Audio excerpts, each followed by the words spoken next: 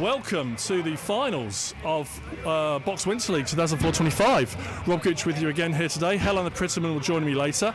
But we have the third place playoff, the third place game for the men's coming up in about 5 minutes. We've got the Capitals in red against the Knights in white. Following that, we've got the play-in game for the women's final. So that's the second seed and third seed, Jaguars and Blaze, playing two 50-minute periods to decide who's going to play then Ravens in the women's final. That closes the show today. Sandwiched between them is the men's final. Hornets going in as seed 1, playing Steelheads seed 2. So, two teams warming up. I can go through the squads quickly for these two teams. Well, we're going to announce the squads in a minute to the audience, but just the notable absences for the Knights, they're missing Patton, Tapek, Morton, Goodfellow, Parry, Martin, McMillan and Paige Laycock. Otherwise, the Knights have got everyone there. The Capitals, they're missing Sinclair, Fernando, Powell, Grinbergs and Kelly. But otherwise, they've got everyone there. So two almost full-strength teams. This is going to be a great game. And we'll do the announcements to the audience in a little while. Thank you.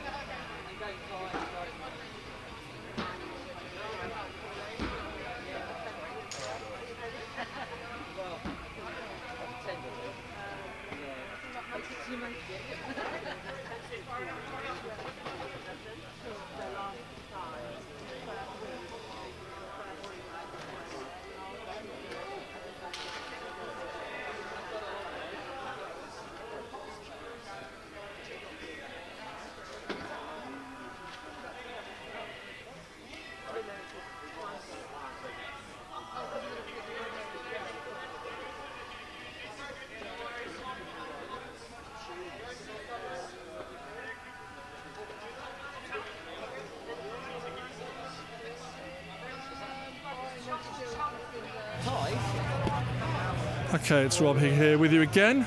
I'll announce the teams as we go. There won't be a walk-on. We'll do that for the finals. For this third place game, Knights against Capitals. Here are the two teams. So Capitals going in as the 3 seed. They're the home team. They're wearing red. They're on the left bench as we look at it. In goal, we have Capitals. Yeah. In goal, we have Noah Kaczynski. Number 4 is Jacob Nichols-Cook. Number 7, Thomas Vasquez. 10 is Connor McDougall.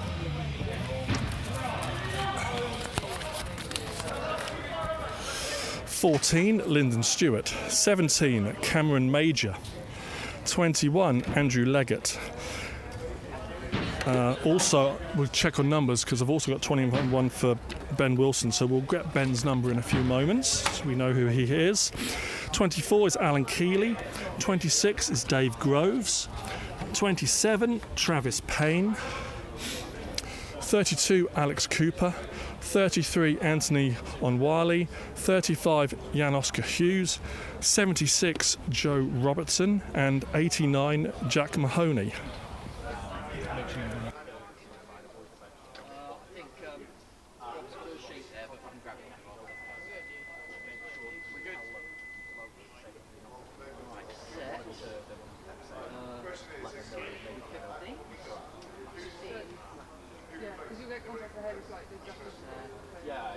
Yeah, not all. And you can say, he's done.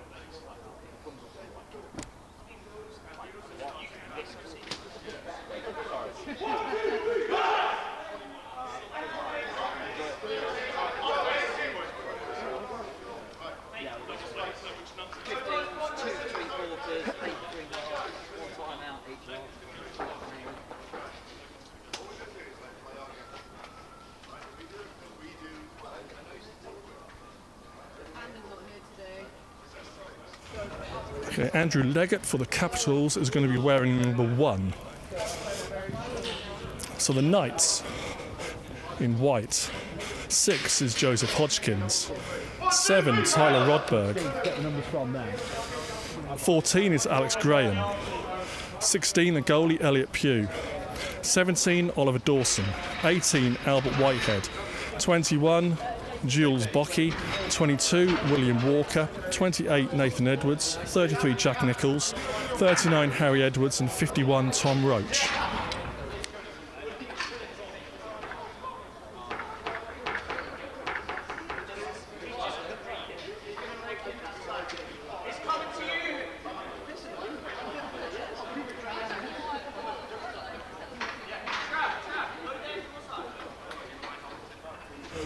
Your referees for this third place game: Michael Leahy,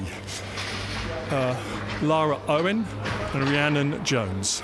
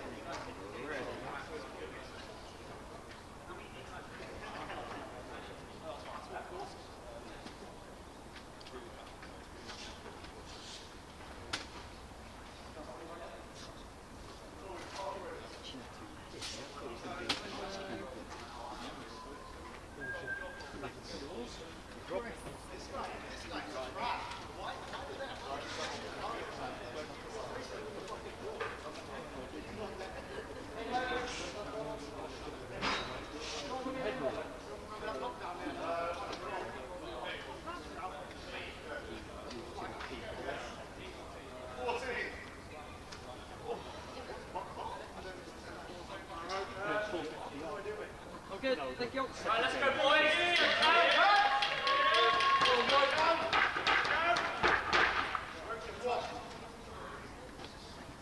Okay, ready to go with this men's third place game.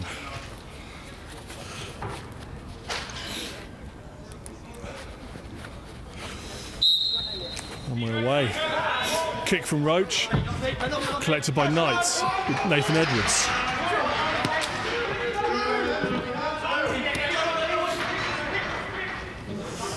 Already bodies hitting the floor. Michael Leahy calls it, it's going Capitals ball. Mahoney, 89. To Payne, 27.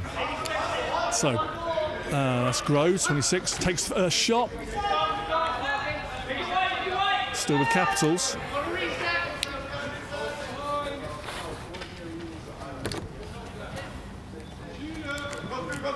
Groves again, tries to feed Mahoney, just misses. Still with the Capitals. Plenty of time in the shot clock. There's a cut from top centre. Gorgeous. Connor McDougall opens the score for the Capitals. So Mahoney collects it from behind the goal. And watch 10, cut from top centre. Here he is. Bang, bang, Knights asleep. Capitals 1 up.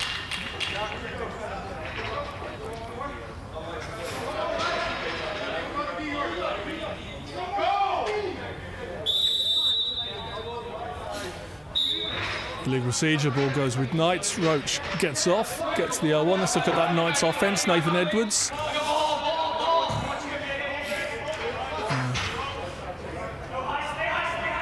Don't have a number for 19. Don't have a name for 19 for Knights. Worked it out.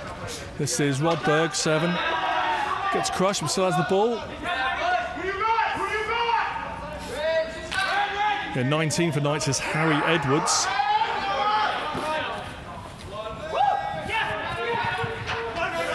Vasquez under pressure from Walker, forces the over and back. Good play there from Will Walker. Back with Walker, 22 for the Knights. To Edwards.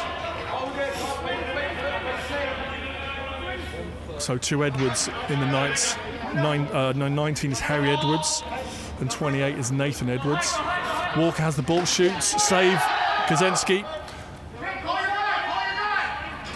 It's now with Rodberg, top centre, defender's not looking at him, shot wide.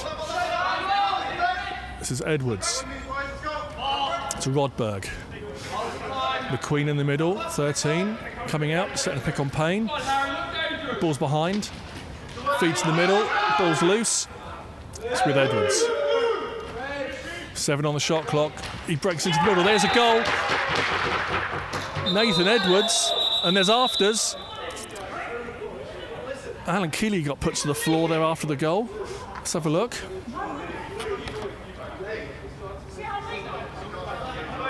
Keeley's complaining about a late hit, so the ball's well gone, and he gets pummeled by who was at the back of the goal there.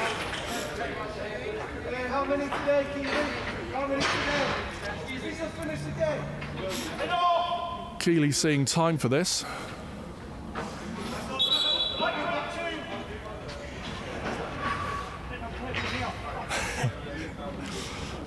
And actually, it was his brother, Walker, who gave him the late hit. A bit of brotherly love there. They're going to sort that out in the penalty box.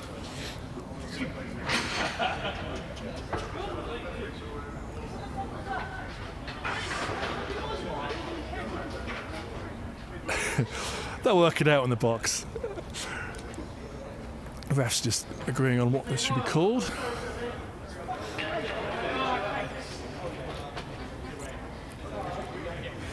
The goal stands. It was a great goal. So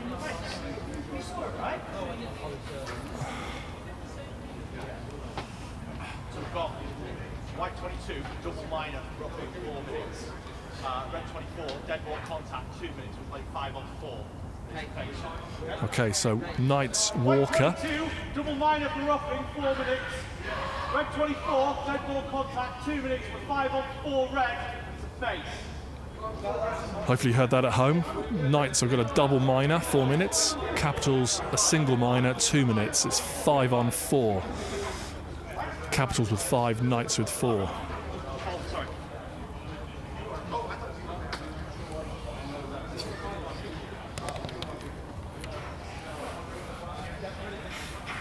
Okay, back underway. It's a running clock in these games, so that's just eaten into their own playing time. Stopping clock inside the last 2 minutes of the 4th period. Another illegal procedure on the face-off. Ball goes Knights. Roach signals to Whitehead to collect. Whitehead 18 has it. Gets to Edwards, who just scored that last goal before the shenanigans. To Whitehead. Up against McDougall. Good pick there from Edwards. Still with Whitehead now over with Edwards. Check against McDougall. Good pick there from McQueen. Payne should collect this for the Capitals, and he does. And he can wriggle. And that's nothing there. It was just an inadvertent shot clock. Nick Upton's ball with Major gives it to McDougall, number 10. Vasquez comes across here, the left-handed guy for the Capitals. McDougall at the top. Here's Vasquez. Remember, the Capitals are playing man up there. They're on the power play. This is Groves. Over to Mahoney, just misses it. Under pressure from Whitehead. And there's the shot clock. Knights ball.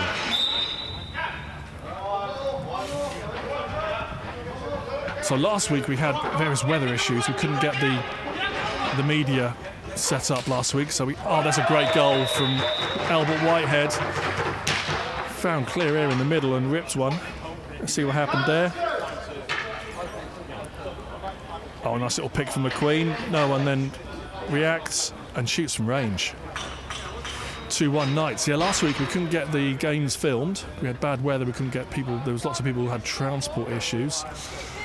But for the men's games, it was the dress rehearsal for these. It was Capitals Knights, and it was Steelheads against Hornets.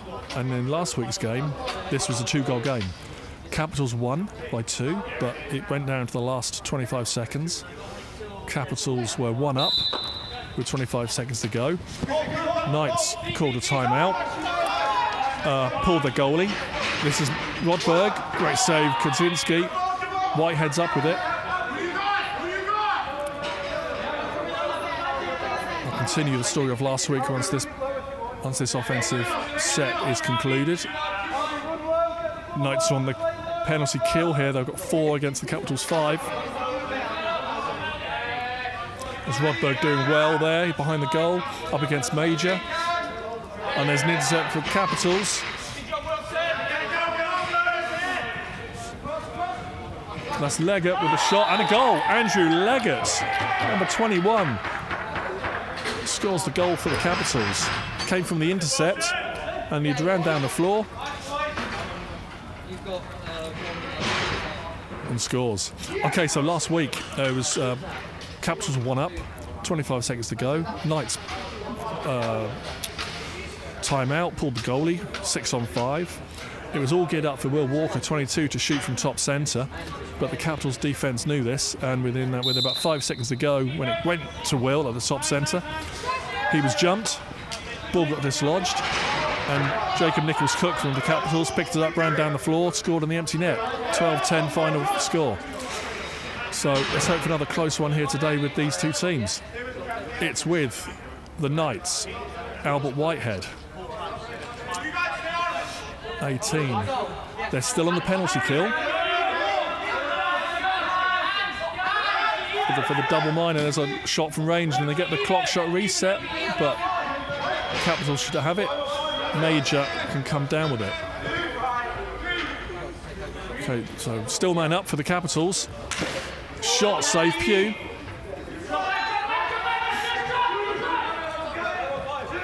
This is Rodberg, 7.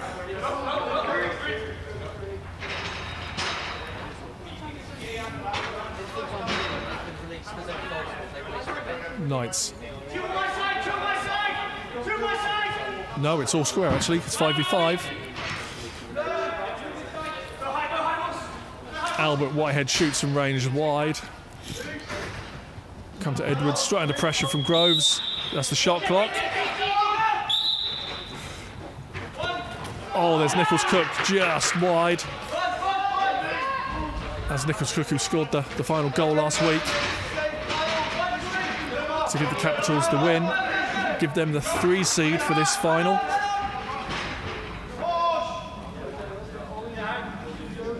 Knights in the never seen before position of not having a win so far this Winter League.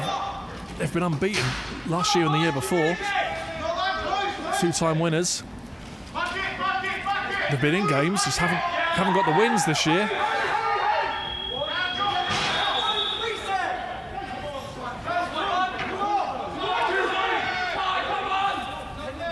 Groves brings it over half. He's got Vasquez. Groves shoots himself and scores. Dave Groves wearing a Rob Clark's 26 uniform. Rob Clark will be wearing 0-0 when you see him on the floor. Groves has it. No one really gets that high. Oh, he found the corner nicely.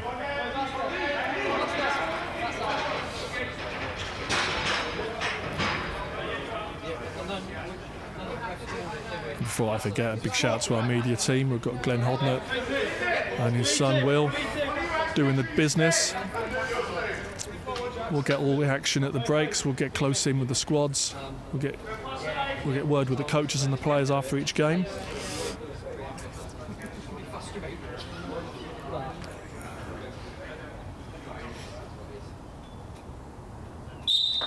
We're away. Travis Payne comes away with it. He's under all sorts of pressure. Ball's loose. He gets a bump. 3 against 1 down there. Ball is still loose.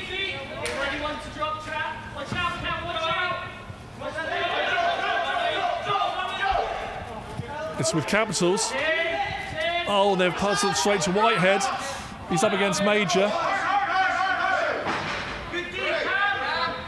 Whitehead's looking to shoot. Now he should just give it up. He does. He'll get off. 20 seconds left on this night's set. It's with Edwards to Whitehead. Shoots, save, Kaczynski. Shot, goal, McQueen, 13 for the Knights. So the first shot came in from Whitehead. Rebounds. McQueen first to react. Bangs it in. We're all square, 3-all.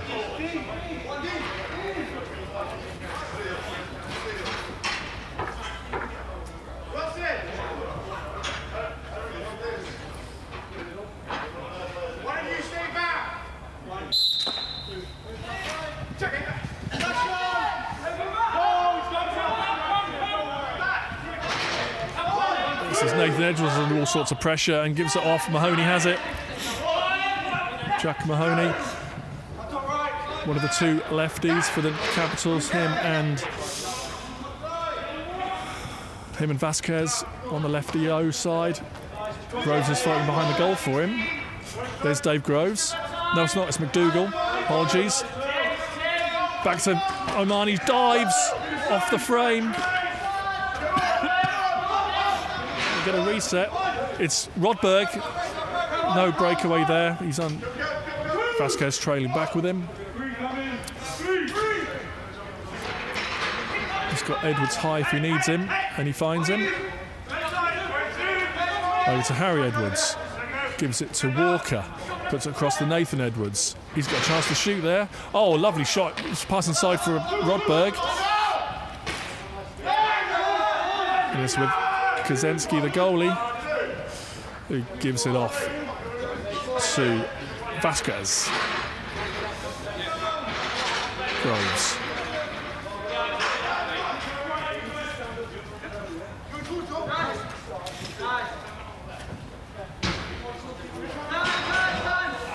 So Groves for Capitals. They start this tournament as one of the second goalie for the Capitals.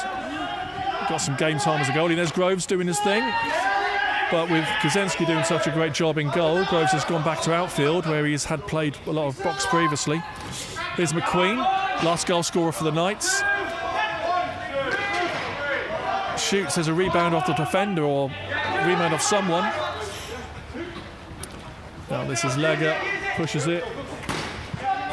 There's a save from Pugh and Ben Wilson. No, that's Jules Bocky. That's Jules Bocky for the Knights. 1 minute left in this opening period. That's Edwards.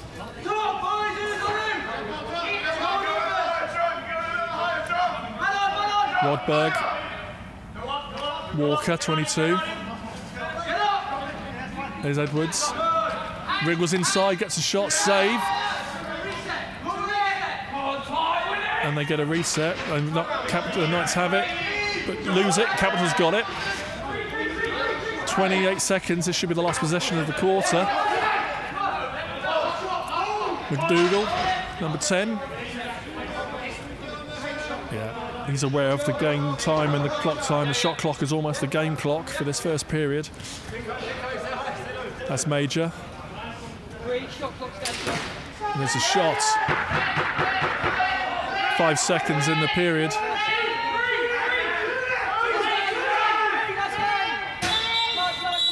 That is quarter time, all tied. Capitals 3, Knights 3. Back in 2 minutes.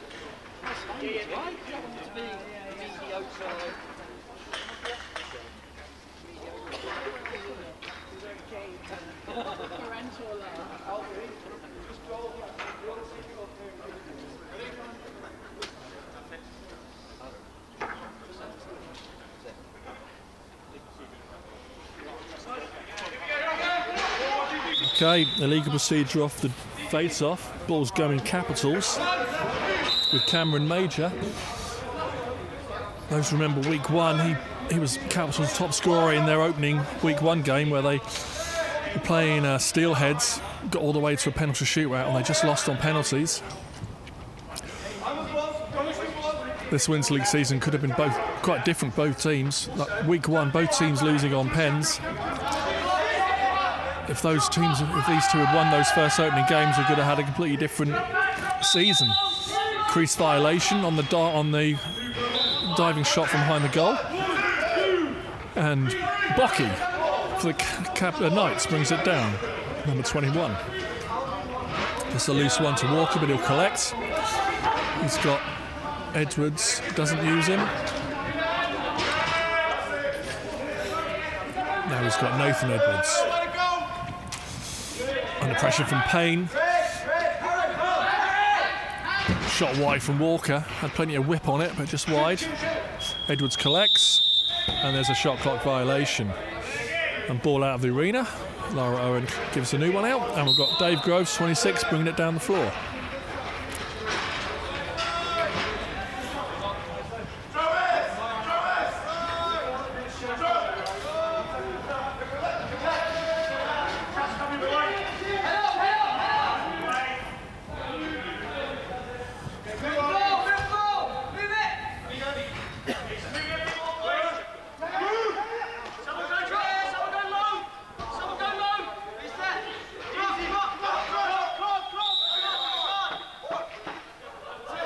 Knights ball, Whitehead brings it down.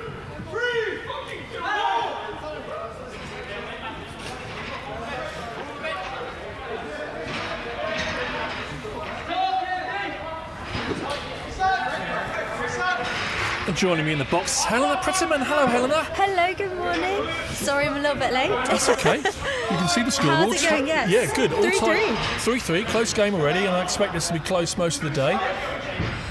Yeah, you'd hope so. I think, obviously, I haven't been seeing how they've been playing today, but these two teams have played each other before, and it's been close. Yeah, we were talking about, I was just earlier talking about last week's game that was really close. Yeah, dramatic really finish. close, yeah.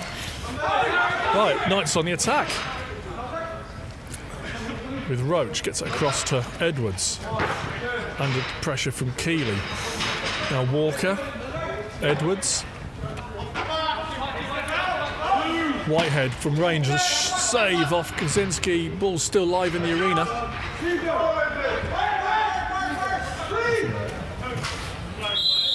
And a crease violation.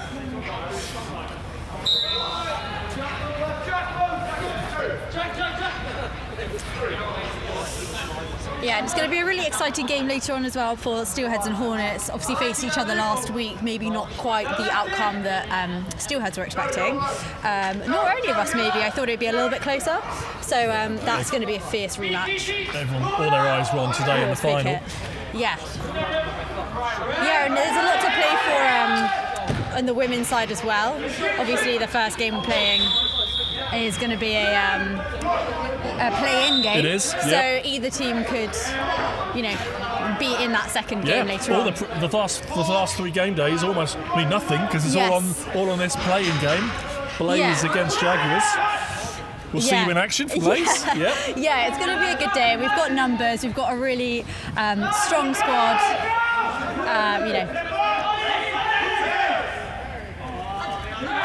We can talk more about that at half time. Yeah. Let's get back to this. Capitals on the attack. Hey, it's 2 against 1. Travis Payne, just wide.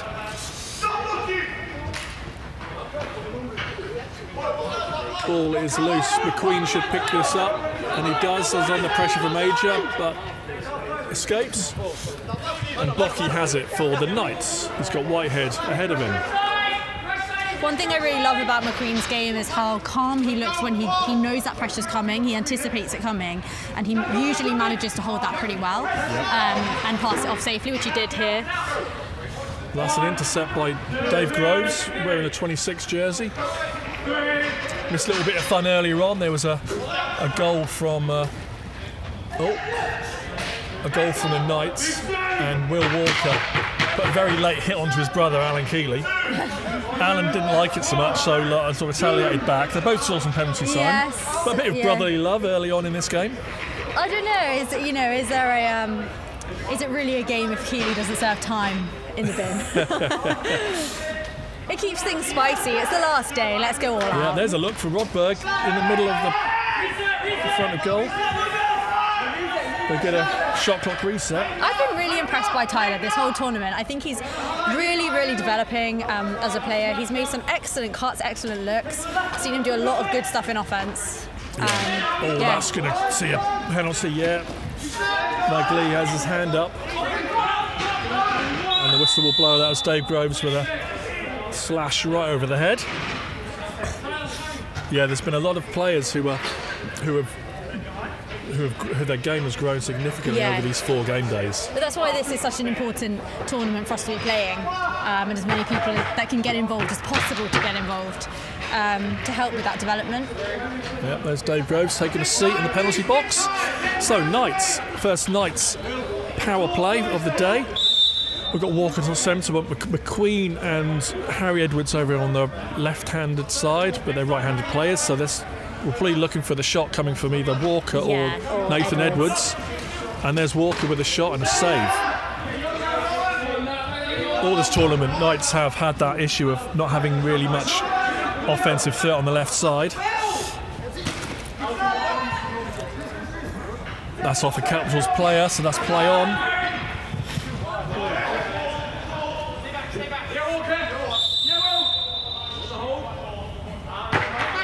I think players have been watching quite a lot of the NLL because I'm seeing a lot of that kind of, wrap checks, all sorts of creative things happening. Have you been watching much of it lately? I haven't. I wish I had more time to watch all the crosses out there. No, I grab a few highlights. Yeah. And look out for the guys we know from the England setup. Yeah. Cam McLeod's doing great stuff in the Roughnecks goal. Yes, yeah. And Corey Small for the Rock. Yeah, it's a bit weird being like, I know that guy. Right, Knights on the power play. Walker, top centre. Up against Nichols Cook. Tries to dish it inside, but it's with McQueen, still with Knights. Walker with a shot and a goal. Yeah, that's nice. That's really nice. Let's see this on the replay. So we saw Nate Edwards kind of roll out here. McQueen picks up, passes it over. Little pop behind the back to Walker, who's got all that time and room. Little low-to-low shot. And Keeley gives him a bit of a hello after the shot. After the effect, but it's too late. But nothing wrong with that. No, that's nice. That's really nice stuff for the Knights. And that wasn't anywhere as late as the one we had earlier that you missed. I will watch it back. You can count to 10 before that hit came in, yeah. Roach wins the draw for Knights. Here's a chance. Whitehead. Oh, save. Kaczynski in the Capitals goal has had a great tournament. And there's a goal down the other end. McDougall on the breakaway.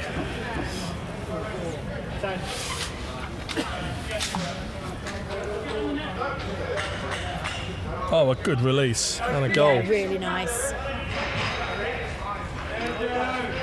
To explain to Helena that I've got the team sheets the wrong way round, so the Knights are on the left of my team sheet. You know what? I didn't even notice that. I was just looking for number 10. I should have the Capitals on the left and the Knights on the right, but that's my problem. You had a lot to do this morning on your own. So. Yeah,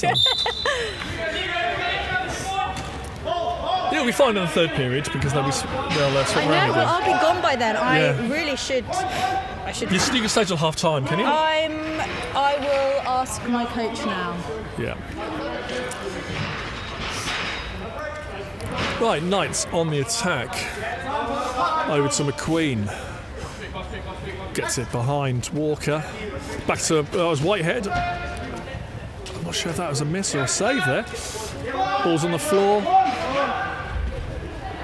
Whitehead sort of crouched over it. This is the Knights shot clock they're just running down. Capitals have it. Oh, that's high. Major. Leahy's hand is up. There's a penalty coming against the Knights. This is Vasquez. Mahoney back to Vasquez. The goalie's been pulled at 6v5. Capitals have got an extra offensive player on. There's the shot, but now the penalty will be served. It's Tyler Rodberg coming to the box. Just a slash, just a minor. That's fine. It wasn't anything more than that. But this puts Knights on the power play. Sorry, Capitals on the power play. Good stuff. So I've had the all clear here from my coach. I can stay till half time. Fantastic. And I'll have to stay out and play with my friends a little bit longer. So it'll be good to finish this one up. What are we going to see? Another goal each? Oh, in this what, 4.5 minutes? 4.5 minutes. How's the run of it gone? Has it been 1-1, 2-2 or like what? Yeah, it's been tight. It's never more than one goal in this so far today.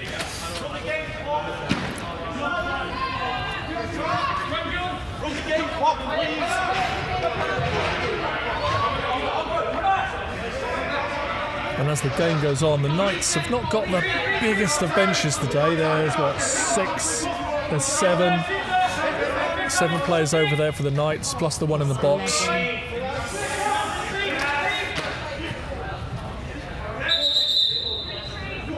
Ran through the crease.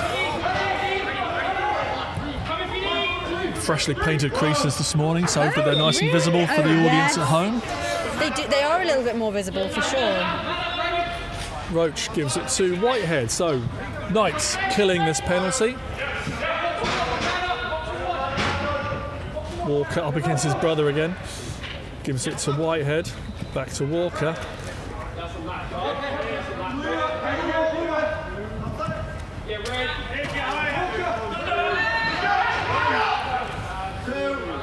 Nichols Cook brings it over the half for the Capitals. They're on the power play.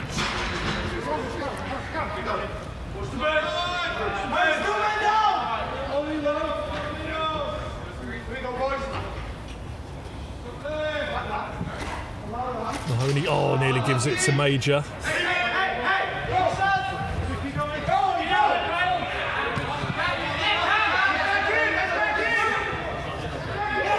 And Pugh gives it all the way back to the Capitals. And the refs coming over to have a chat. So while the refs have a chat, just a quick word on Blaze. Everyone fit and ready to go? Yeah. No further comments at this time. Okay. No, I think we are. Last week it was, I think, the right decision for us to be split up and to play on a slightly longer bench. Yeah, for that. Yeah, we didn't because we had a few players missing last week. Yeah. So actually, the 3 women's team joined into 2 teams to play the full game.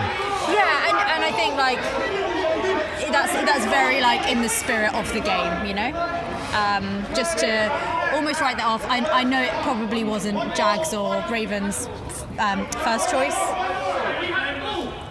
So after all that, it's going to be a Knights ball, and they're still on the penalty kill.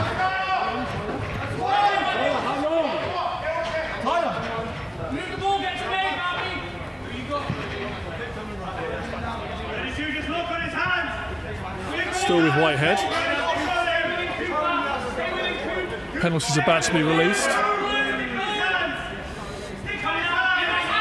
Penalty's released. Dishes it into the corner. Okay, it's with Payne, 27 for the Capitals. Gives us McDougall.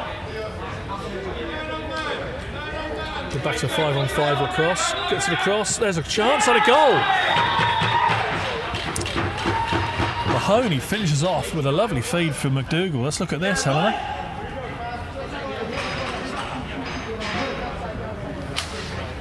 Yeah, I think these two defenders here. The top 2 defenders were just ball watching. Ball watching and out way too high. One of them should have been picking that guy off the bench, but lack of communication maybe. Just nobody quite had him. Often known as the late man there, the last man coming on.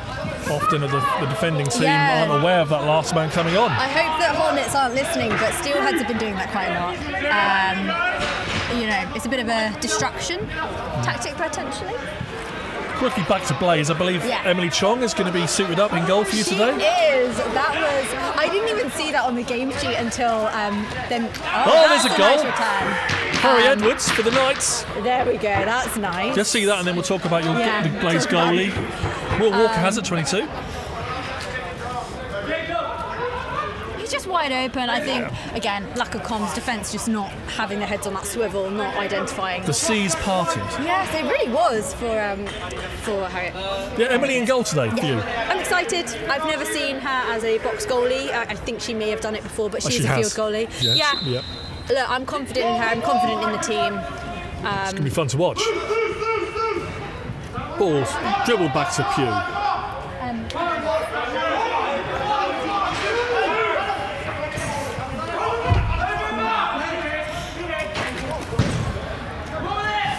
Dawson took a big hit there from Nichols Cook. I thought that was a little bit high actually, but didn't get called. I think it looked worse than it was because he fell backwards. Into Momentum the- took him backwards into the boards. There was no malice in there. I didn't see a foul.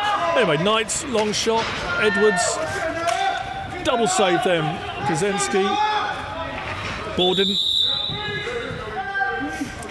Did call a crease A little bit of violation. hockey there to try and get it out, but Coming up to the end of the second quarter.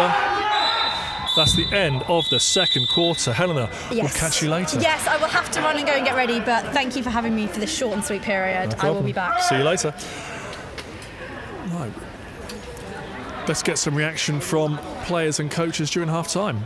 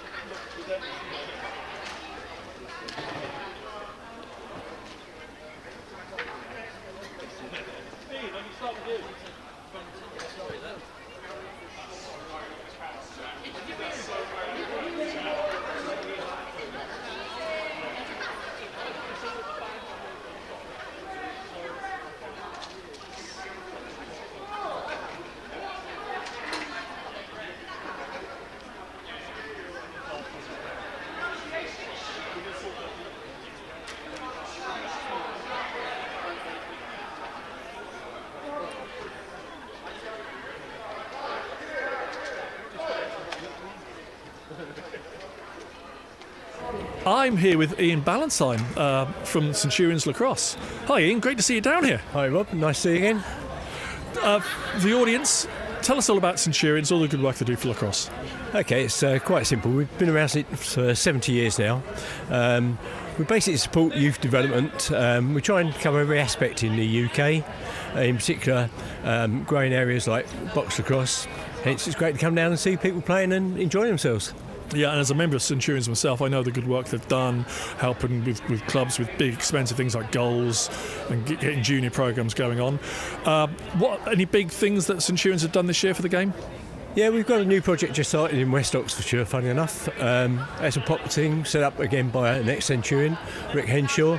It's going to operate in 6 schools. They're going to work their way through the pop season and hopefully get into national schools finals.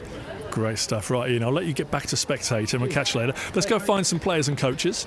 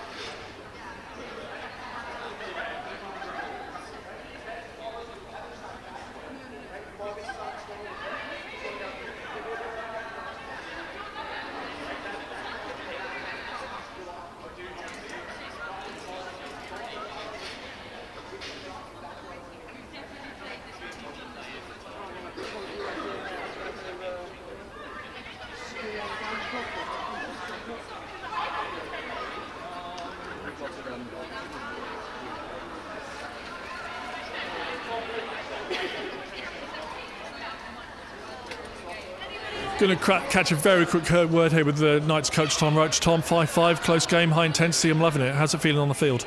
Yeah, it's good. It's good. I'm super happy with our new players this year. That's been the highlight for me. So, guys like Ollie and Joe in defence, I think, look really good. Yeah. All right. Have a great second half. We'll see you. Best team win. Okay, let's go find someone from the Capitals. Just give them a few seconds to continue their chat.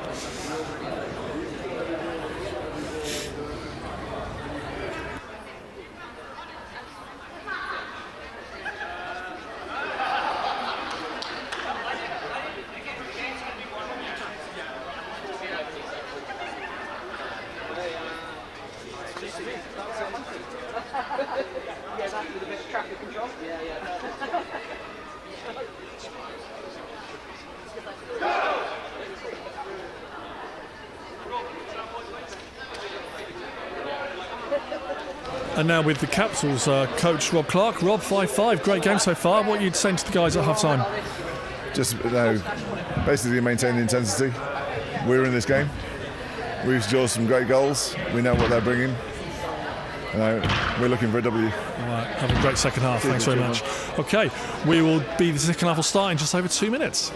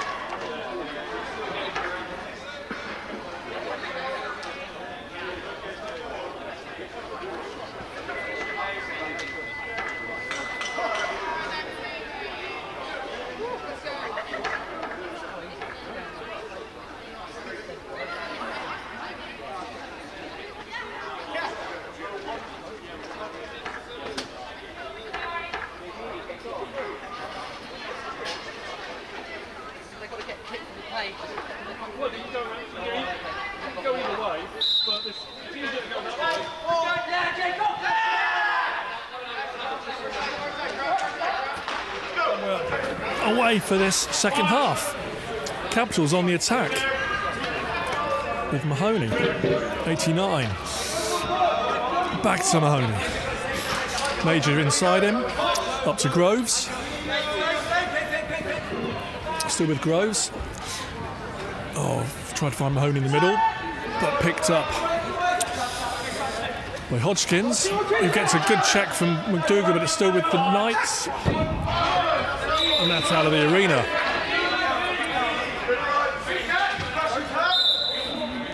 Groves has it, 26.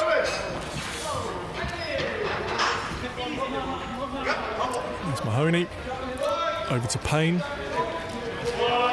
Up against Whitehead. Oh, this is chance. Oh, what a elbow save from Pugh. And a penalty coming. It's the Knights player, captain, coach, Tom Roach, getting a minor penalty for a cross-check, a 2-minute minor. Okay, Capitals on the man up on the power play.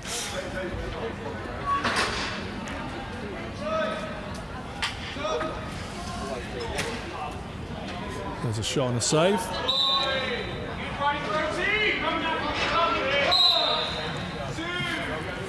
Elliot Pugh can give it off to Bocky, who can take it down the floor. Sorry, that's Ben Wilson.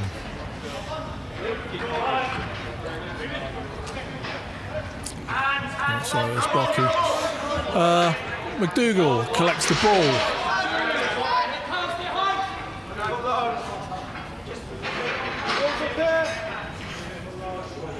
Both teams not really finding their rhythm yet in this third period, but Capitals are still on the power play.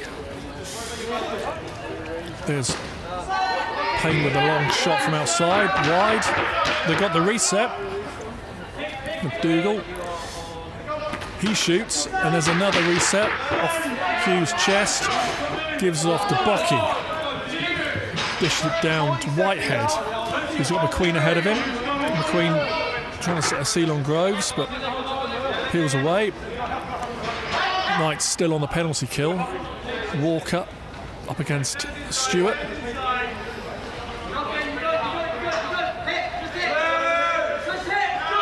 Just looking to kill the clock here. 6 seconds on the shot clock.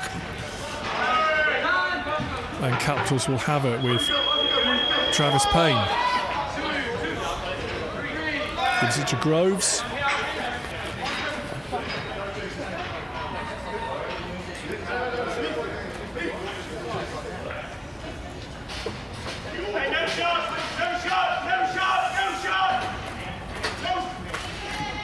Groves shoots, save.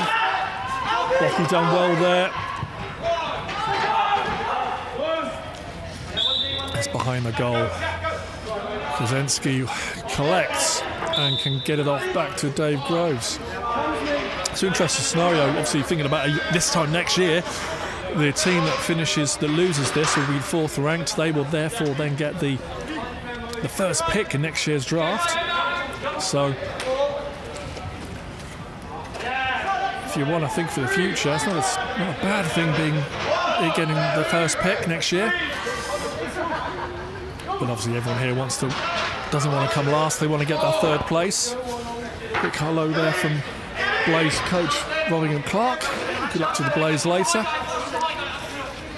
Back with this, Walker. No balls on the floor.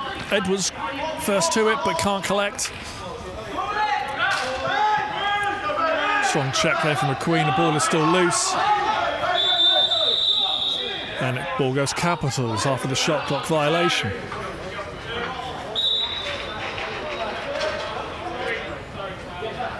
Groves seen a lot of game time in this game. He's working both ends. Here he is again, Dave Groves. Holding the stick with his left hand, giving the Capitals a bit more of a lefty option here. Payne has it.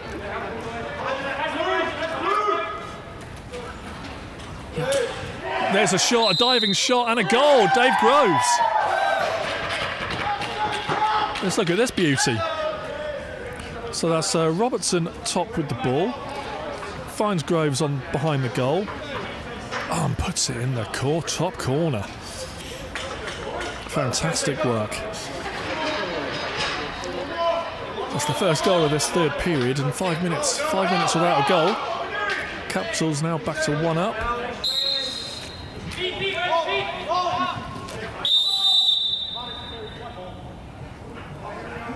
And it's going Knights.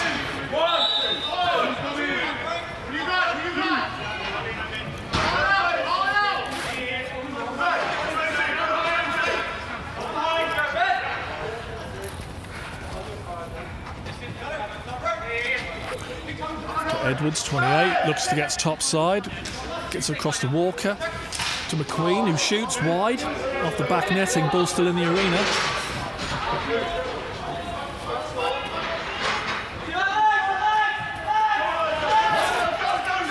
And Capitals can come away with it. Oscar Hughes done well there, 35. Give it to Nicholas Cook. It's cold here in Oxford. I'm getting my gloves on. Oh, there's a look and a good shoulder save from Pugh. Still with the Capitals.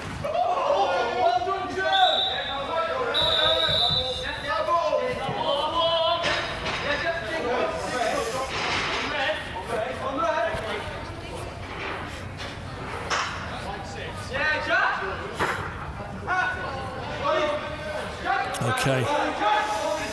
Joe Hodgkins going to the penalty box.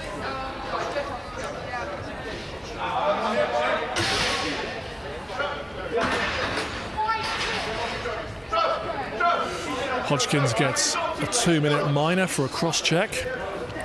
This puts Capitals on the power play. McDougall top centre, we've got Mahoney, we've got Groves. Major with the ball now, shoots, save Pugh. Bocky under pressure straight away.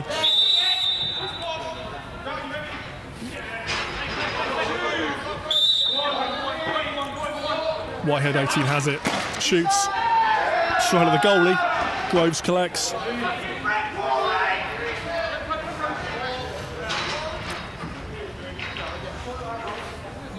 Capitals still on the power play. This is with Payne, back to McDougall, who shoots wide. Rebound collected by Bocky, gets it to McQueen, and Capitals can bring it down. It's 2v2 for a few seconds. Now Capitals have got their defence on now. Knights can slow this down. There's a penalty coming.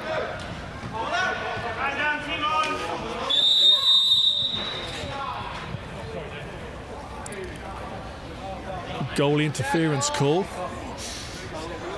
against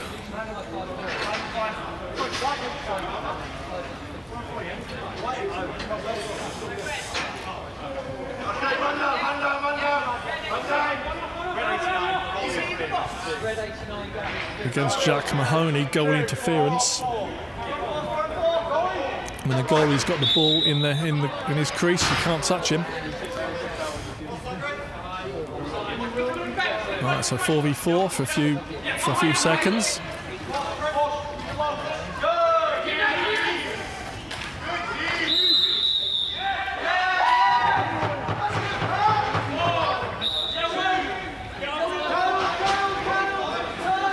Capitals with Payne. Oh, McDougall nearly found Leggett. There's Joe Robertson. There's a goal from range. Kitchens, Joe Robertson with a corker. Last week, you won't have seen it because we didn't have filming, unfortunately, but Robertson had an absolute beaut of an assist. Fired a laser through traffic to find Lyndon Bunio, who then finished it with a diving shot. One of the goals of the day last week, assisted by Robertson, and there's him with a goal. Capitals 2 to the good, and get a technical at the face, giving them the ball with Cameron Major. Yet to score today. Cameron Major scored most of their goals in their opening game. Wasn't able to play the middle two games. Yet to find his box rhythm today. Capitals taking this super easy. They've got a man in the box. So just killing this penalty time. It's with Groves, 5 seconds to go. He should just dish it in the corner, which he does. And the Capitals get off. They could have done a bit better getting off there. Everyone knew what he was going to do, and we're just standing around watching him instead of getting off. Are they going to pay for it? No, there's a save. Shot clock reset. Ball's loose in the corner. And Knights come away with it with Will Walker. Whitehead shoots straight at the goalie.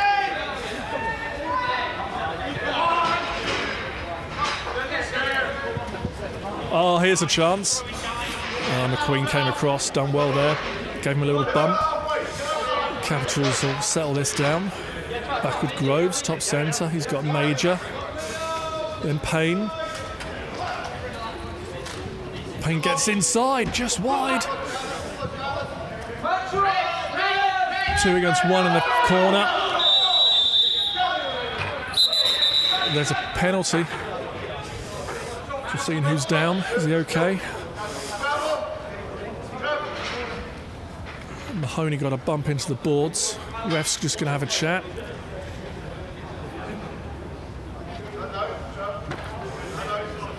I think it's going to be could be a penalty against Knights.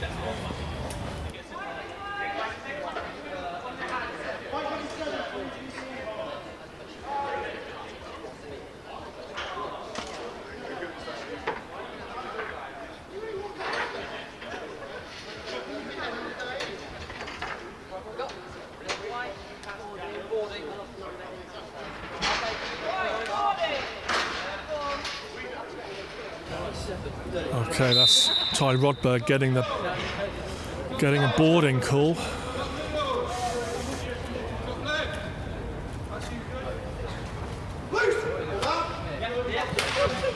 Good pressure from Whitehead.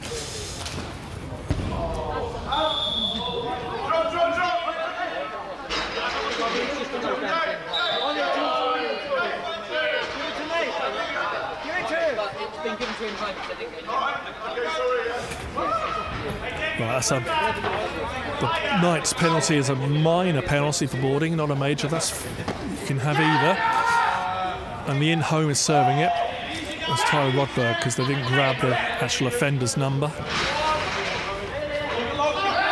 Oh, good pressure there from Nathan Edwards. He's got a breakaway chance and scores.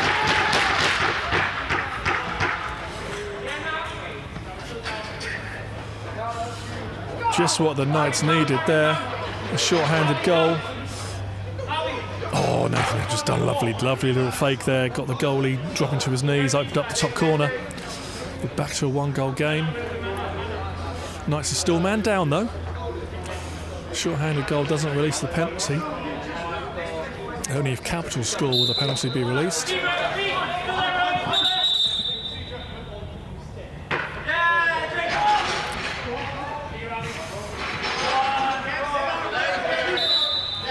Capitals have it with Payne, gives it to McDougall. Mahoney and Robertson also out with him. Here's Mahoney, back to McDougall.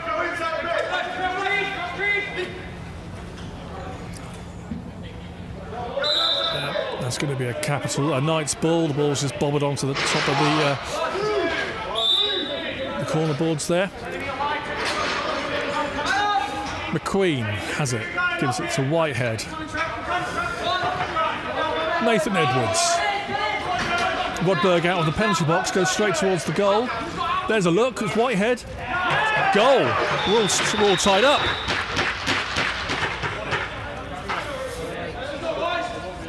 Edwards has it, 28. Oh, Whitehead drifted down towards the goal. No one followed him. The anchor was way too high there. And we're coming up to the end of the third period. All square, 7 goals each.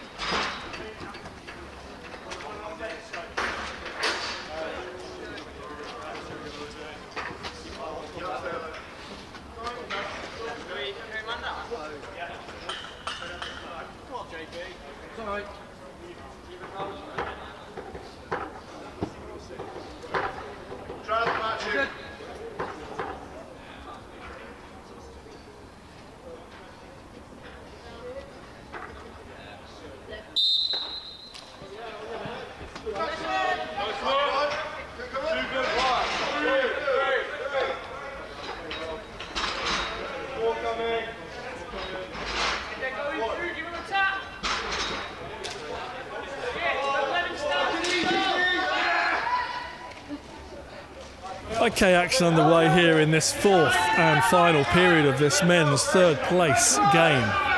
All square, Capitals in red, 7, Knights in white with the red shoulders, 7, and the Knights on the attack. Harry Edwards has it, looks inside for McQueen just over his head. Payne collects. No, sorry, that's Cameron Major collects, brings it down the floor. He's got Payne ahead of him, doesn't use him. Now does. Payne top centre. Gives it McDougall, gets it across the Major. There's the goal. Cameron Major, he can't keep him off the score sheet. Knights, Capitals, 1 to the good again. So Payne working at top centre, gets to McDougall. Major just drifts to the other side.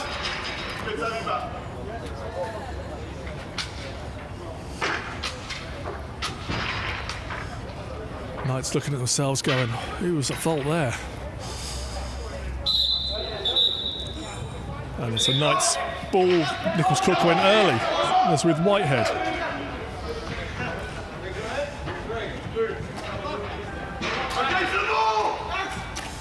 Edwards behind the goal. Back to Whitehead. Back to Edwards.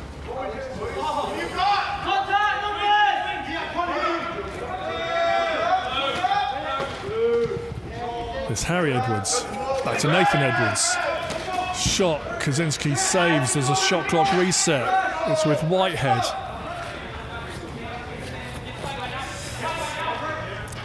Gets off, gets fresh legs on. McQueen comes onto the offense. Walker shoots, came off someone. There's another reset. Nichols Cook comes away with it, but he's got no one with him. Now he has Keeley, 24. Oh, that's a sloppy pass from Keeley. Didn't help Groves at all there with that sloppy pass, but Capitals are going to probably come away with the eventually. The ball's still on the floor. It's Legger up against Oliver Dawson for the Knights. Now the Capitals have it. Only 17 on the shot. This is McDougall. Oh no. Mahoney now with Groves, back to Mahoney, just wide.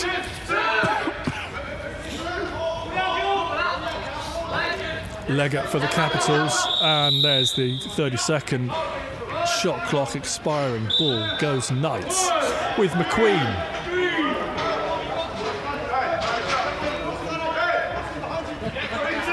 Still with McQueen. Stewart comes and gives him a check, but he's giving it back to the Walker behind the goal. He's up against Cooper. Drops it, regains it. Good work there from Cooper. And a mishandle from the Knights. Ball's out of the arena. It's going to go red. Going to go Capitals with Payne. Pushes up the floor to McDougall. Payne continues, gets into the offensive half. Payne up against Roach. Here's Groves. Shoot wide. They're still going to come to Capitals with Payne. 6 on the shot clock. There's a reset off the side of the goal. Fresh 30 for the Capitals. Robertson scored a lovely outside shot a few minutes ago. Up against Rodberg. Air shot on the floor. Jack Mahoney, he's up against Whitehead, they're battling for it. They came off a white ball, no over and back, still with Capitals, with Major. Shoots off the frame! And there's a penalty coming. The Capitals have pulled their goalie.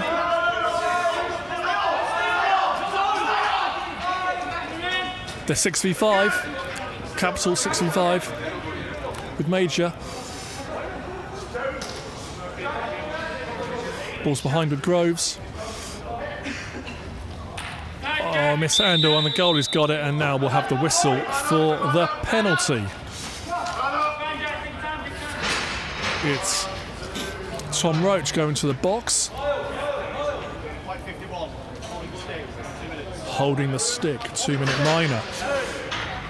for the Knights, captain and coach Roach, putting the Capitals on the power play in this fourth quarter, leading by 1 goal.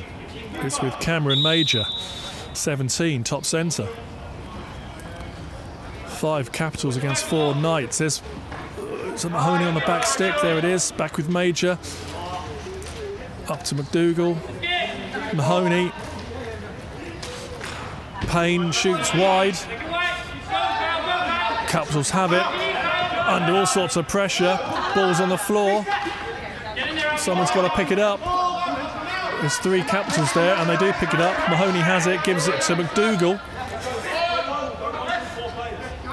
Now it's Major to Groves. Just want to see what the Capitals are trying to do on this man up.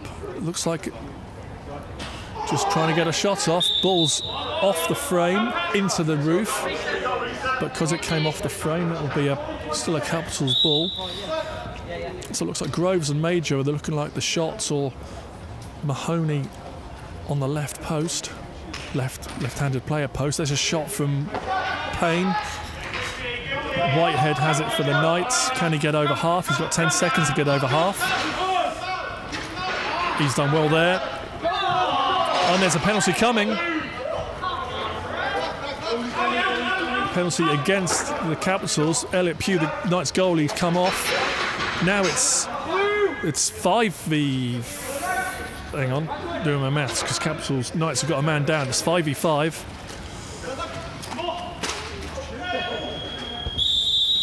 And now the penalty will be assessed.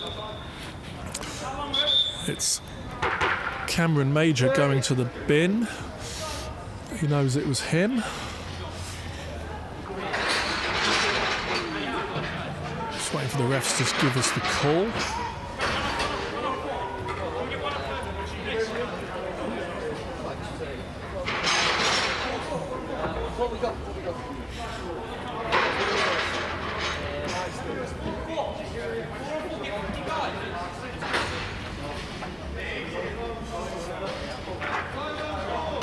Okay, Knights Roach has been released.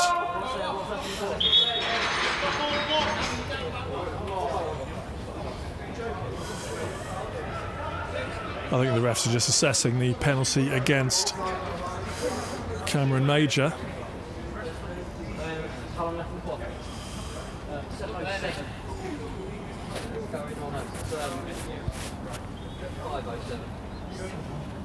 No, not yet. How much penalty is? Not yet.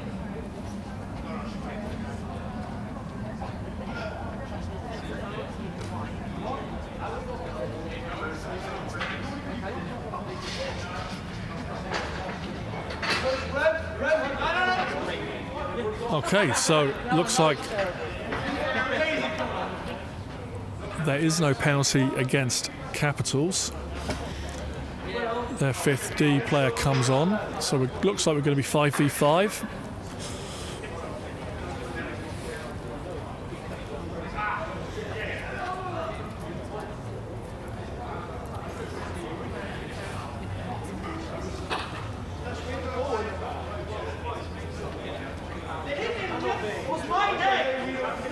Now it's Rodberg. Looks like he's going to the bin. Tyler Rodberg for the Knights. And it looks like it's going to be a Capitals ball. So Rodberg gets a 2-minute minor for a cross-check, giving Capitals the ball, and Dave Groves has it top centre, gives it to Major. Let's wait for the whistle and we can get this game going again. And we're off. Okay, so Capitals on the power play. 7 minutes left in this game. If it is tied, we're going to go to a penalty shootout. The main finals, men's and women's, if they're tied, we're going to be playing a period of overtime and then penalties if required, but this will go straight to penalties if it ends up in a tie. Oh, there's an intercept. Major against Pugh. Save off the arm. Pugh, superb, and he's out and he's diving and he's... What is that?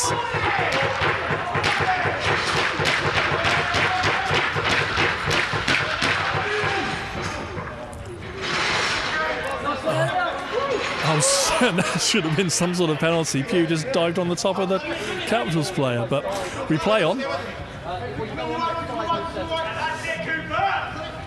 McQueen shoots, gets a rebounded off someone. 2 seconds on the shot clock. It's going to be a Capitals ball, and they are on the power play.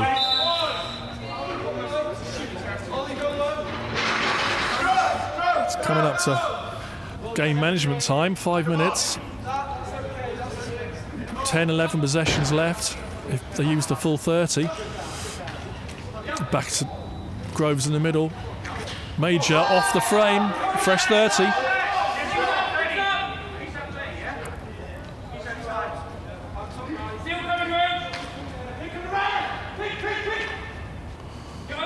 Major has the ball top centre, fakes the shoot. Now he's got a bit of a lane. Groves behind the goal. Major off the frame again, a third reset. And the Knights penalty is about to be released. Not quite yet. It's been released.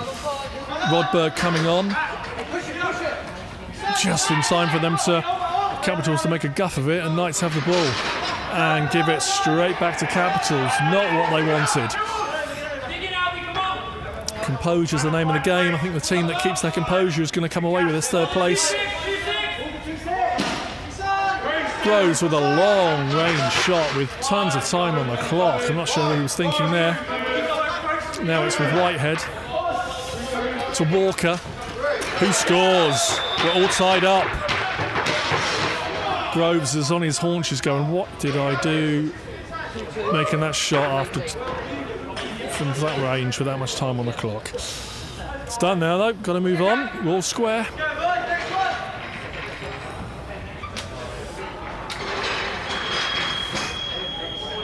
Coming up to 4 minutes in the game. No one's had a timeout yet, so both teams have the timeout if they need it. That's probably going to be in the last minute, depending on where we are with the score. It's Nathan Edwards, 28 for the Knights. Gives it to Rodberg. Bocky gets off. Harry Edwards on 19. Will Walker on 22. Edwards gets topside. Oh, good jump there from Nichols Cook, but now he's overcommitted. Edwards is in the middle. Rodberg's a great save, Kaczynski. Nichols Cook comes away with it. He's up against his teammate from Hitchin, McQueen. Play for the same field team. And there's whistles.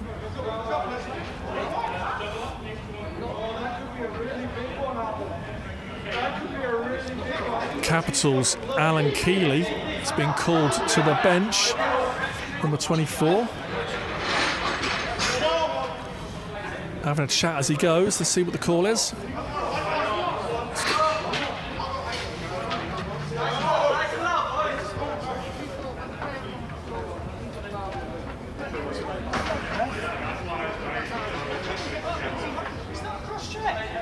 Being called for a cross check.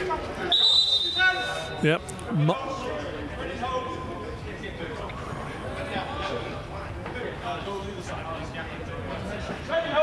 Another red player's going to the box. He's done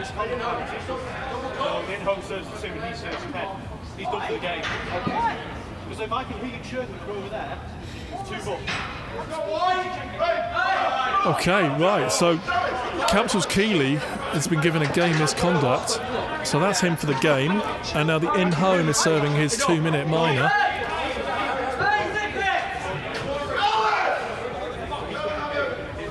Right, so this is big now. Knights are going to have at least 2 minutes of 5 on 3. We're all square. So 5 on 4. Capitals need another player out. It's going to be 5 on 4. Wow, this could be game-changing, this period of play now. Can the Knights capitalise on this power play? And then there'll be power play now for the rest of the game, unless they score 2 goals. Edwards, top centre, wide, rebound collected by Walker. Another shot and another save as Kaczynski, he's had a great game. Long outlet to McDougall. He's got no help, has to just chill.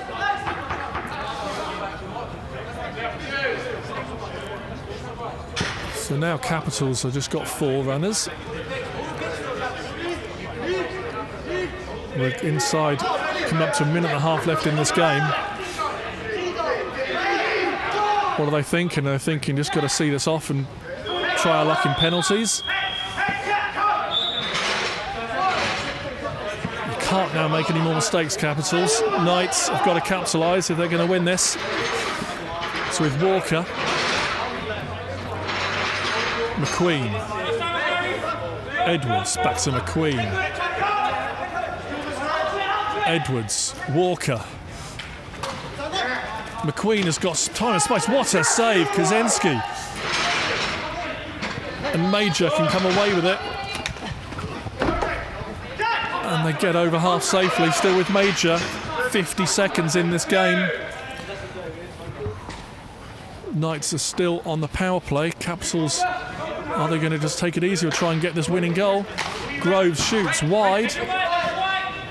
And it's back with Capitals with Payne. He shoots and gets a reset. It's still going to be Capitals. Game management time now, 30 seconds.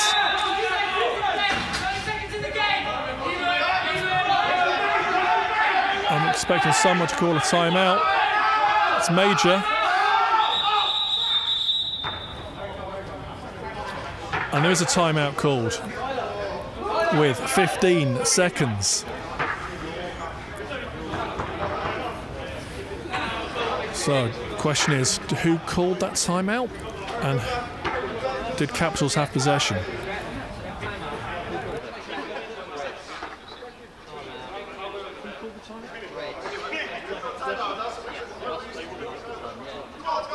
Okay, that was Capitals called that timeout, so they would have had possession. So we have 15 seconds. Capitals ball. Man down. Decision time for the captain's bench. Do they... 3 options I think here. They could pull the goalie and then go 5-on-5. Bit risky. They can try and score. Man down. Or they can just hold this ball for, 17 seconds and we're going into pens. Goalie Noah Kaczynski is trotting back to his goal, so they definitely don't look like they're pulling the goalie. That's sensible, I think. And we've got the 5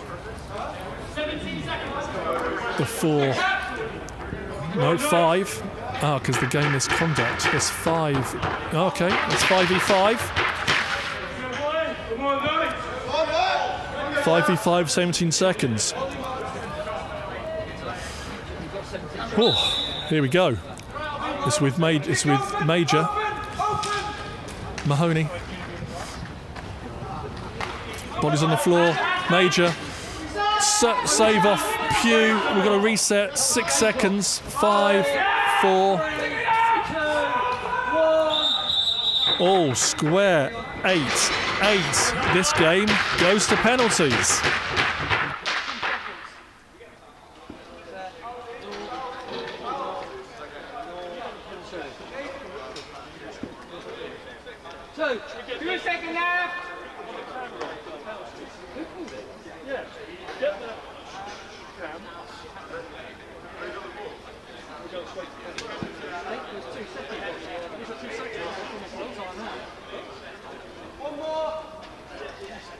I stand corrected. We have 2 seconds left, and Knights would have called a timeout.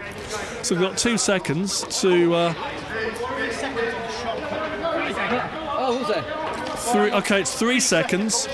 3 seconds. We've got 3 seconds left of this game. So there's still a chance for the Knights. We've got to get the ball end to end and score in 3 seconds. The shot clock is going to be stopped at 3. So we've got Nathan Edwards, who's got to take a long rip. Oh, got it close. But now we're going to penalties.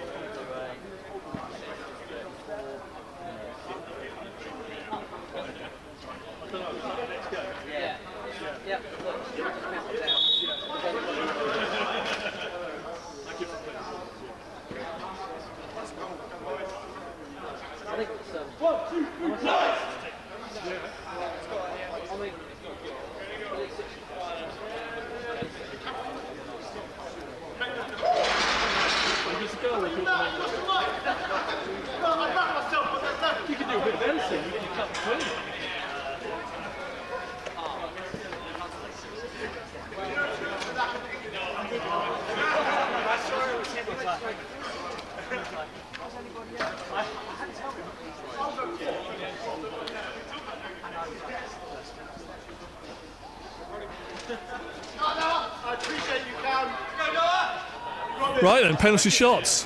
Knights are going first. It's Nathan Edwards.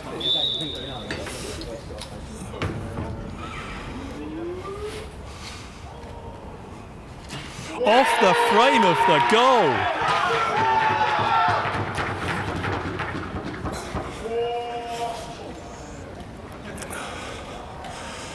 So for the Capitals, we have Dave Groves up against Pugh.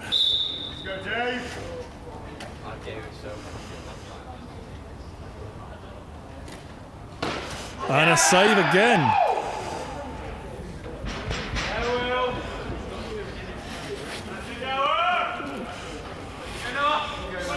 Next up for the Knights is Will Walker.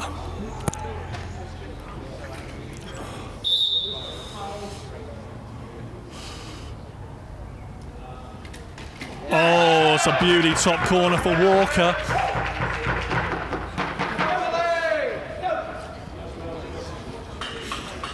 Conor McDougall now for the Capitals. Can he reply?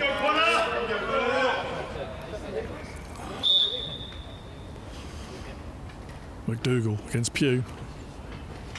Oh, it's goal. There was a big gap there. Pugh gave him that corner and he found it.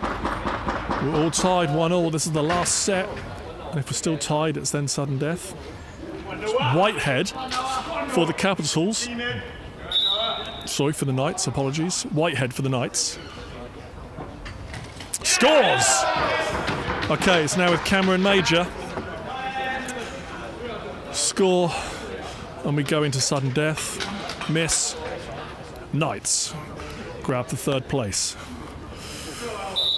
Major against Pugh.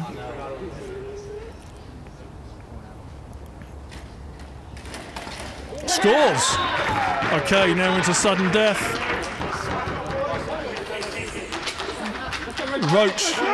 Roach coming out for it. For the Capitals. Sorry, for the I'm getting confused here. For the Knights, it's Roach for the Knights against Kaczynski. Oh, he's off the frame. Right. Jack Mahoney has a chance to win this for the Capitals.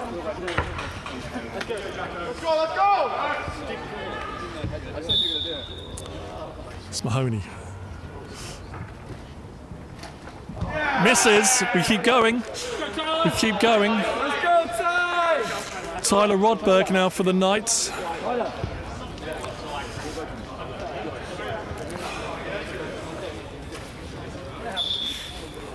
Rodberg for Knights. Save.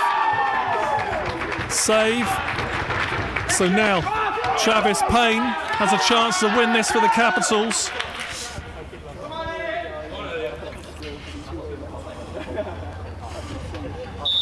Payne against Pugh. Is it? It's a goal! It's a win! Capitals win. Third place. This year's Winter League. Beating the Knights on penalties. What a game. We'll get some reactions as soon as we can.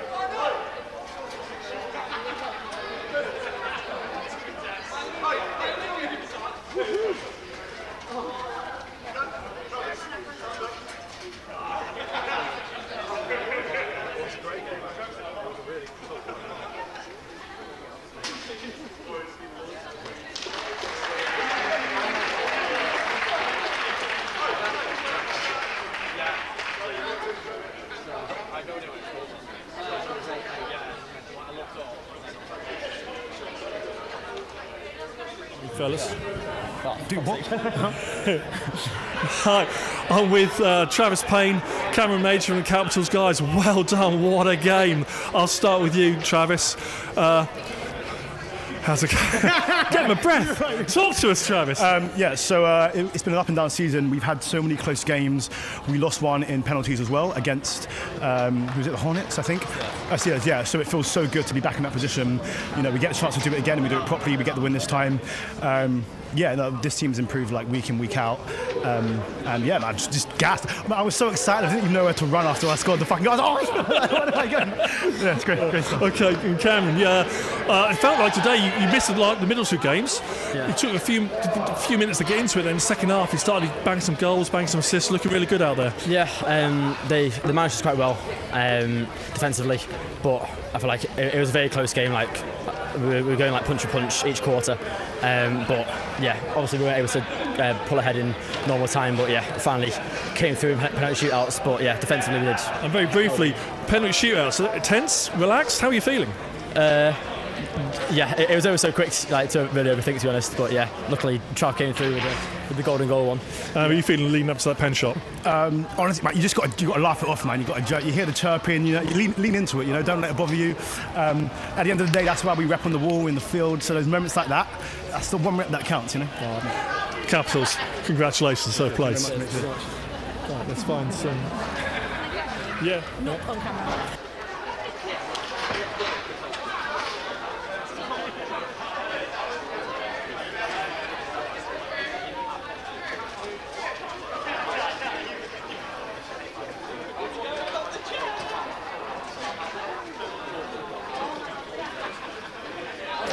Right, I'm with Knights captain coach Tom Roach. Tom, another penalty shootout. They just got away from you.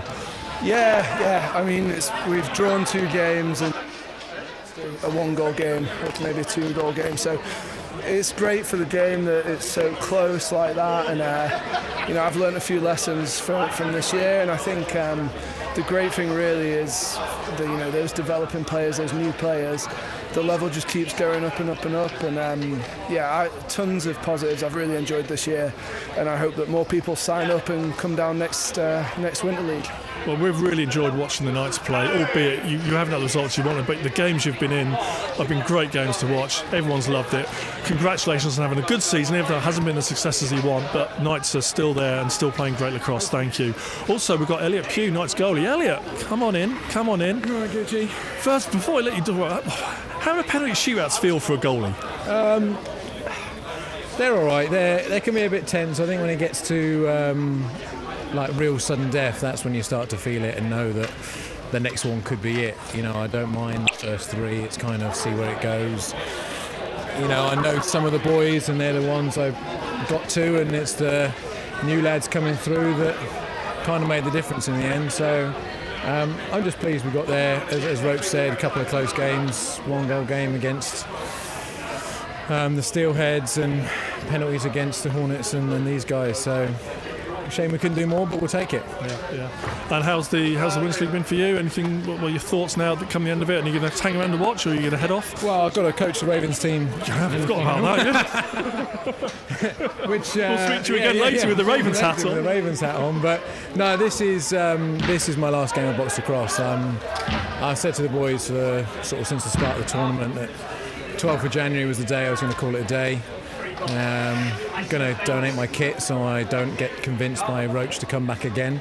I think I said to him I was done at the 2022 Euro final, but he squeezed another year out of me last year. So I know it's time to go. I know it's time to focus on family and friends, and also keep a little bit of coaching on. I've really enjoyed working with the Ravens.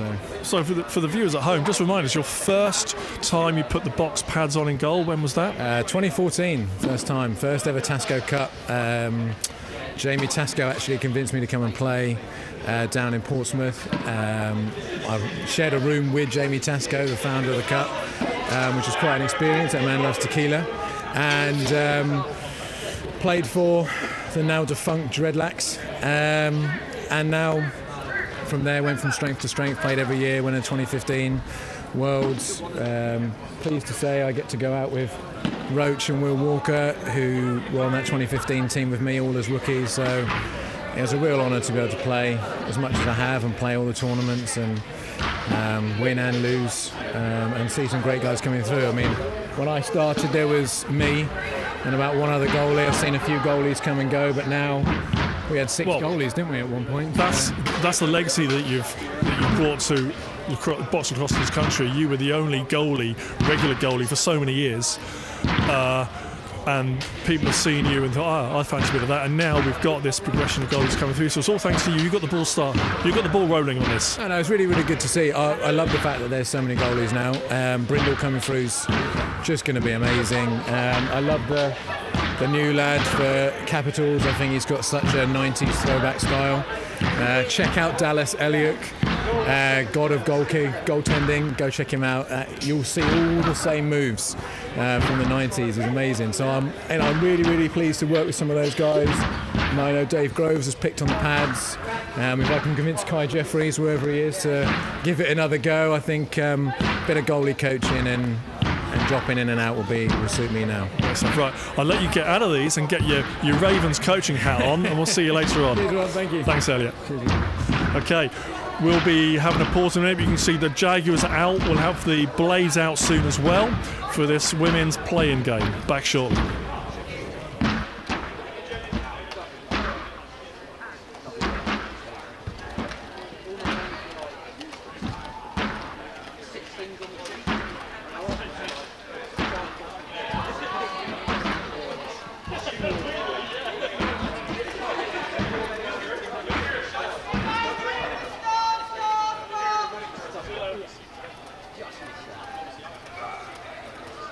Time check, 20 minutes.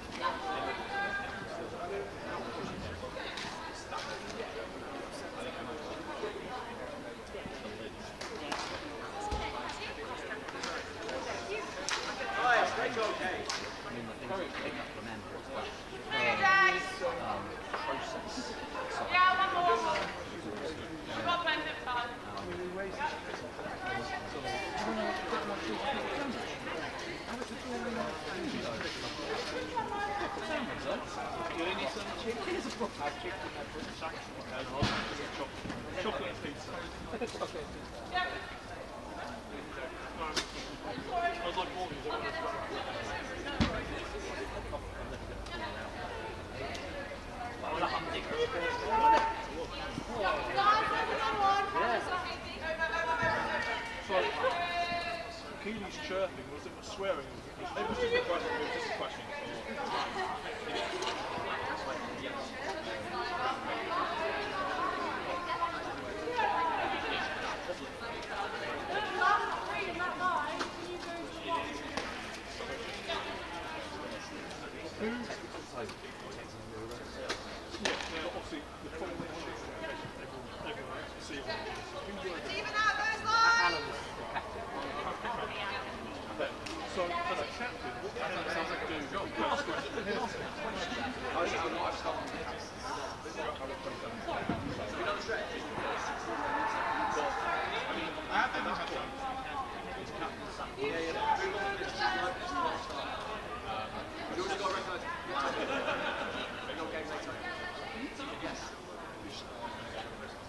So you're assess after you crash.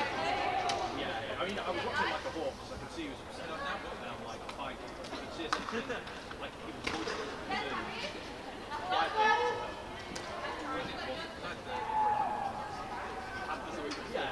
if he happens to make loud, I would have shown him. Exactly where yeah. I'm not good, I don't know. So I know what the situation is. Let's just get our feet going and then go through the 2v1.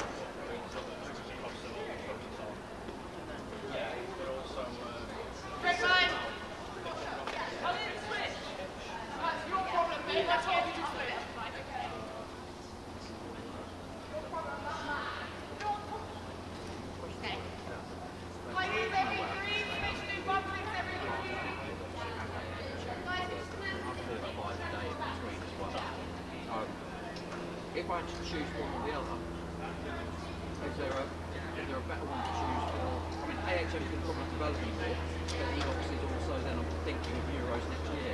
Yeah. I don't think it will be helpful.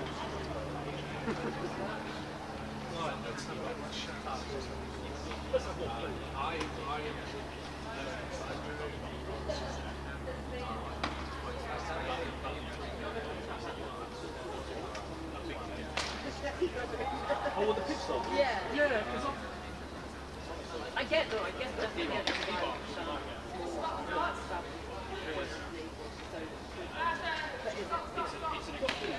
Break down.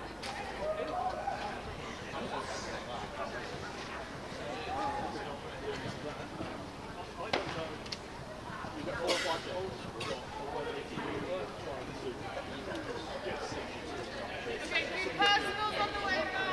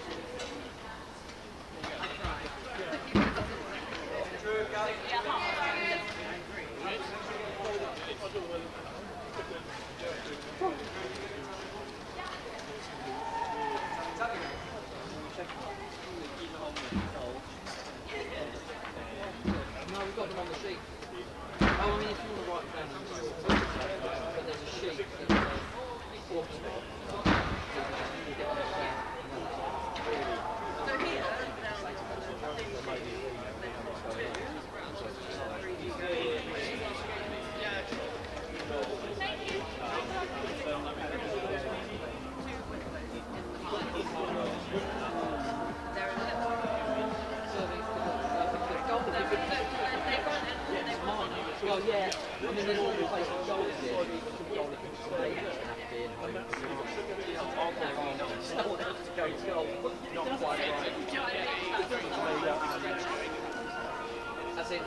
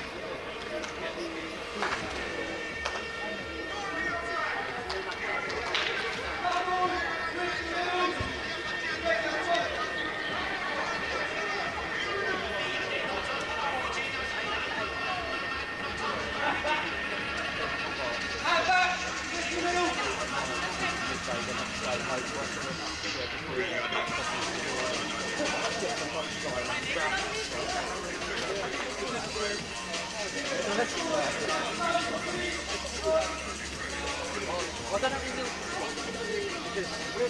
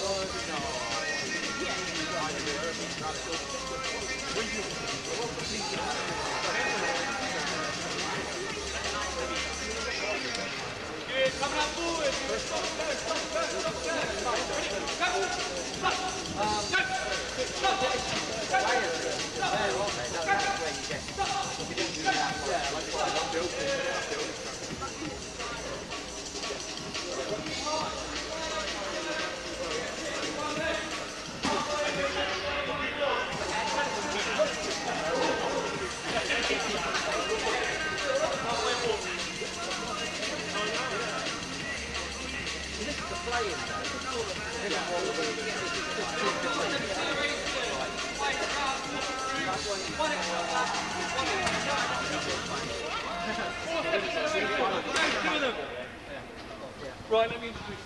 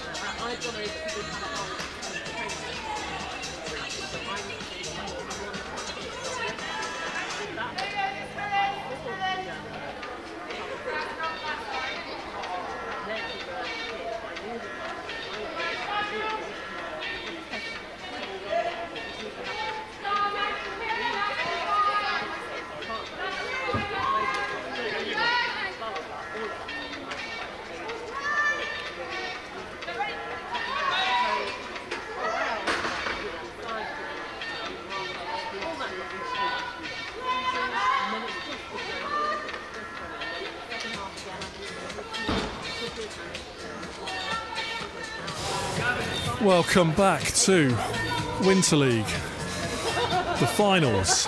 This next game is our women's play-in. So this is the second seed Jaguars against the third seed Blaze. The winners of this will play Ravens in the women's final that will close the show tonight. About 4:15, that game will kick off. So this is going to be the short format game that the women have played so far all season.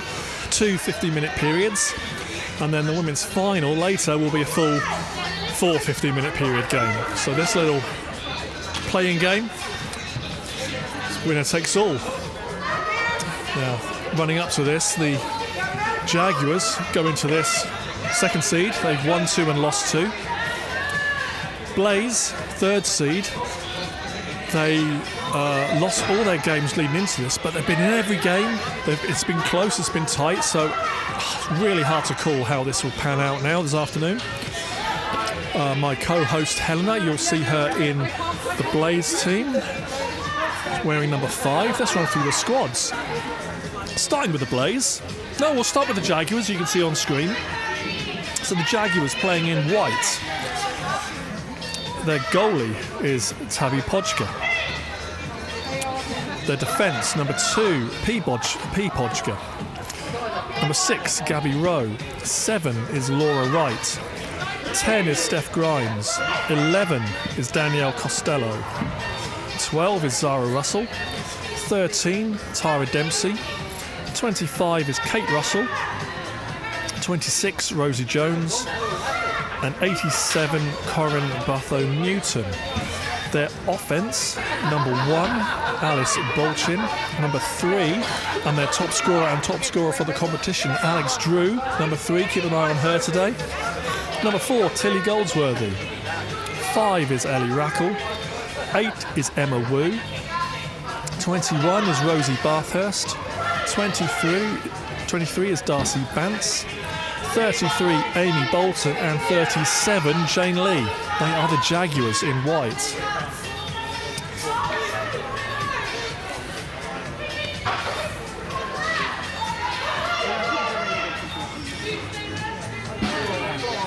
The Blaze in blue.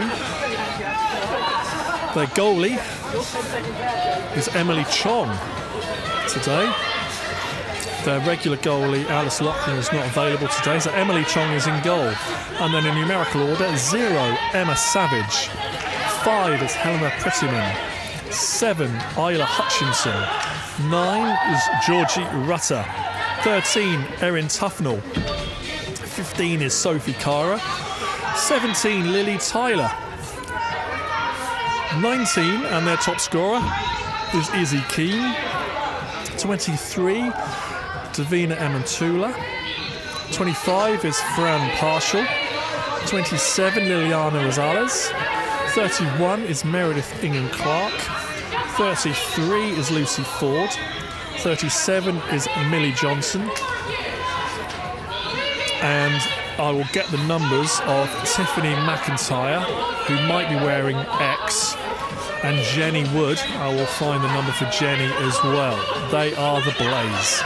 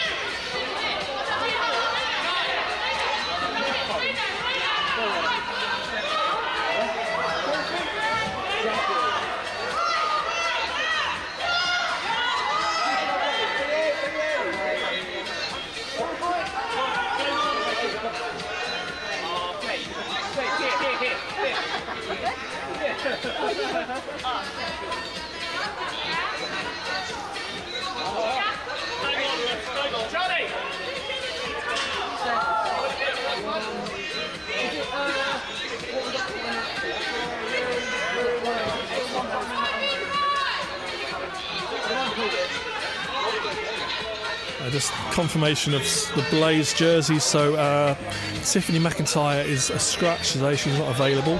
So Millie Johnson is 37 and Jenny Wood is running 29.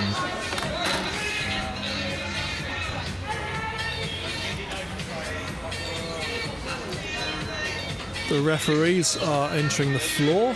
We have Edwin Lung, Michael Leahy and Rhiannon Jones. They are the three referees for this women's play-in.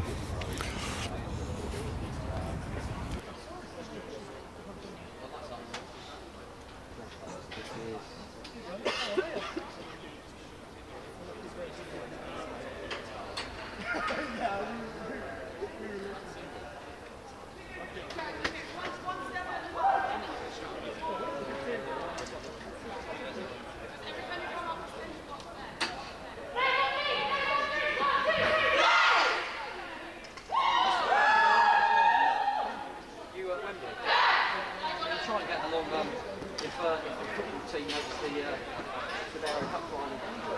I'm on the Geordie over in Newcastle, so yeah, I'm hoping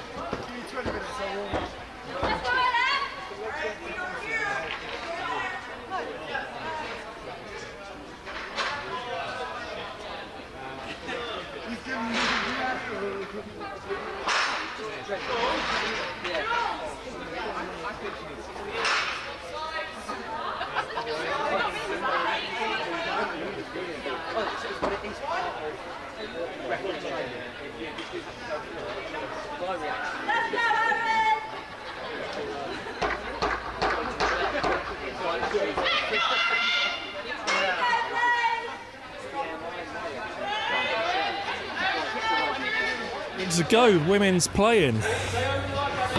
Jaguars white, Blaze blue.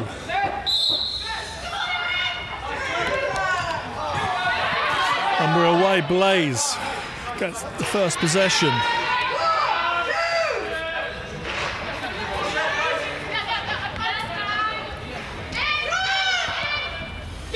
And the first goal.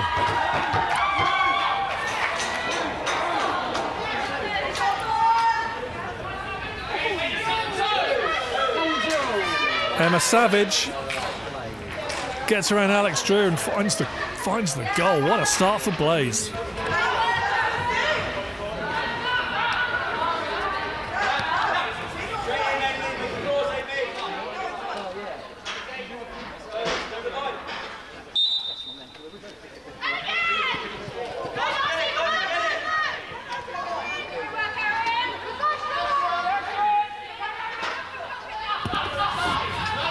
Blaze on the attack again with Savage, the goal scorer, 0. To Keane. Back to Savage. Still Savage. Reset off the goalie. Blaze looking sharp in his opening exchanges. That's Lucy Ford, 33.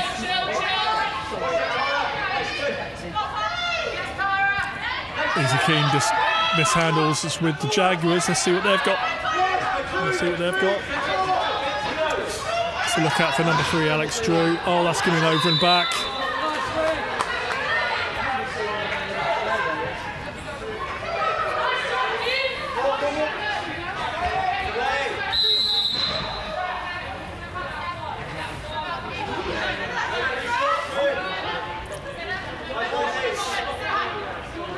Helena and Steph Grimes getting to it.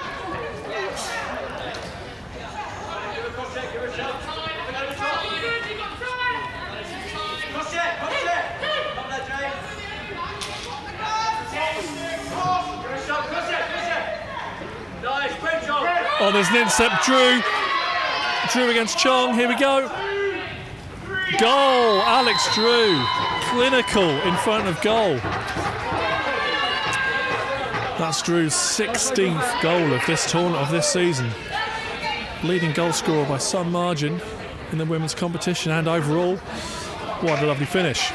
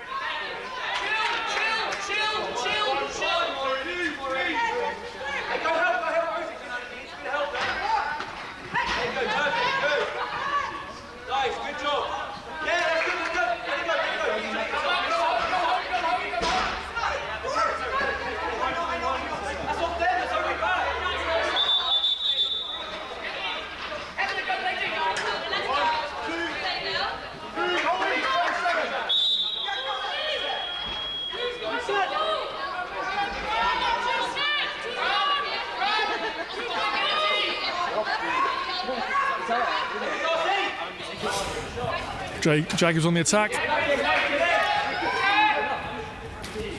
Now it's with the Blaze. They need to clear it.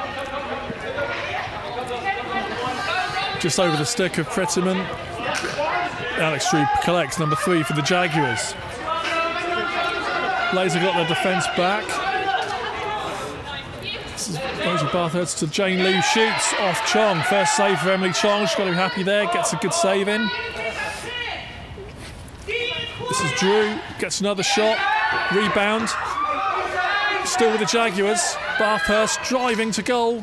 Shoot just wide. Still with the Jaguars. Good knockdown there from Jenny Wood. There's another shot. Ball still live. Blaze can pick it up. Helena Prettyman has it. Under pressure from Rosie Bathurst. Ball's down. Blaze still has it. Fran Partial, 25. 20 seconds left in the shot clock. Gets it across. That's going to be another over. No, well rescued there. Lucy Ford. Nope, yeah, Lucy Ford, 33. Gets closed down by the Jaguars defence.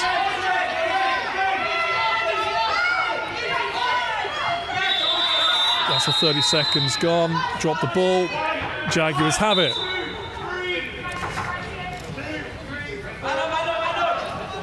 Yeah, Bathurst. So Bathurst and Drew, effective combo on the lefty side. That was good pressure there from the Blaze. Ball's loose. Action up against the boards. So Blaze have got it and the reset. They've got 10 seconds now to get it over the half.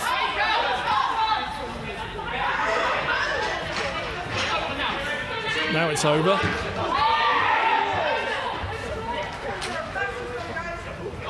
Risking over and back here. Oh, Jags have got it. Ellie Rackle. Oh, good look. No, there's a penalty coming. Illegal substitution. Oh, Keller.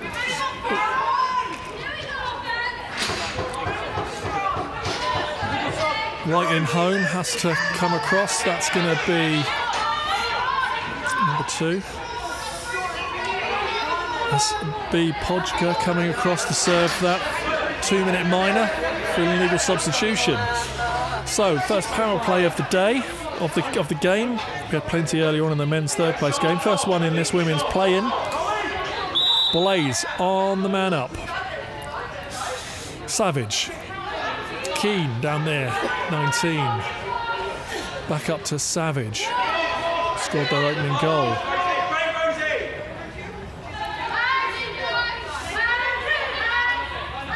Savage gets a look, gets a shot off. That's a good save.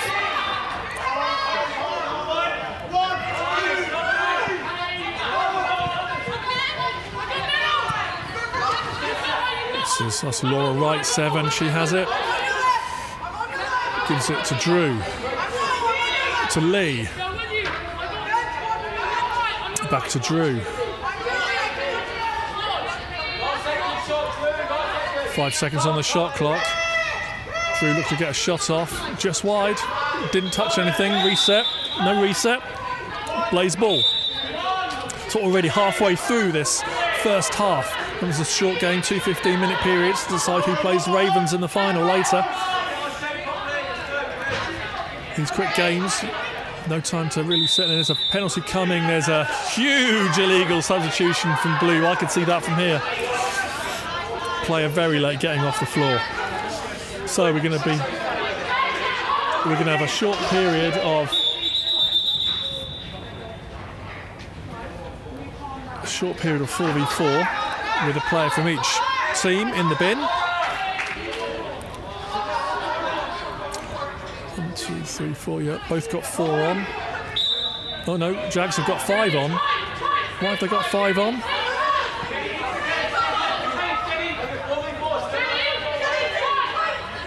No, they've got 4 on. My mistake. 4v4 across. Jane Lee behind the goal, has it for the Jags, but under pressure, ball's loose. Blaze come away with it.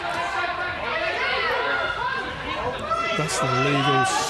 Oh, they've got... Oh, Jaguars had a massive illegal substitution there, but the rest didn't spot it.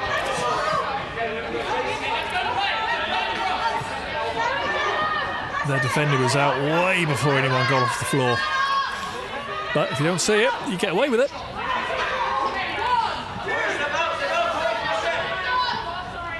Lucy Ford just mishandles. Ball is loose.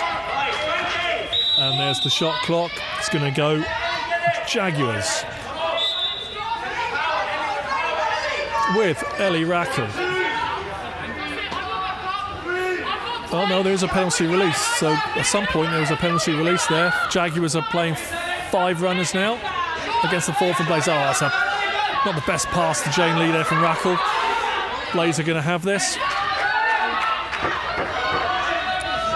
That's Emma Savage. Gives it to Millie Johnson, who's under pressure. No option just to get it away. It's going to come back, should come back with Blaze. Tara Dempsey gives it to Jane Lee, and the Jaguars can set up a new offense. Power up offense. But the Blaze penalty is about to be released. Blaze are back to full strength. Helena Prettyman coming straight back into the defence, picking up her player. Shot wide from Drew.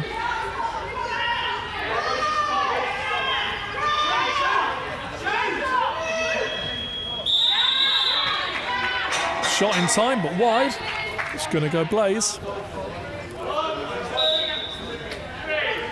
This game is going to literally fly by for these players, and the losing team, unfortunately, their day is done.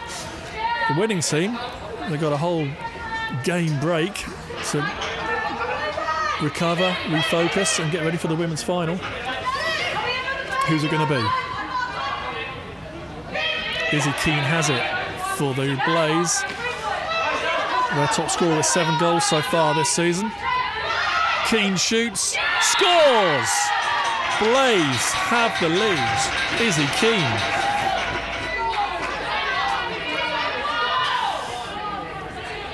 Gets topside. Gets plenty of space. Gets the nice shot off.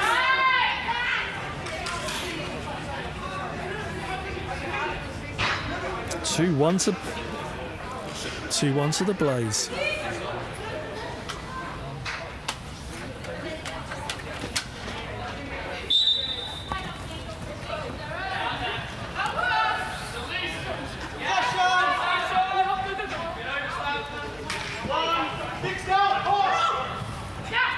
There's a chance for the shot. Fran Parser with that shot.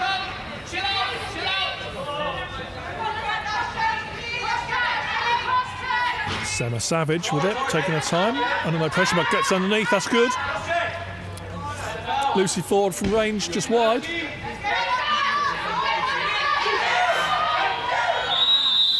I need to identify the Blaze player wearing the X jersey. I don't have that on my team sheet. I'll try and get her details at half time.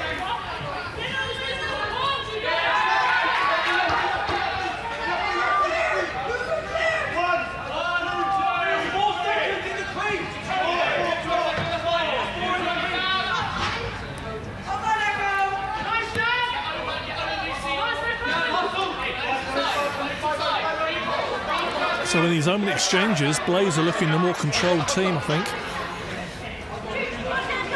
Oh, but there's an intercept. This could be the same situation as earlier, but got... Goal!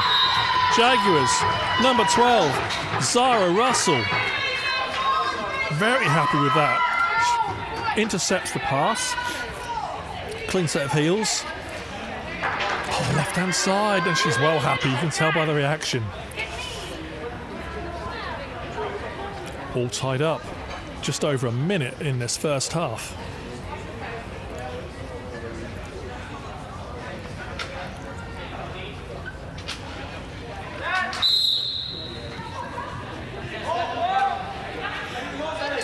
Izzy Keane wins the face for the Blaze.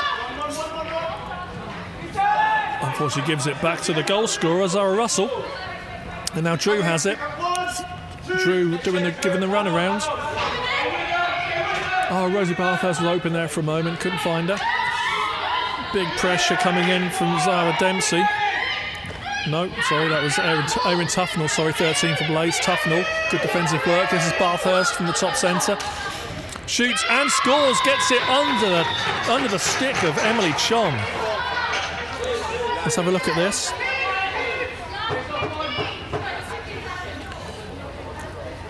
Again, Blaze not really getting pressure on the shooter, and Chong was positioned well, but it got under her stick.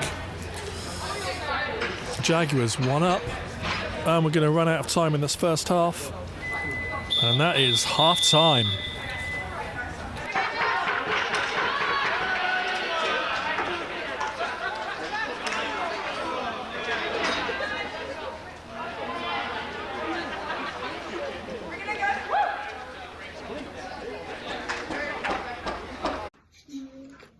Everyone who plays lacrosse, which is a sport I dearly miss. Update in the last year that I've been home, back to work in clinic 3 days a week, then running consultancy another 2. If anyone doesn't know, I'm a spinal specialist, which is a bit of a kick in the fanny, but you know, life is life. And go watch my local team training, hitching, and go watch a couple of games when I can, watching loads of NLL on TV, watching you guys doing the Winter League, which is brilliant, fantastic. Watch the Women's World Cup, which is awesome. Life's good, family's fantastic, enjoying myself. Hope to pop up to Oxford and come and see a couple of games next year, which would be good. Otherwise, missing everybody.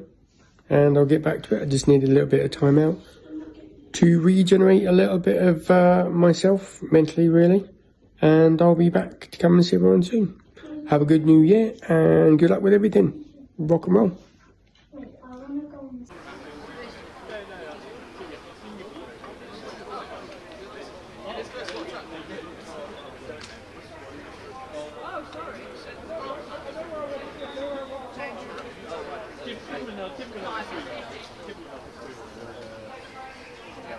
Sorry, it's a half time,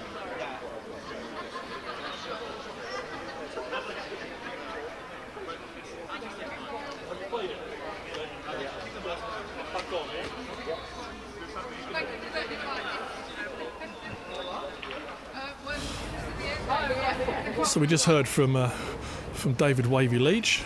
So hopefully you've seen that. That was also on social media. Great to hear from Wavy. Hopefully we'll see him as well come down and support when he can. Obviously transport's complicated, but we'll see what we can do. But just a confirmation on Blaze. So Georgie Rutter, she's not wearing 9, she's wearing the jersey with an X on the back. So that's X is Georgie Rutter for the Blaze. And we've got about 5 minutes left until the second half.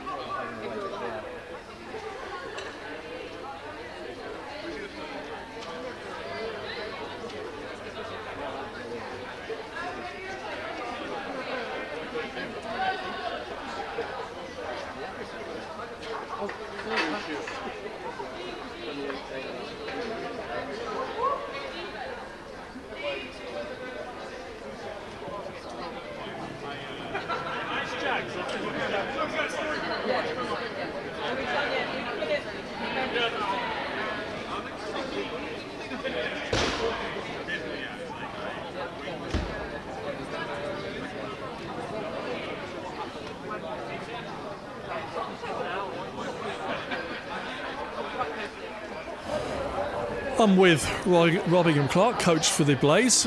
Good game so far, tight game, 3-2. And what are you saying to the group at half-time? I'm saying, we're playing really well. This is the best we've played. We take away the 2 breakaways and we're absolutely golden.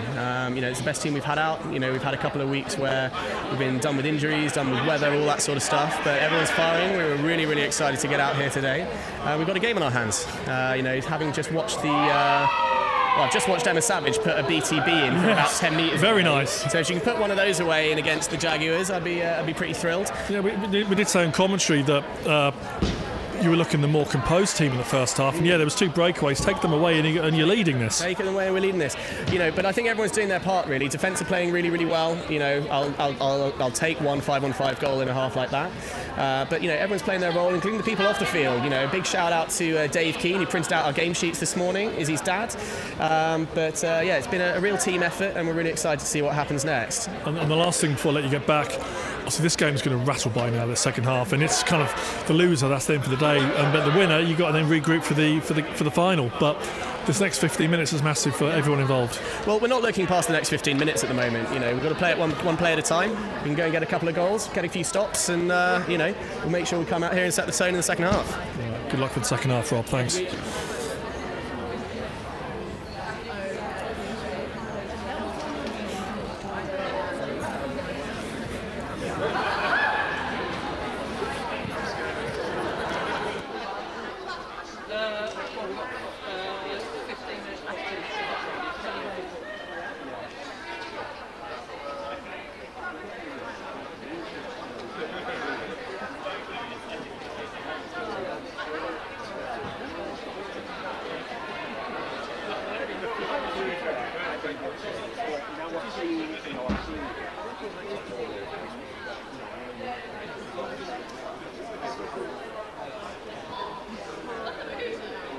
With Millie for the Jags. Millie, you won up half-time. What are you saying to the group?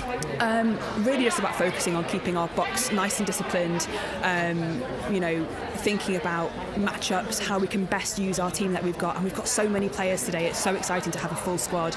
And so really thinking about, the way that we're using our bodies to defend. And I really, really want to win this. Well, I really want to win this because you get another game later. Yes, exactly. And then we want to win that too. So have a great second half. Thank you.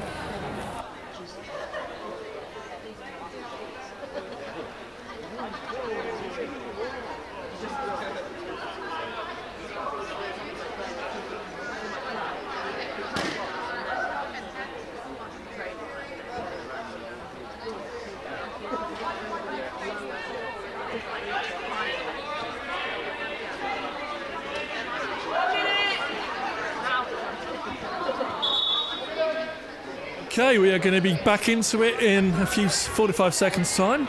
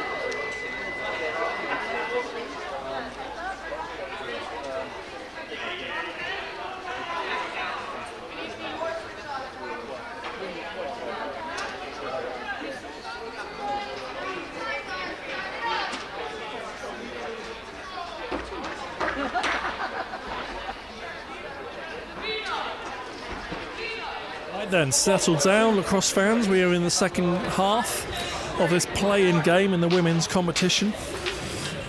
Jaguars in white are 1-up against Blaze. Winners play Ravens later in the final. And we're away. An immediate technical infraction by Blaze. It's going to go Jaguars.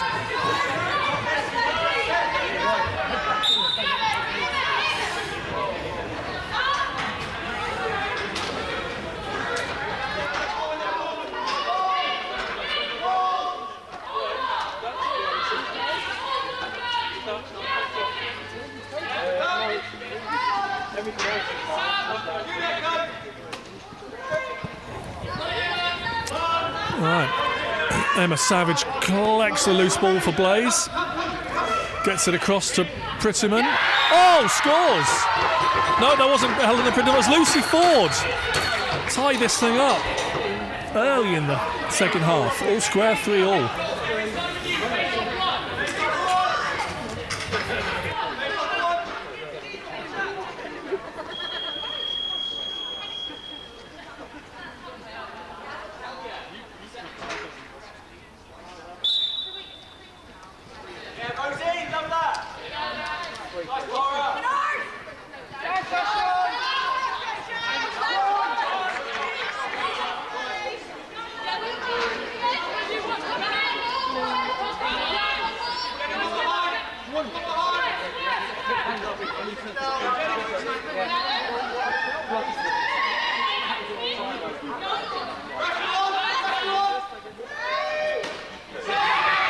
A shot on a reset. Still with the Jaguars. This is Jane Lee.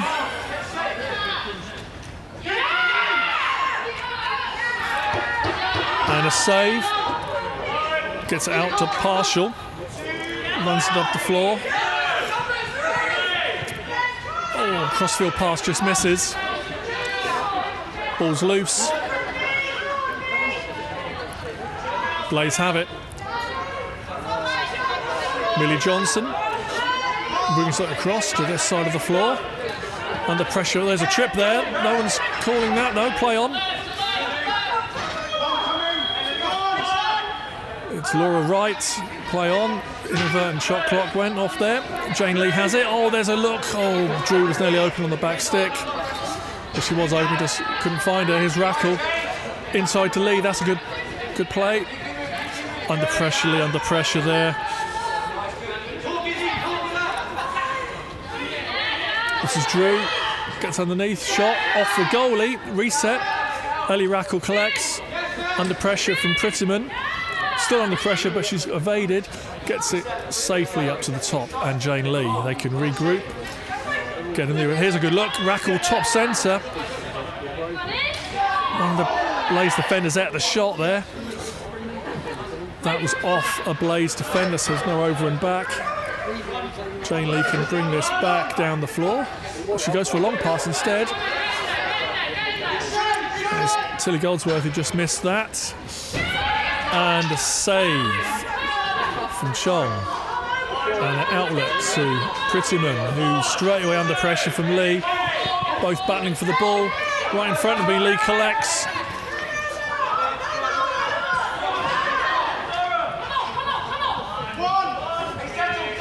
And that's Russell already scored today. Oh, they think that's been called on a trip. Savage.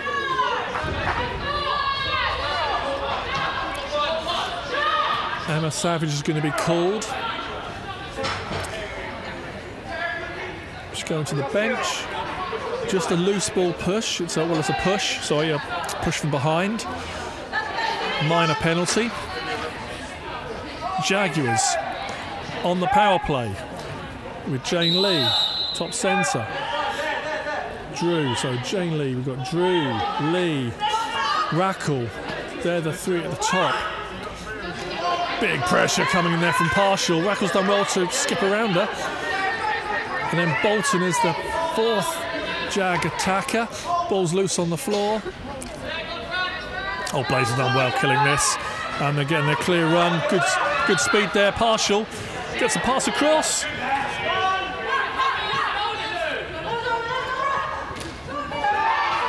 And a save.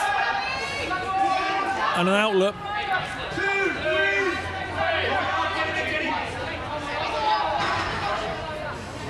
It's Rosie Jones, 26, gives it off. There's Drew behind the goal. To Lee, shoots. And with the goalie, it's a save. Blaze can come down with it.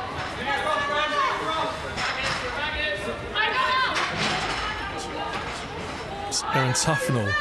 Give it to Izzy Keane. Backs in right in front of us.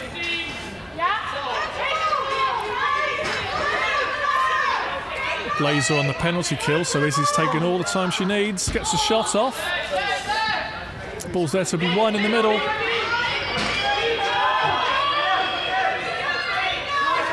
B. Podgka done well there, got it away. We've got Tara Dempsey. Here's Steph. No, is that Steph Grimes? Yeah, that was Grimes. Now it's Bolchin.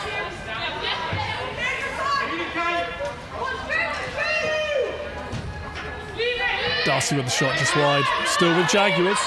4 on the shot clock. And there's off the goalie. That's a fresh 30. And there's a big check. That's going to be a foul. Good chance for Got another reset. Ball's still alive.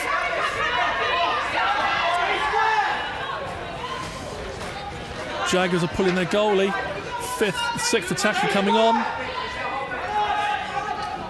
Just as the Blaze penalty gets released, there's still a player advantage for Blaze. The Jags, and they capitalise. Jaguars, number 21, Rosie Bathurst. So there's 0. Savage coming back on the floor. And there's Bathurst. Nope, tell a lie, not Bathurst. That's... I don't know if that's 2 or 21. I think it was 21, Rosie Bathurst. And another penalty coming.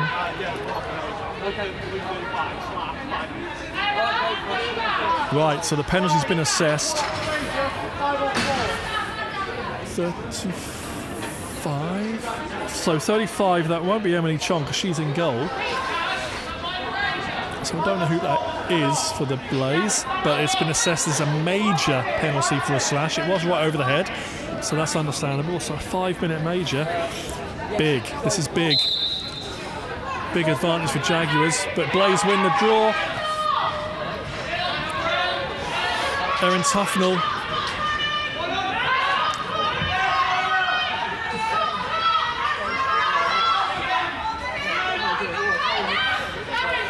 Oh, that was high. Yeah, referee's seen it.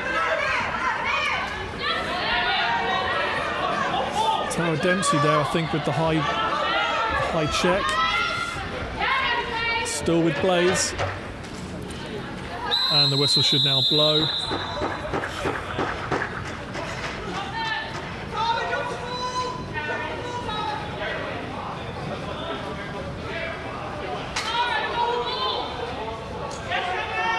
Yeah. Tara Dempsey going to the box. A minor penalty cross-checking.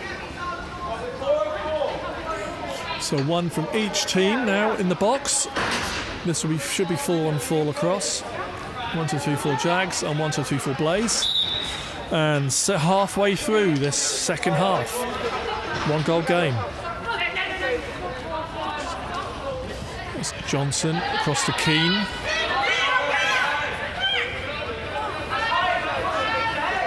Savage. Savage gets into the open. Oh, just wide. Just dragged it wide. This is Rowe. Just a loose one. It's straight back to the Blaze. With Keane. Too many men. Going against Blaze. Oh, they didn't need that.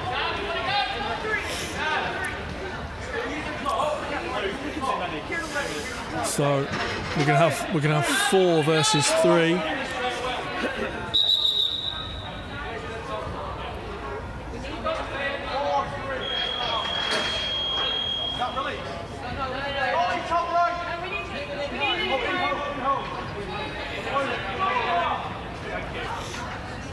Right, the in-home for Blaze comes across. 4v3 with Lee for the Jaguars.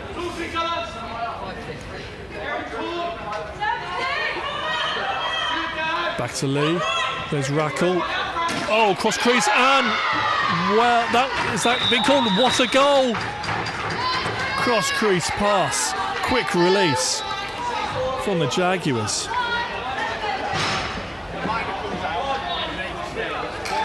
Excellent work. Just seeing who the goal scorer was. I think it was Alex Drew, I think.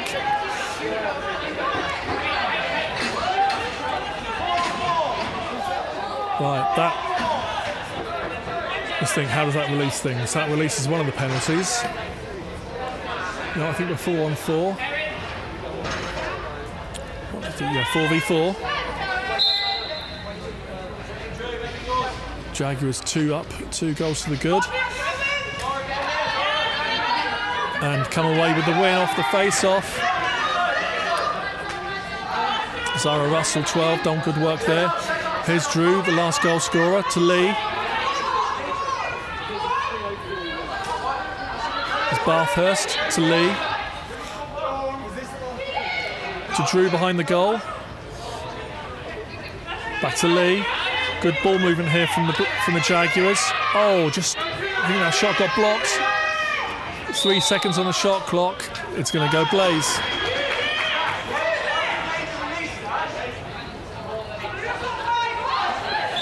You can see the Hornets in the background getting ready for their final, men's final, which follows this. That's a good save. Ball's coming out for the Jaguars. Straight away she's going to get under pressure. Keane says, get out of my way. I'm coming to get you. Oh, that's some good work there. Good work there. 10-second count. Izzy Keane happy with that. Force the 10-second count. Ball's with Blaze.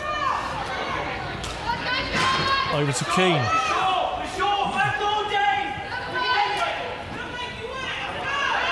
And there's a shot, and there's a goal! There's a goal, looking for the jersey number. 33, Lucy Ford for the Blaze. And that releases all the penalties. We're back to 5-on-5, and it's a 1-goal game. 3 minutes.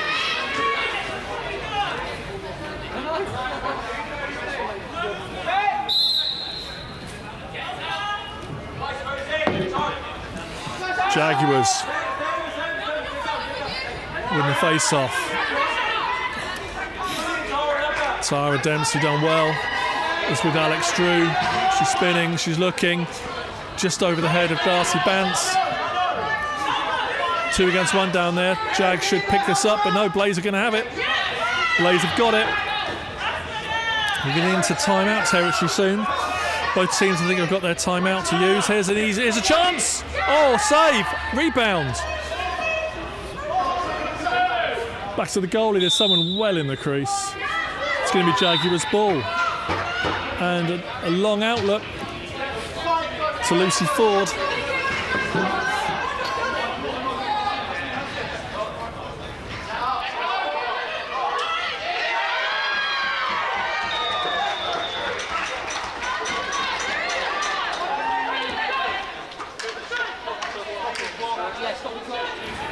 And there was another goal.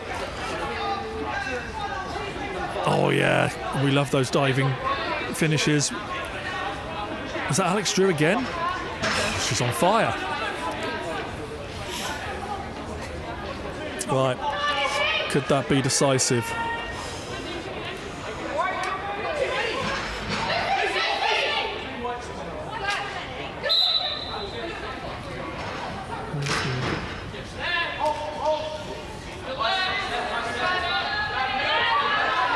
Right, inside the last 2 minutes, we've got a 2-goal game.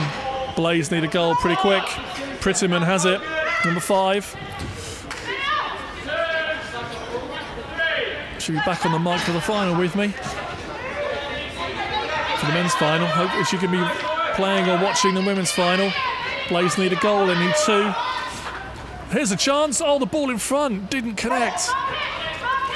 And there's a ball between the stick, that could get painful. Still with Blaze. Looking to shoot, and we have the 30-second shot clock. Less than a minute. No, sorry, just more than a minute. Jaguars can start putting this up their jumper. There's Bolchin. Oh, a loose one. It's Goldsworthy. under pressure.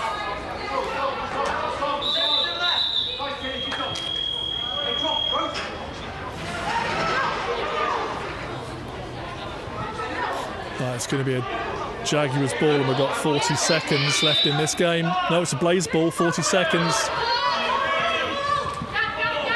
They need a goal pretty quick. There's a timeout called. 30 seconds, 31 seconds. Blaze have called their timeout for the half, for the game now. So, Robin and Clark.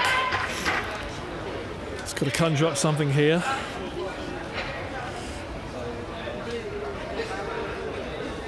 Maybe looking for a quick goal. That will stop the clock.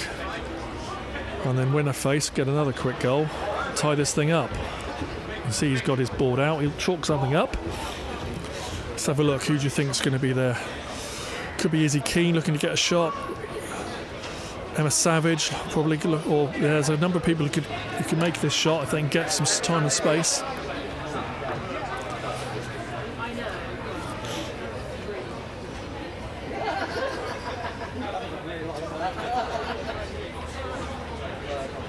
Can't lip read, but he's working something out.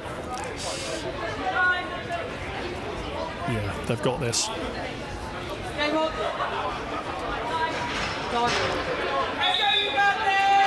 Right then.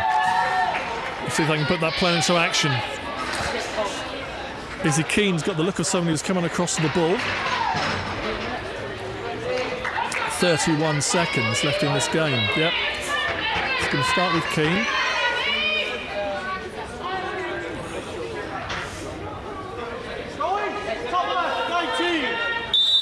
Okay, now one never for Blaze. It's Keane against Dempsey. Good defence from Dempsey, excellent work. That was Johnson with the shot and a timeout. This will be against Jaguars.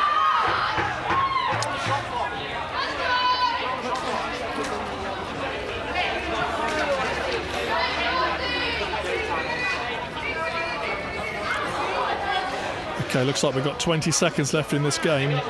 Jaguars have got the ball and just got to kill this time. And the Jaguars will be in the final.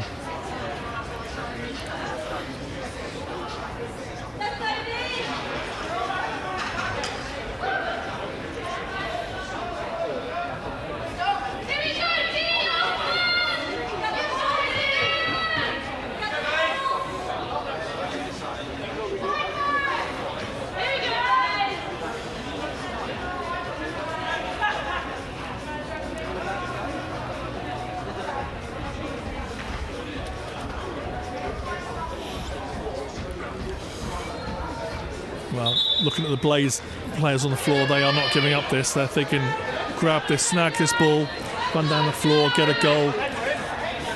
20 seconds. Still not over. Strange things have happened. The ball is starting with the goalie.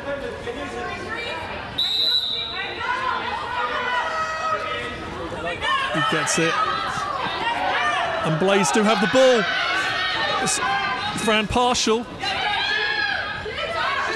Emma Tula's got it. She needs to shoot. Fran Partial, 3 seconds, 2 seconds. That is game. Jaguars win 6-4. And we'll play again later against the Ravens in the women's final.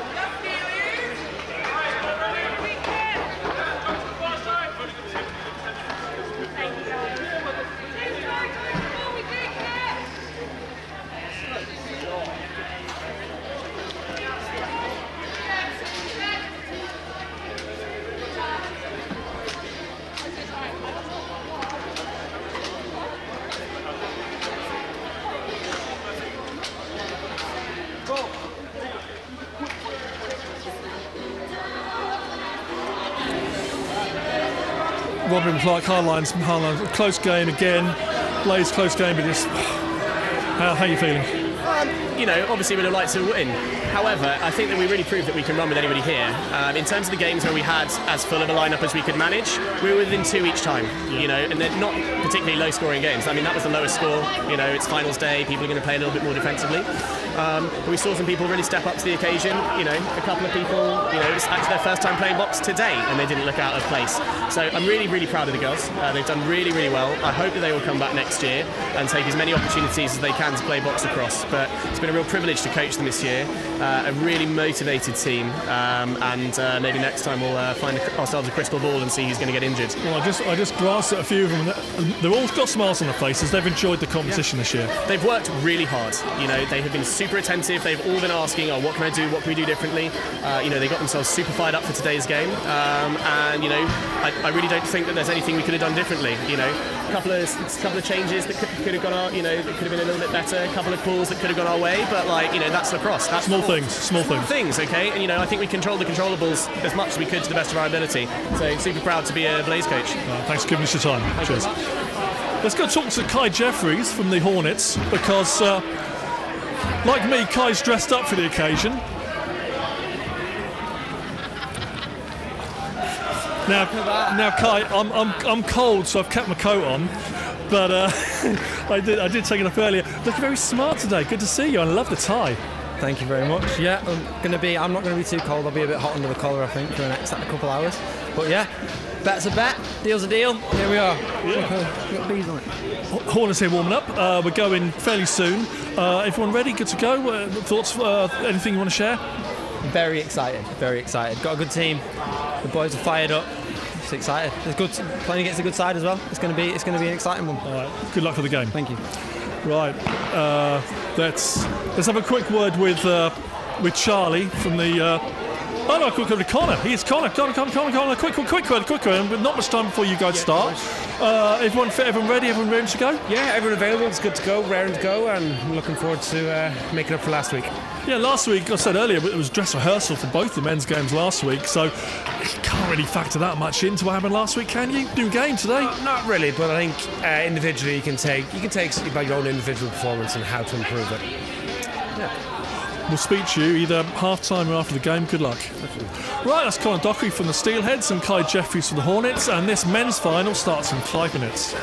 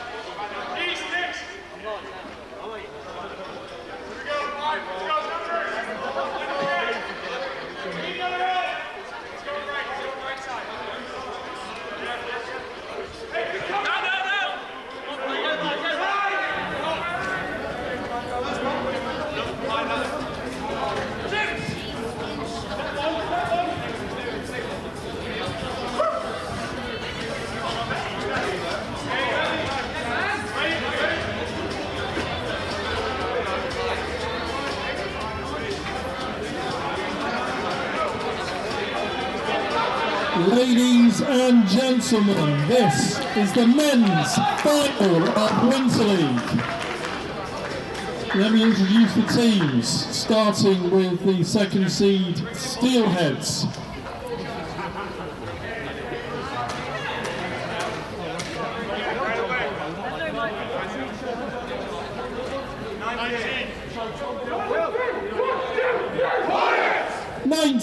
Peter Shepherd, 22 Danny Fagan, 23 Daniel Milson, 24 Billy Rawlins, 40 Seb Grant, 83 Andy Thomas, 85 Patrick Kearney, 87 Ben Buchanan, 88 Paul Milner, 93 Scott Wallace, 94 Ben Young,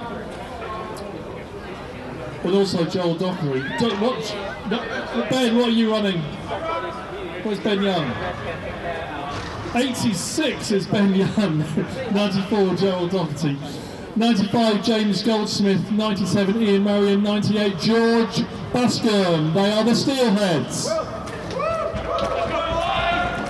In yellow, number 1 seeds the Hornets. 1 Ollie Alsop, 2 Ryan Martin, 3 Archie Carr, 4 Will Alsop, 7 Alfie Lee, 8 Ming Chin, 9 Kane Enrique Walker, 10 Matthew Morgan, 11 Ollie Lee, 14 James Makalaga, 15 Taylor Harrison, 16 Toby Deans, 17 James Walker, 18 James Small, 19 Ben Collins, 21 Pete Smith, 69 Jacob Brindle, and 00 Stuart McGregor. Dallas, they are the Hornets.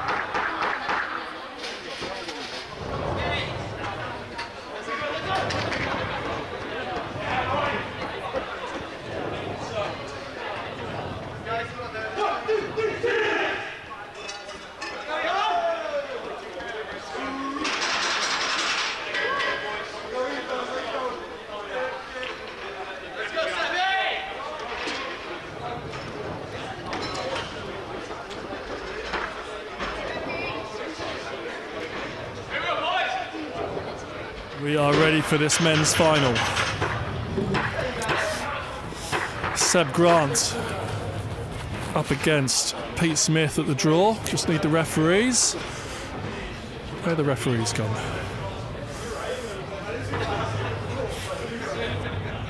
They're over there talking to Conor Dockery.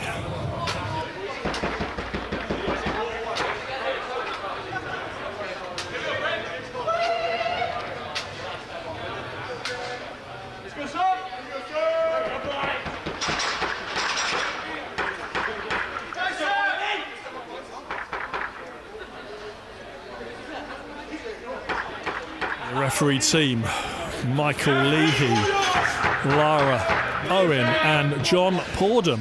John Pordham wearing a ref cam. We'll get footage of that in a few days' time. And we are ready to roll. Hornets against Steelheads for the men's championship.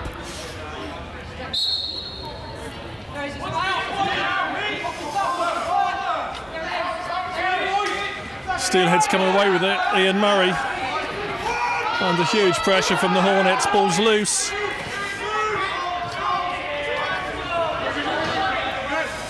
Billy Rawlins has it for the for the Steelheads.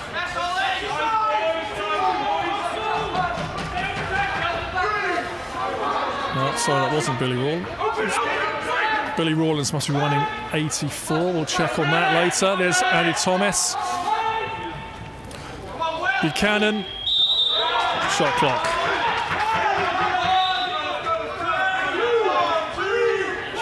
So Hornets unbeaten so far this season, going in as number 1 seeds. Ollie Alsop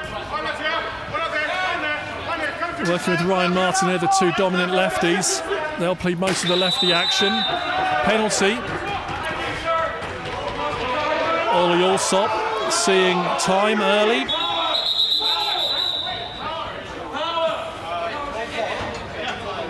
Holding a stick, 2-minute minor against Ollie Allsop. This gives Steelheads an early power play. So look at their lineup for the power play. Ian Murray, 97. Paul Milner's coming across, 88. Ben Buchanan, 87. We've got Andy Thomas, 83. And James Goldsmith, 95. They're the five in the Steelheads power play. Goldsmith, top centre, to Thomas. Buchanan, under pressure from Taylor Harrison, dropped it. Still with Steelheads with Thomas. Push it across to Milner. There's a deflection. And the Hornets can come away with it. Oh, great work there. Ian Murray collects it back for the Steelheads. Fresh 30. Still up the offence. Again, still man up. There's a loose one, but that should be picked up by Buchanan, and it is. And that's out of the arena. Ball will go with the Hornets.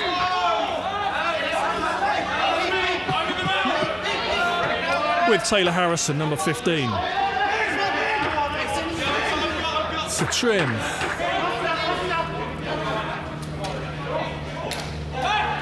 Back to Harrison.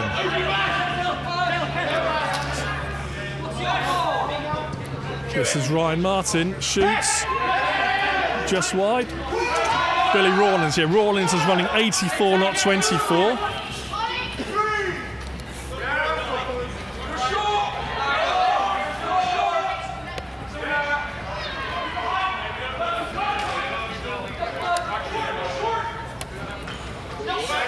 It's Goldsmith to Thomas, who shoots. Save into the equipment of Brindle. And it's the Hornets' ball. Taylor Harrison missed last week's action with the Steelheads, where the Hornets beat the Steelheads, I'll say comfortably. I think it was a 6 or 7 goal game, but today's a different day. Both teams are pretty much at full strength. There's a shot, save off Stowe. Steelheads were missing Ben Stowe last week, and he's been an absolute rock. First two game days, he was fantastic. Milner takes a bump, but gets away with it. Thomas has it, gives it to Goldsmith. No, there's Kearney. Oh, mishandles. There's Milner. Hornets ball.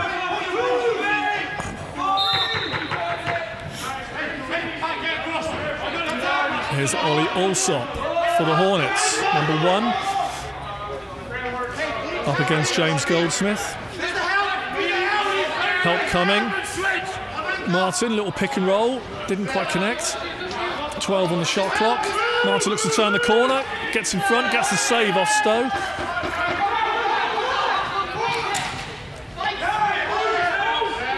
And he's coming back with the Hornets. Taylor Harrison. Up against Pete Shepherd. Taylor Harrison gives it off to Allsop. Will.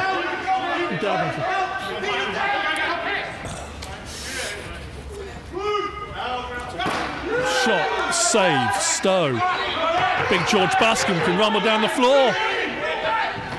Oh, a save, Brindle.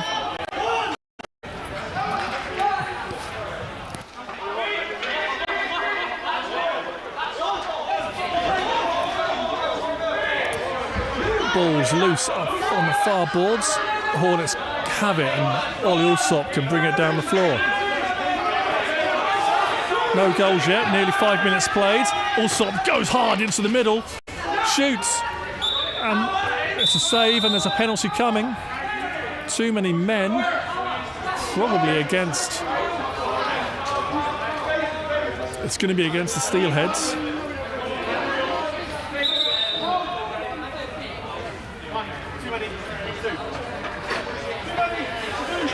So Danny Fagan comes across to serve this as the Steelheads in home. So let's have Hornets for their first power play of the day. Let's have a look. Min Trin is on. Ryan Martin's on. Allsop is on. Ben Collins is on. It's with Martin. Over to Trin. To Martin. Allsop. Pete Shepherd's lost his stick. Trin from in range. Stowe saves. Picked up by Murray. No, picked up by Murray.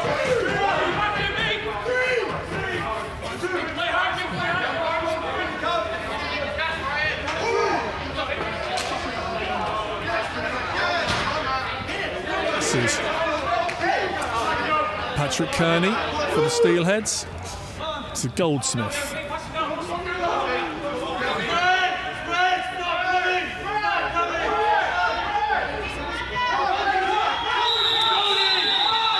Shot clock violation. Ball goes. Oh no! Ben Buchanan's been called for delay of game. He just had to leave the ball. He didn't have to start kicking it around.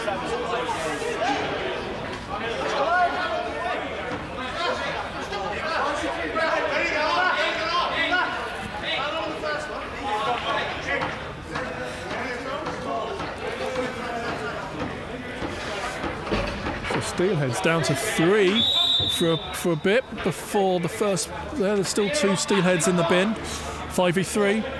Great opportunity for the Hornets to grab one now. Still no goals in this game. Shot got blocked.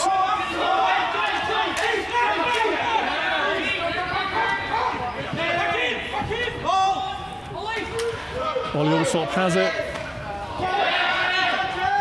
Ian Murray collects, but Min Trin's back there.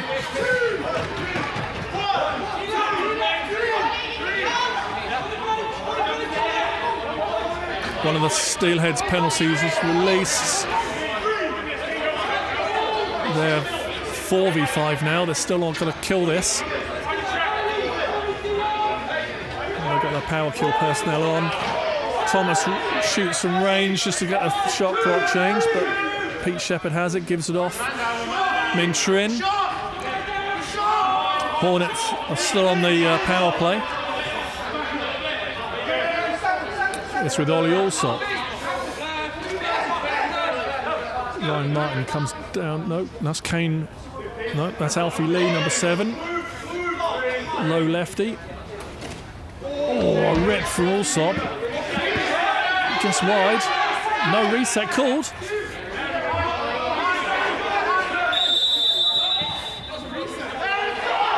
No, refs called no reset. Steelheads ball. Pete Shepherd.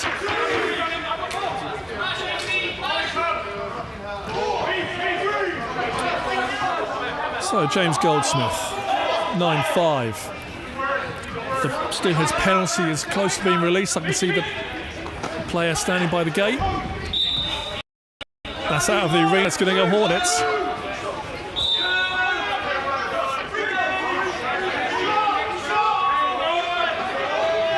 And as the penalty released, Buchanan straight out, causes the turnover. Great work by Ben Buchanan for the Steelheads. He's in the corner under pressure from Trin, gets it out, and now they can have a settled offence.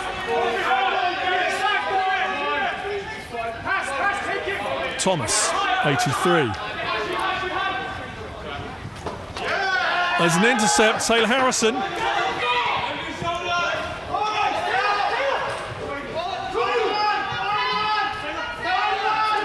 Still with Harrison. And the pass goes over the head. That should be an over and back. And it is. Billy Rawlins will collect the ball in the far corner.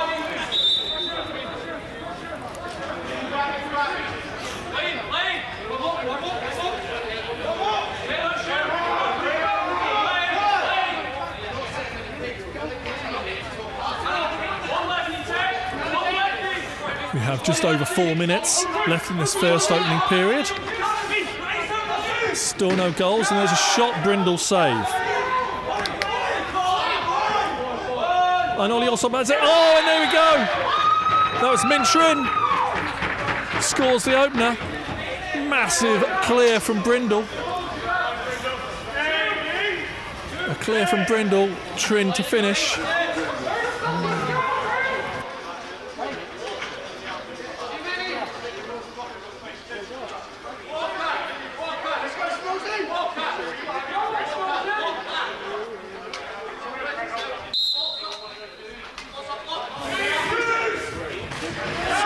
On the restart, Steelheads come up with it. Pete Shepherd.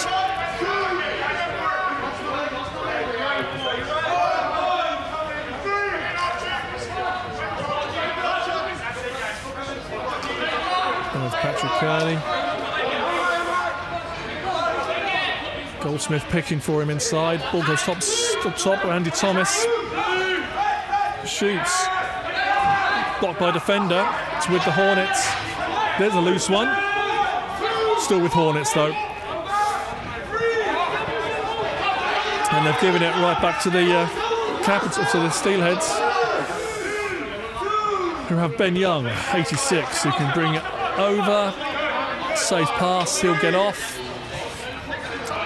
Get the Steelheads O on. Milner top centre.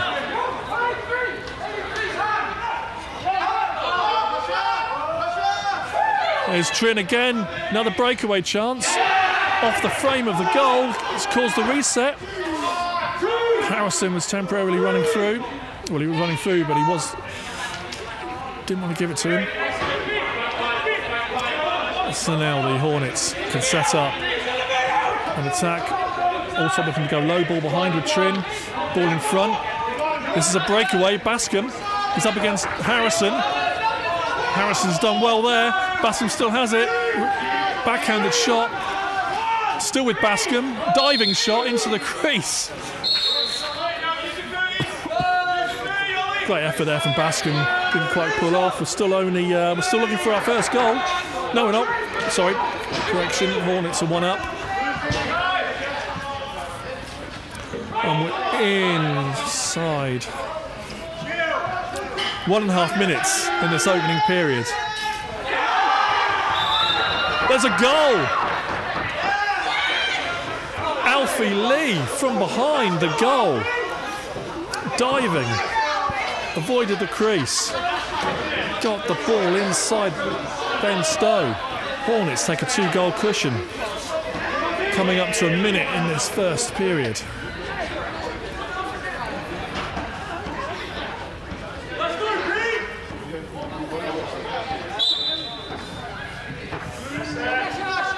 Seb Grant wins it for the Steelheads, but loses it. And Hornets now have it. Ollie Lee shoots, scores! Ollie Lee for the Hornets.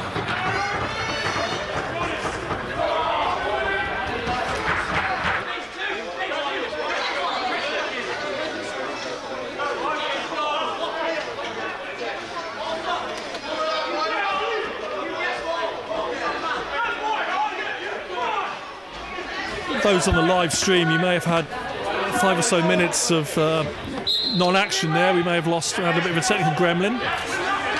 Those watching this later in the day, when it all gets uploaded, should have no problem, but apologies for the live feed going out there for a bit. But we're back in. We are 3-0 up.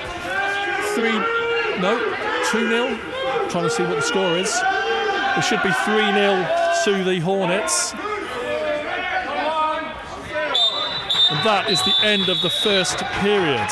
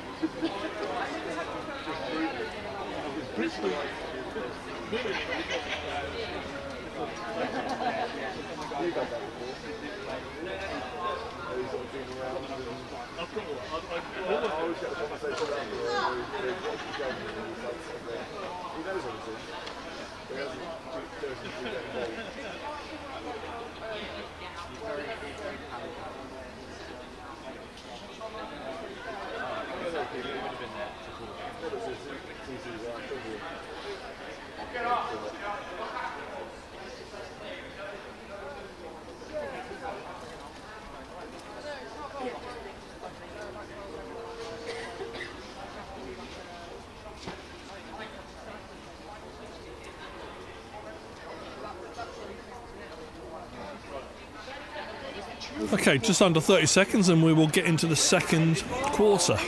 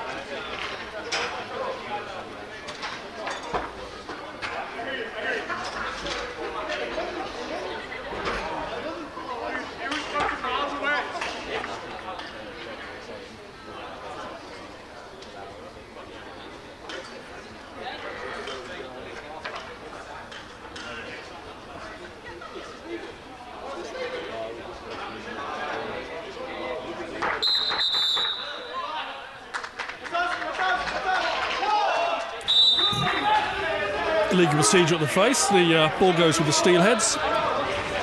It's with Ben Buchanan, 87.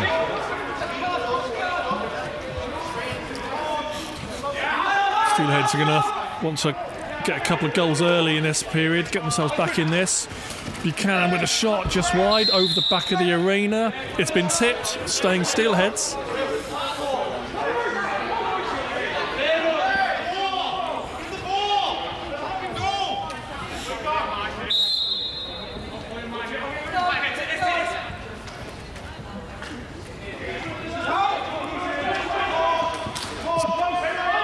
Murray gives it to Kearney, who shoots wide, but well recovered there. Murray picks up the rebound. Buchanan just misses. We've got 8 on the shot clock. He puts it in the corner. Steelheads O can get off, and their D can get on. Hello, Helena. Hello. First of all, commiserations for your game. Thanks. It was another good game, but just didn't go the way of the Blaze. Yeah, that's okay. I was looking at faces. Everyone looked pretty happy when they came off, even though you lost. I think that we played really well, to be honest with you. You know, we've been a little bit disadvantaged by numbers and all sorts of things, and every week we've come back out with just pure unbridled grit and determination. And yeah, we would have loved to have come up with a win in that game, but next year we'll get it next year. I hope everyone who was involved with the women's competition this year had fun. Yes. We don't do this unless it's fun, so that's number one. Yeah, we had a lot of people really excited by Box, a lot of people who hadn't played before, and yeah, it's you know, growing the game. You know, hopefully we've been really instrumental in that this year. Back to this game, we have a penalty coming. We've got, I think it was out Ollie Lee. Done something that caused Andy Thomas to hit the floor. So let's have a look at the ref, see what the call is. Yeah, this isn't quite the start that I was expecting to see. So obviously I haven't been watching whilst we've been, you know, getting changed and things. But well, I'll give you a quick recap. Yeah, There's been a lovely breakaway goal from two breakaway goals from Ming Trin. That's the difference. Yeah, it is. We found that in our game as well against the Jags. You know, a couple of breakaway goals, and it really shifts the momentum. Yeah. But Ming's been a very big threat this whole series. Yeah, always got wheels. He's got wheels. He's got a really good shot, and he's a great defender. So he really is like an all-rounder threat. So if he's he's not being taken as a threat at this point, then they're going to lose every time. Yeah. Well, that was a shot just wide from Andy Thomas, causing an over and back. So it's a Hornets ball with Taylor Harrison, number 15.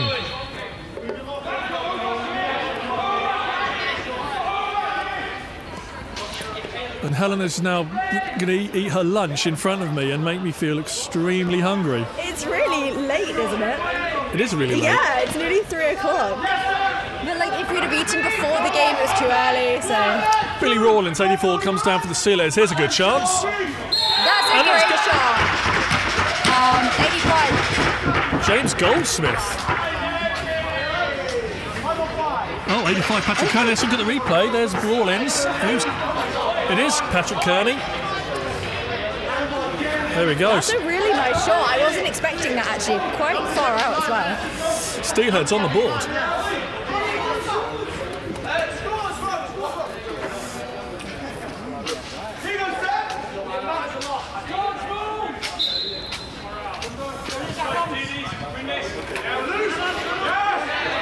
The face-offs have been very hotly contested so far this game, all sorts. No one really cleanly winning the face-offs. That's going to be a battle all day, I think.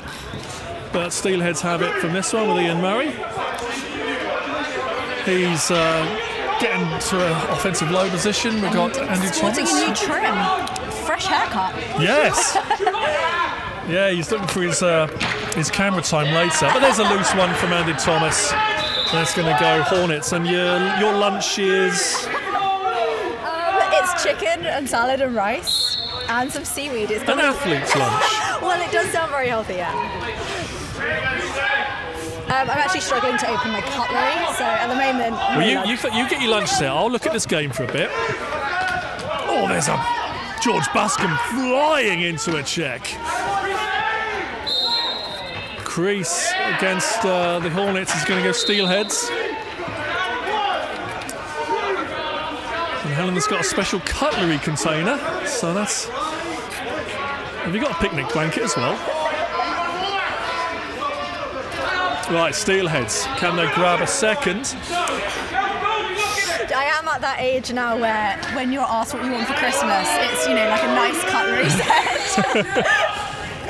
Well, I don't know, we're both in North America for the Worlds and eating off plastic. Oh, no, I can't do it. And it's so bad for the environment, so I thought a nice reusable cutlery set. I did, every time I had to throw away the plastic plates and the plastic cutlery at the Worlds, so I was like, we shouldn't be doing this. No, we shouldn't. No, we really shouldn't.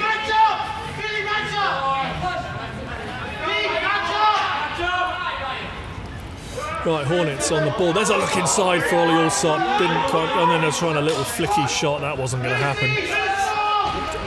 Who's going to come up with it? It's Steelheads. They've got some speed on them. Done well there. Really well. James Goldsmith looking good today.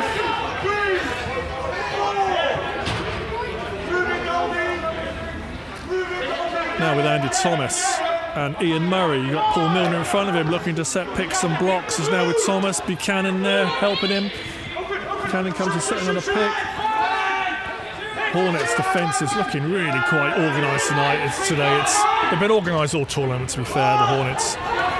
Good players, good coaching, good setup. Here's Trin, 8 with the ball. Have we spoken at all about Kai wearing a suit? Yes, had a word with Kai.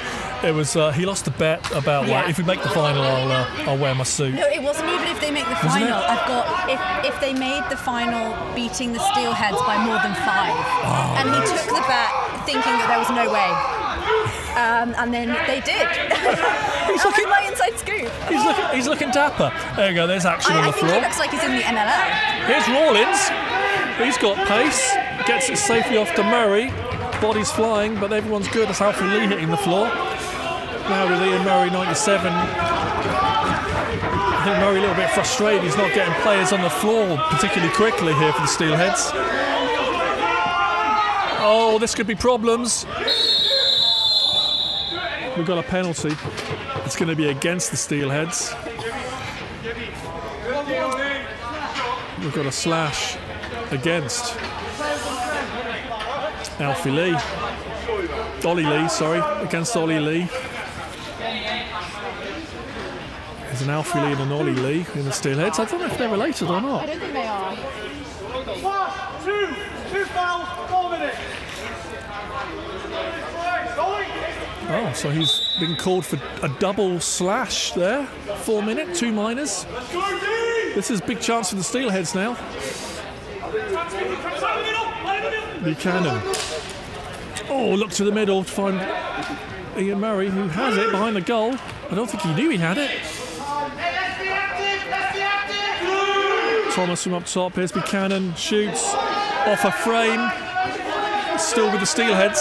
On a fresh 30. They've got time here. They've got time, but they've got to make something happen. You would expect them, well, you'd hope they'd score off a power play. I think they'll be hoping to score off this. Yeah. Buchanan. Oh, that's a nice look, almost cross-crease pass. We want that final pass to be right on the money so you can quick stick a shot off. Not quite on target for And that's Buchanan. bounced over. Speaking of time, that women's game must have flown by. It did, yeah, it really did. I think that is the hard thing, like playing half-an-hour games, is that in an hour game, having a 1 goal or a 2 goal deficit at half-time, you almost don't really think about that because the momentum can shift so quickly, but in 30 minutes you don't really have the time for it to shift enough. Yeah. So yeah, I think that, you know, in an ideal world we play full length. Yeah, that's the things to ponder for next year, like how many teams and have we got time, and we've only got the 1 floor here, so getting 4 full-length games in the day is challenging. We can't do 3.5 this year, the way it works out. Yeah. We'll see. It goes with numbers as well. I think, you know, would we be better off? Obviously, we're trying to expand the game as much as possible, but having 2 full women's squads rather than 3, and then each team 1 week suffered so heavily on numbers. But like I say, we want to be offering the opportunity for as many people to play. So it's a really fine line between kind of where the experience priority is. But if we can keep growing the game in the south, in the north, more development sessions, SBL sessions, things like that. Yeah, that was a timeout from the Steelheads with I don't know how much time in the game clock. I'm having a look. 5 minutes. 5 minutes in the left in the second period. So all those things, Helen, we'll discuss those between now and next year. The format of the teams and number of players, and next year is the Euro cycle. So there should be lots of people. We had lots of people this year, but even more people next year wanting to get involved. Yeah, I think it's been tricky because we haven't really had, obviously with the Worlds and things, we haven't had the opportunity for there to be these kind of introductory sessions. So for a lot of people, this has been the introductory session. Yeah, and it's a big introductory. Yeah, and there's a lot of pressure and a lot of, you know, calendar clashes. There's a lot in the lacrosse calendar, everything that falls on top of each other. So yeah, I think that we just need to take a look at that and figure out what's best. Yes, there were some teams tried to play field outdoors yesterday, and I don't think any games happened. No, I was meant to be umpiring and that got cancelled. Yeah, there's no point trying to play outdoor field lacrosse in the winter when the ground is frozen. You'll break your ankles on the ground, absolutely no way. Winters are indoors. Anyway, we're back into this. We are with a Steelheads ball with Andy Thomas, 83. They are 2 goals down. And I think we've lost the game clock on the feed, but we've got 5 minutes left in the second period. Brindle gives it to Harrison, who puts it down to Trin. Allsop with a goal. I thought he was going to unload there. Pulled away. This is Ben Collins, 19. Now with Allsop. Shoots. Got the reset, but it's easy to recover for the Steelheads. And Billy Rawlins gives it to Ian Murray, who brings it down the floor.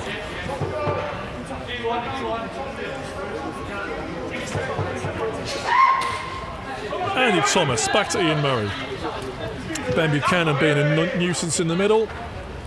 Back with Thomas, Murray, now Rawlins. And Buston being a bit of a nuisance as well, not usually his position. Big bodies in the middle there. Looking to block, pick, screen. That's the shot clock. And Trin could. No, there's no fast break there. Steelheads were quick enough to get their D on.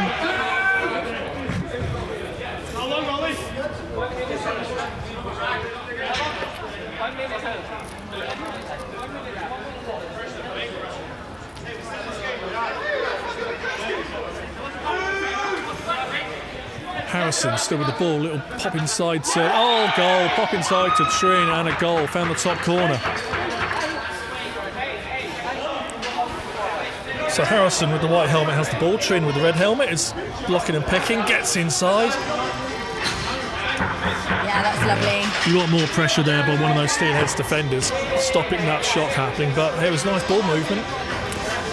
We've seen that a lot from Hornets. It kind of goes without saying now, right? That their ball movement is nice. Yes. They've got that chemistry. They've really got that fluidity as a team. Yeah. Definitely one of their strengths. Yeah.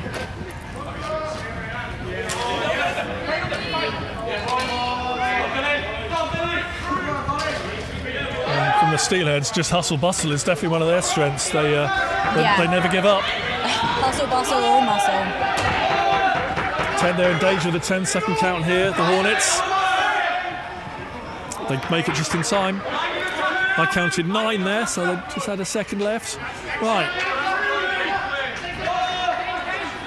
UK Walker gets it off to Makalaga, 14. We haven't seen much of Makalaga yet today. Goes wide. But he's a threat, and he gets a second shot off. Another save from Stowe. Inside the last 2 minutes of this second period. Rawlins gets it up to Buchanan. He'll bring it down to this side of the floor where he does his work. Gets top side, shoots wide. Recovered by Harrison. First sees if he could push a fast break, if not, just travels it forward. Oh, and Allsop on the back door. Behind the goal, I think. It is behind the goal. And a crease violation. It's going to take you all day to eat your dinner at this rate, or your lunch at this rate, Helena. It's a mouthful every minute. I'm just so invested in the action, I don't want to be distracted. Well, there are chocolates over by the referee's bench, and that's all I've been eating today. Oh, is this the first I'm hearing of that? That's a real game changer. Box of heroes over there. Grab a few later. Thanks.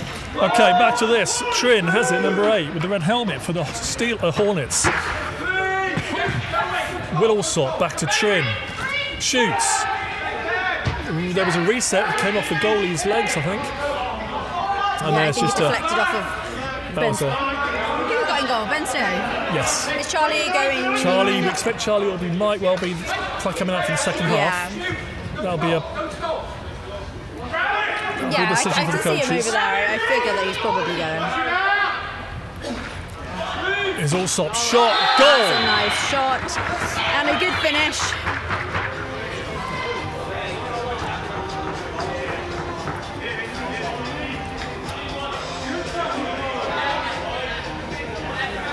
Yeah, really nice. And that signals half time. The score: Hornets 5, Steelheads 1.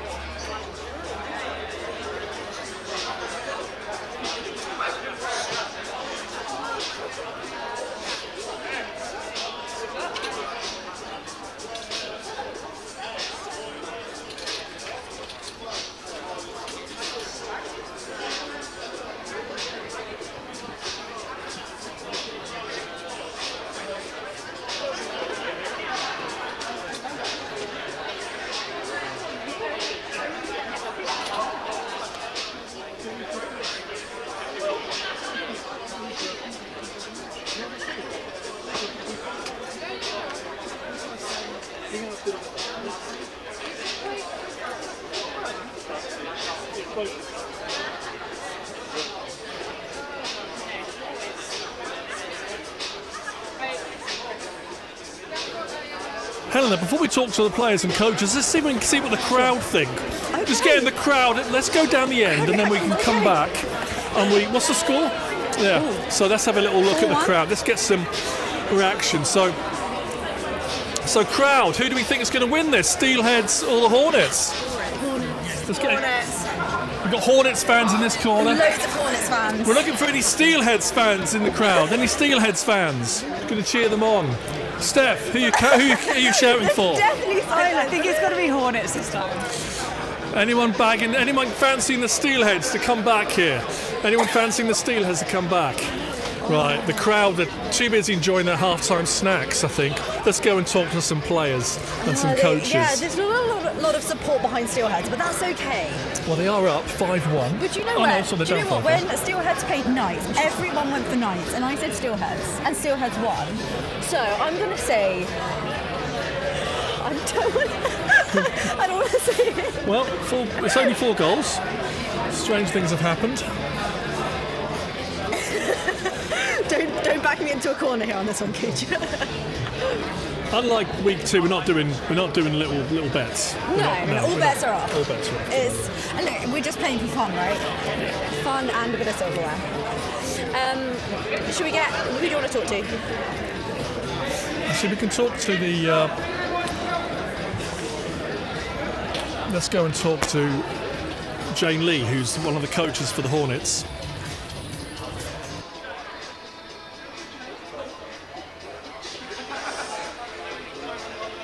Come with him. Oh, I'm going to face the video. No. So with Jane Lee, one of the assistant coaches for the Hornets. Good first half.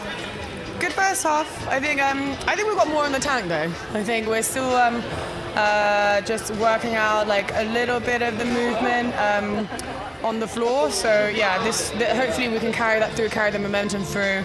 Obviously, it's a game of runs, but we're confident that we can keep the runs up on our side. And yeah, let's just finish this strong. Still half an hour to go, so we're not getting complacent. But we've got even more to improve on, as we said. So we're just going to tidy those up and show you a good game of box, I hope. Well, thanks for giving us some time. I'll let you get back to the team. Thank you. Right, who can I speak to over here?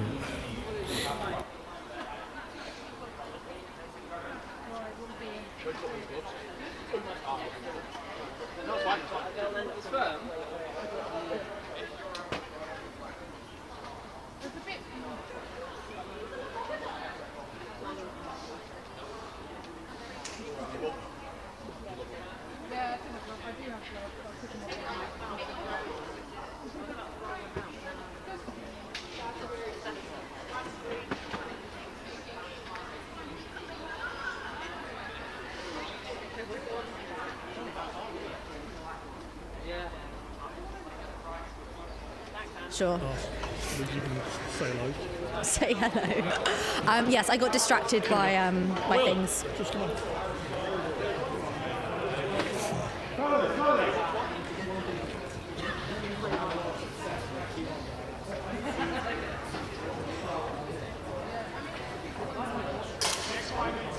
So you get a question ready for it, and I'll just cue you in. Just you cue me in. What's the question?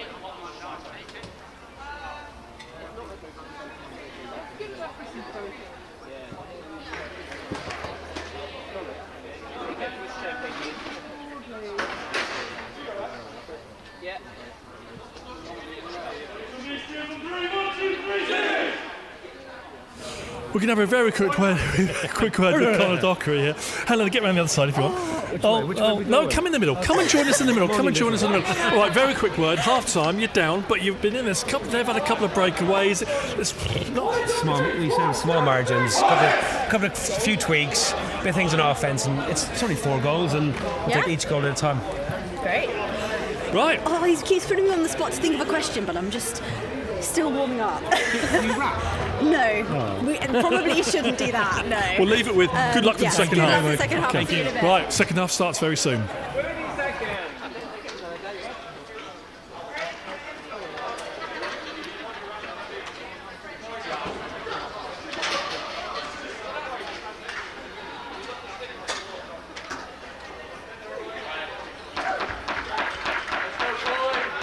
with Ian Ballantyne before we get going. Ian, how you enjoying the action so far today?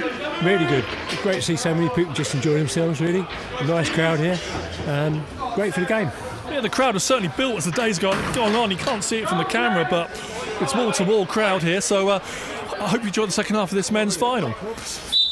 Okay, and that's the third quarter getting underway. And it's Hornets who are coming up with a bit knocked down.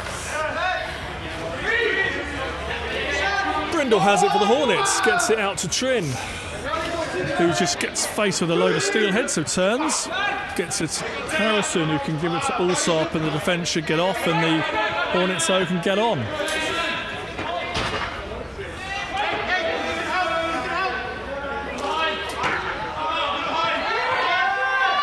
Four on the shot clock. Oh, Bascom took one in the face. Bascom took one in the face there, but he's made of stern stuff, and he collects the ball and takes it down the floor.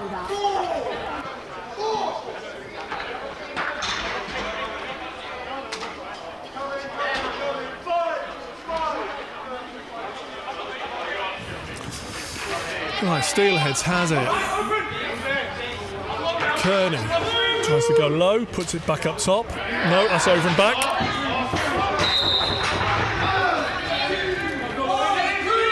Trin has a chance here. The whistle's gone though. The whistle went. That's one of those touch and go things. As a ref, you kind of, do I blow the whistle? Is he going to get there? They blew the whistle, so we have to stop.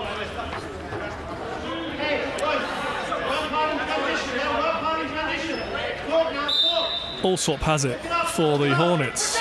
Puts it up to Martin. Scores! Ryan Martin from range. That was a nice unexpected one. I don't think there was a Steelhead near him. No, it doesn't look like the Hornets are really fully set up here. Commentators doing their job.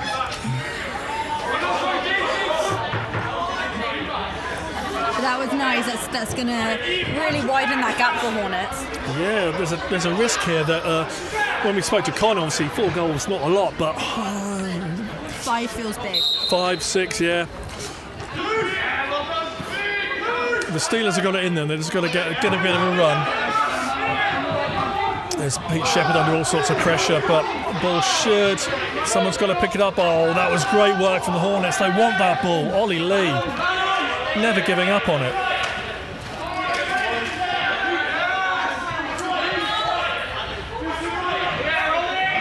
This is Shepherd. They've not got long to get that over. 3-2-1, they're over.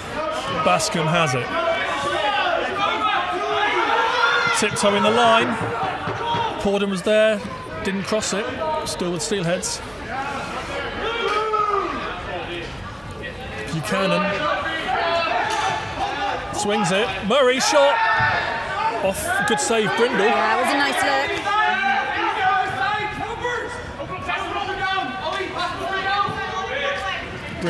Buchanan again, shot into the chest of Brindle. Ball goes Hornets.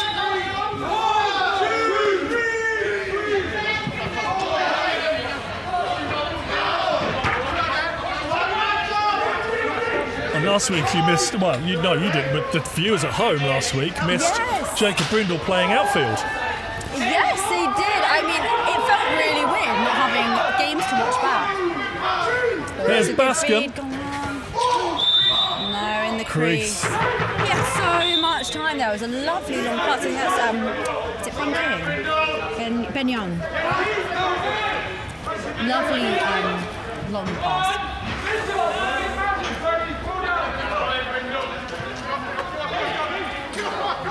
Oh, that's over the top. Ball's still live though. Ollie Allsop can collect. Up against Doherty. 3-2-1. There's the game shot clock. And Steelheads with Ian Murray can walk it down the floor. He's over half. And we have just over 10.5 minutes in this third period. And the ball is out of the arena. It's going to go yellow in the Hornets.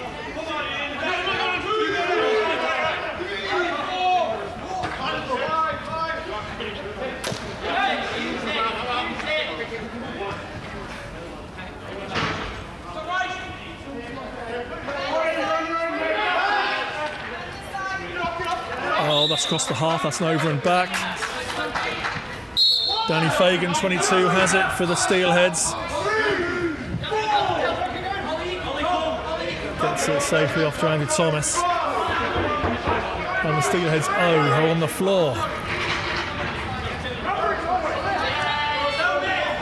Oh, there's an intercept. It's Trin against Thomas. And a save, Stowe. Oh, they've given it back to Trin. That's still live play. There's an over and back. They've called it. It's going Steelheads. With Buchanan.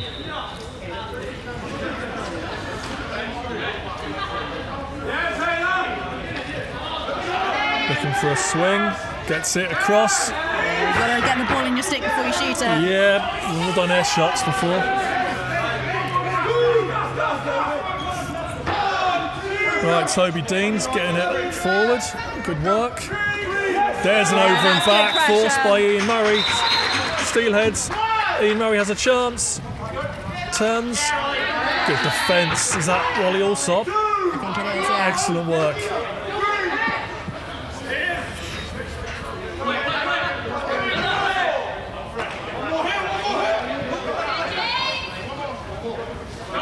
There's Buchanan. Tries to go underneath, gets there. There's there a we goal! go, there's the finish. Ben Buchanan for the Steelheads. That's good stuff. You have to give a lot of props to Ian for this because he does a lot of the groundwork in getting it down, keeping it safe, turning back around, getting it over, eventually to Buchanan, who finds the underneath. Yeah. Does take that deficit to 4. Yeah. 4 feels better than 5, and we're still in quarter 3. Oh yeah, plenty of time. Yeah, lots of time. We're about halfway through this quarter, I think. Yep. This Will Alsop gives it off to Ben Collins. Ben Collins does well. He's faced a bit of a Bascom hit there. It's like I seize up when I see it going. Like just the thought of getting taken out by Bascom is it's quite scary. George's highlight from the Worlds was putting Lyle Thompson on the floor. If you remember that game is a good highlight. in the bronze game against Haudenosaunee. Yeah. It's a nice shot from range. Oh, nearly long outlet to Taylor Harrison. That doesn't quite connect, but Kearney puts it across to Thomas, and that's over and back. so it is mistakes like that that are really going to affect that momentum swing. Yeah. Just gives. I don't know. I'm just seeing a lot of Steelheads heads down already, and it's hard. It is hard to keep your head up when if you get in your head and you get your head down, then it's hard. Especially as a D player, you've done your work, you've got off, and you're back on again. Yeah.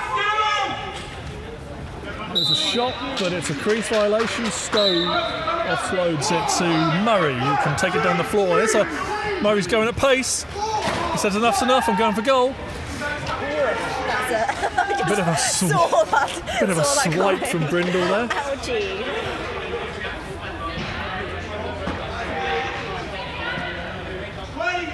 And we'll see Ian later as one of the coaches of the Ravens in the women's final.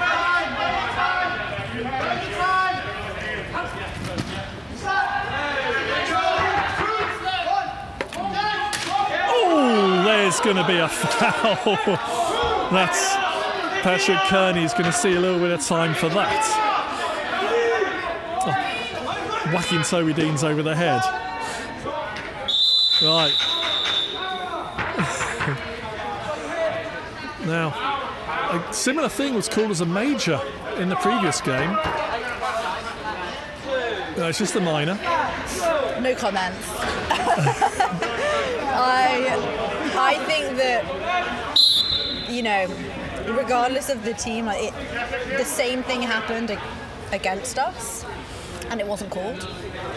And then we got called. Yeah, well. So. The world isn't perfect, is it? Anyway, So Hornets that's are all on the power play.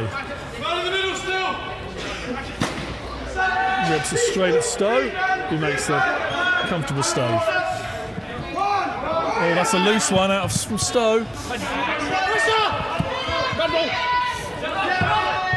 The action's right in front of us. There's a ball on the floor. And Rawlins picks it up. Does well. Steelheads doing really well. Oh, you'd love to see Billy run that through and take a shot. When it's scrappy, you want Billy in there. Yeah.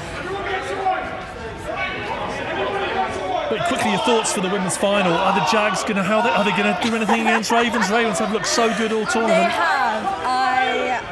Alex Drew, can she turn it around? She's on fire. I think it's still too raw to make comments. Right. Hornets ball. Long pass out to Will Alsop. To Min Trin. You're still getting through your lunch. Couscous literally multiplies. Like, there's no way that I haven't eaten more than this.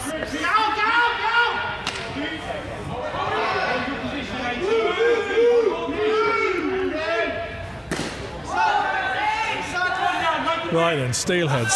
Yeah, Steelheads. Daniel Milson has it, takes it, done well there. So what, so he doesn't get over and back No, here? He's looking so for- close to that line. Found a teammate, Ben Buchanan. Buchanan almost going over to the wrong side. Almost going to the wrong Almost. side. It's like he found that invisible centre line and was like, nope. You can hear the coach saying, no more, that's far enough.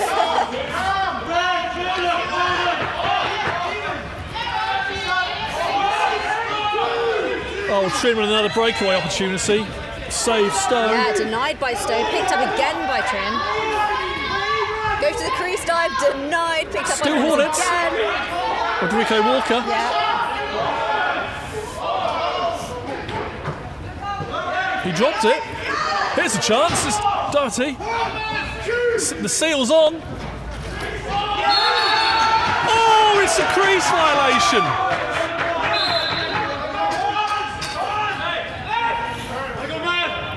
I committed so hard to the goal, I fully believed that it was in. I thought it was there. That was an over and back. So here's a little bit of momentum now for the Steelheads. Let's see if they can convert this into a couple of goals. Yeah, they really want it. You can see that they do. Is it too late in the game for that momentum swing now? No. Here's Kearney, who was guilty of that shocking slash a few minutes ago. Yeah, I'm guilty of that. Because there's a possibility this is going the same way as the game last week, where Hornets were just always comfortable. Buchanan spins, twists. But I think even in those closer scoring games, Hornets have always seemed comfortable. They've never seemed rattled. There's a massive hit coming in. Yeah, big hit. There's an arm up. I think he's being called for a cross track. Yeah, Mike Big Lee's. noise off the bench though. Mike Lee said that's too much from James Walker. Okay, so Albury hasn't gone in goal either in the second half. He hasn't, no. No, still got Ben Stowe. Still Ben in the goal. So that's a 2-minute minor, cross-checking. I think that's a fairly good shout there from the refs. And in case I forget, for the whole of this season, big thanks to our referee crew. Done a sterling job every game. There's a shot, just wide. Ball's going out of the arena. Without our refs, we can't play. And without our refs, we can't play safely, which is the other most important thing. So big thanks to them. Yeah, and a huge thank you to everybody who has given up their time on the clocks, on the gates, any kind of help, giving out kit, everything. It's it really does take everyone to make stuff like this happen. And to the standard that it does. It's a lovely There we go, Bascom on the breakaway. Bascom on a breakaway. Just stuck it into his chest. Like, great effort, got the breakaway, but you can't just whack it at the chest. You've got to aim that shot.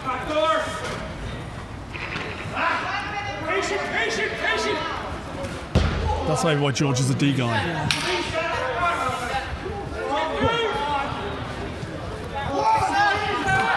Steelheads, good work. Fagan, done well there. Still battling for it. Ball's on the floor. The Hornets pick it up. Oh, we're coming into the last 15 seconds of this third period. Gosh, that really flew by. What can they do in the last 14, 13?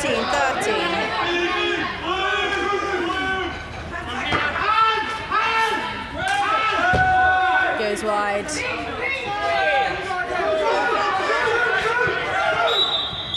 That is the end of the third quarter. Hornets 6, Steelheads 2. We'll be back in a couple of minutes.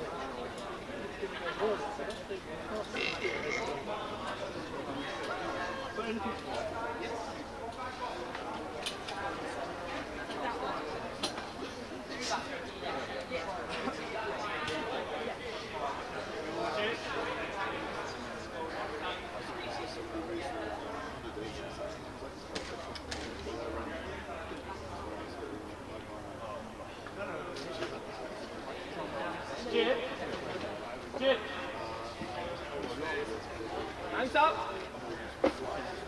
Yep, time. Who's the number in the box? 17. He's in the box. He's in the box. Just it. Yeah.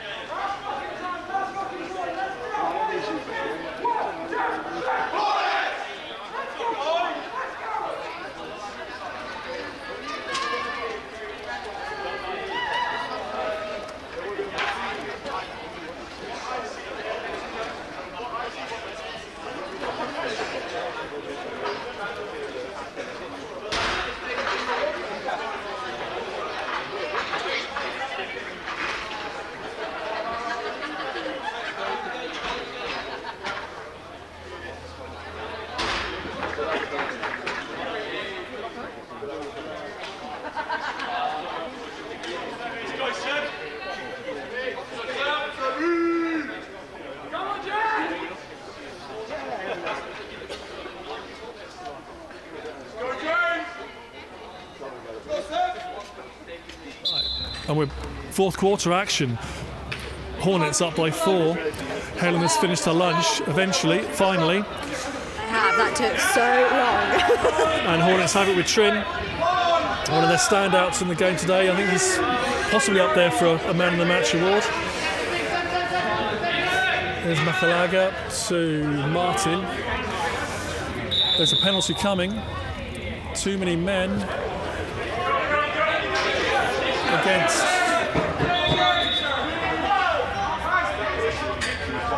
it's against the Hornets.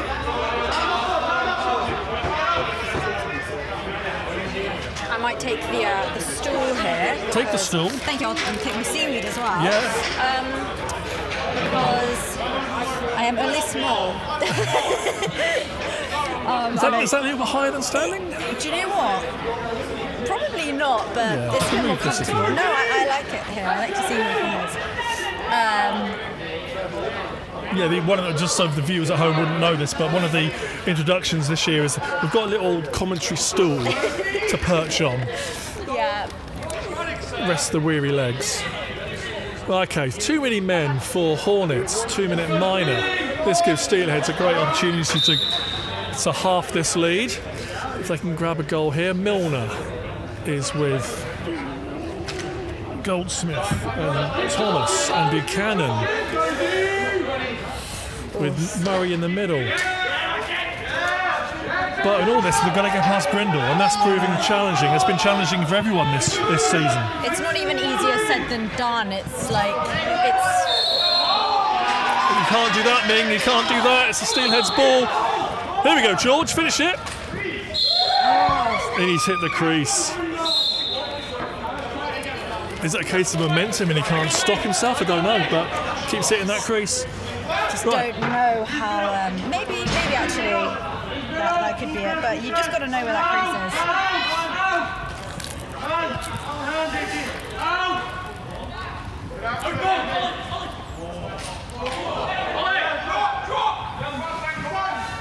Steelheads with Andy Thomas running down the floor. A bit more intensity now. I think the Steelheads have got to go high tempo now, get these goals back. Oh, that was if he'd have collected, he could have had a shot, but the Steelheads still got it. But that's over and back. It's going to be Taylor Harrison. Taking his time, no rush.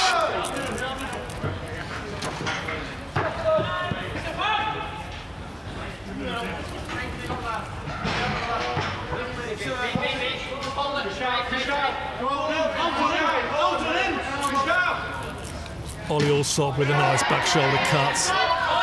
Good save from Stowe. This is Doherty. Shoots. Leg save. Brindle.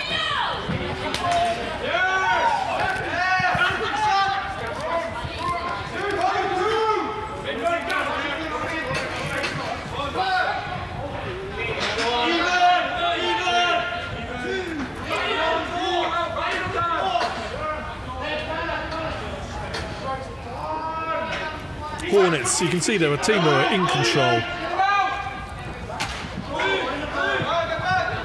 Oh, Buchanan nearly had a chance to have a breakaway there. That's tucked in Stowe's equipment somewhere. There it is in the leg pad. backhanded pass there, backhanded shot, sorry.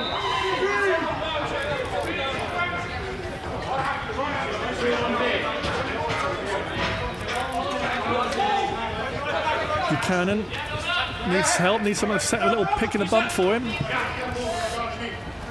Swings it to Murray, goes low, spins. That's a good roll. Doesn't quite find the angle on the shot there. And Hornets can come away. With James Small, first time I called him today. Does a lot of the work in the D, but he got a nice bit of transition play there. And it's with Allsop, far side.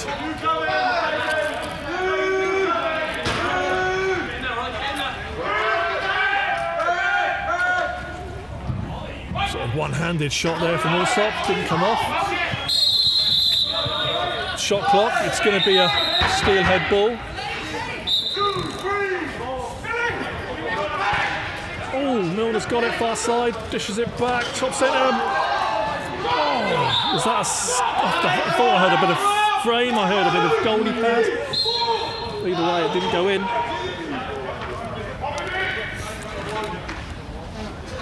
Well, no denying Steelheads are giving this their best shot. They're getting the shots off. They're working hard. That's a loose one.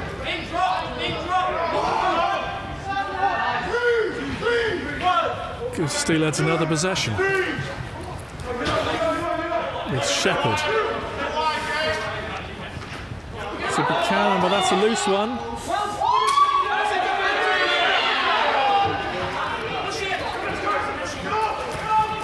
Yeah, Buchanan's going to get done for goalie interference. Brindle's ran off, we've got 6 on 5. That's not what they want, is it? And the whistle will blow. The whistle will blow.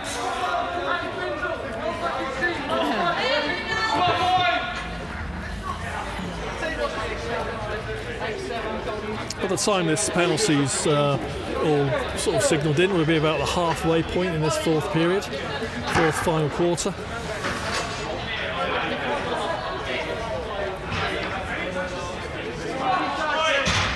Yeah, I don't think that's what they would have really wanted in this final period of the game. Well, you can see what Buchanan, Binder was quite away. He was almost out of his crease. So Ben thought, hey, he's checkable, but no, he still had his feet inside. So you can't touch them. Allsop down to Martin. Back to Allsop. He's got Makalaga at top. Now Allsop, Makalaga comes into the centre. There's a little Ming. Nearly a little rotation play there from Hornets. Things just aren't quite going for the Steelheads. No, they're not. Sometimes when the lacrosse gods just aren't in your favour, and it feels that way for Steelheads at the moment. Just not quite getting the break.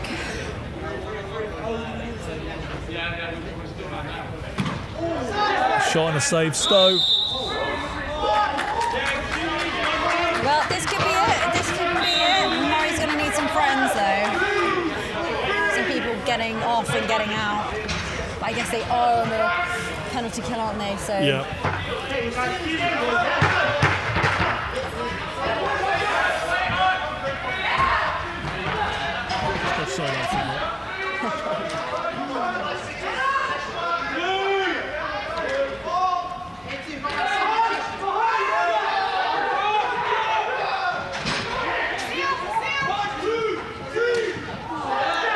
It's a great save for Ben Stowe.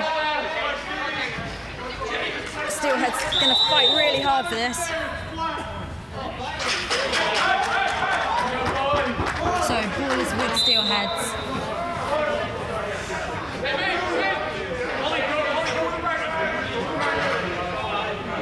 It's with Thomas over the top corner. Just trying to think if there's anything that the Steelheads can change up here, but I'm not sure how many options they've got. Well, Buchanan's been released, so they're going to be at their full strength, but they need to send somebody. I feel like they're just being a bit slow on getting their numbers out.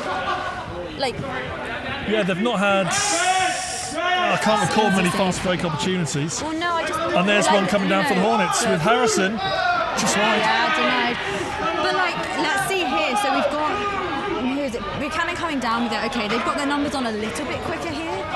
But previously we've had them coming in and just trickling on, which I don't know. It's not quite what. There's a shot. Hey, here we go. Let's see what they've got now. That's a lovely one. We haven't got our replay. Yeah, the replay. I can see the replay here. Yeah, let's have a look here. He was on his own. I don't know where the Hornets' defence were, but they certainly weren't looking at him. Not sure what the number was, but congrats whoever you were. There's a possibility the Hornets are kind of switching off mentally here. Let's see if they can. Oh, that's big words. Well, I don't know. Would they ever? I think that takes it to 6-3, but we don't have an updated screen in front of us. Let me just fix this. He's just going to try and fix that screen, so I will try and follow the game here. Okay, ball is with Buchanan, takes a straight on the top, takes a shot, but it is wide, so it's back with the Hornets. Also, Will Allsop, shot just wide. So wide. Maybe we need to make the goals wider. No, I think they're just about the right size. Good work, Taylor Harrison. And there's a big. He's going to get. He's drawn a penalty. He has drawn the penalty for pushing from behind Bascom. Bascom says he flopped. I think that's a soft call. I don't know. Hornets are going to think that's a deserved penalty. Steelheads are going to think that's unfair. I'm not sure. I think I've seen people go down worse than that and not be sent to the bin, but. Yeah, George of the Bin is adamant that was a flop.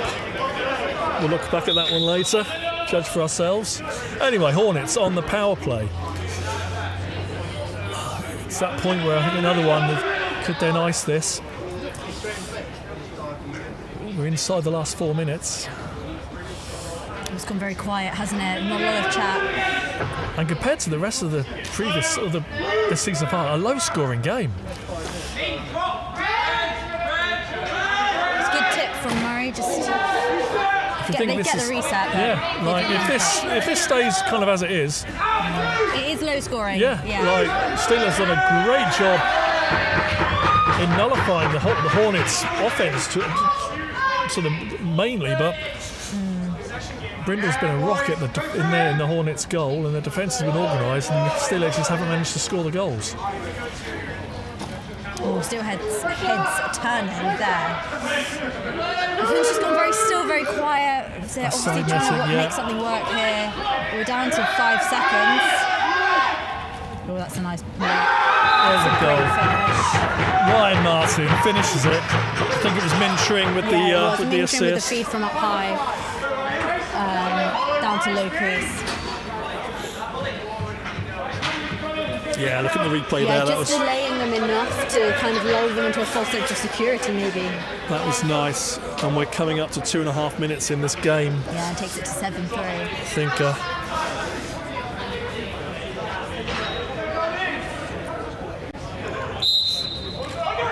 Whatever happens now, we're going to see new champions. Yeah. Random Knights won the first 2 ever Winter Leagues, but it's going to be a new name on the trophy. It is, yeah.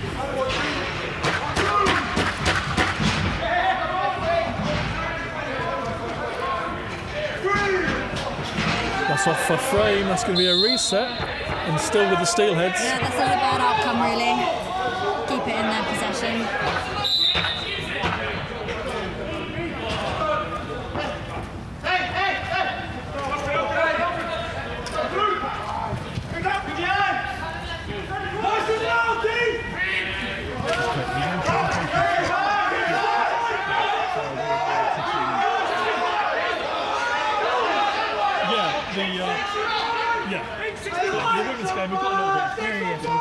There's a goal. Ben Buchanan in the middle.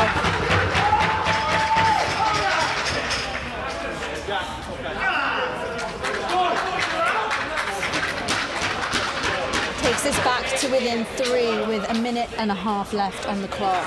Not impossible, Helena, not impossible. It's not impossible, but it is a big ask. I'm trying to think who's still got timeouts. They've both got a timeout. I don't think either have called one this half. And we're into stopping clock territory, so that minute and a half. Oh, picked up by Rollins, just lost again with the Hornets. Oh, Harrison's done there well there for the Hornets. It's been chased by Billy.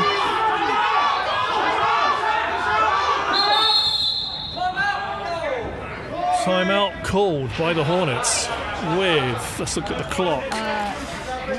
With I don't know how much left, the clock has just been reset, but we'll work that out in a moment. 1 minute 18. 1:18. Oh, and it's dropped a few degrees in here, hasn't it? It's suddenly got a little bit chilly, yeah. It has. And they're 3 goals up.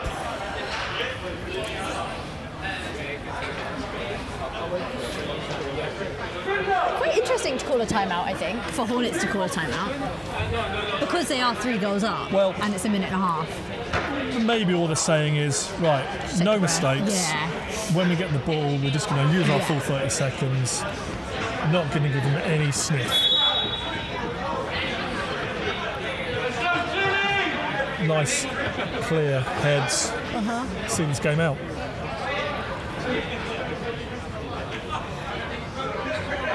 Because last thing you want is then a quick Steelheads goal, and then momentum goes there. Here they can kill. They can kill 2/3 of the remaining game by just standing here with the ball.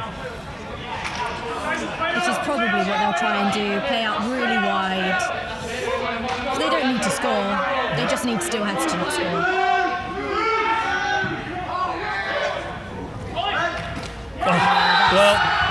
That's the nail in the coffin, isn't it? That's it, hammered that in. Ollie Allsop, that's a great work by Ryan Martin. He was doing all sorts of good stuff behind the goal, and then a little pop back up pass. Beautiful. And he finds the bottom corner. That's really good. Really nice stuff there. Helena, for the last few seconds, I'll be leaving you to it. I'm going to head over to try and get the trophy stuff ready, then join on the floor when it's all over. Yes, absolutely. Okay, you're with me for the final minute of the men's final here in Winter League 2024-25 season. So it's Hornets who come up with it off the face.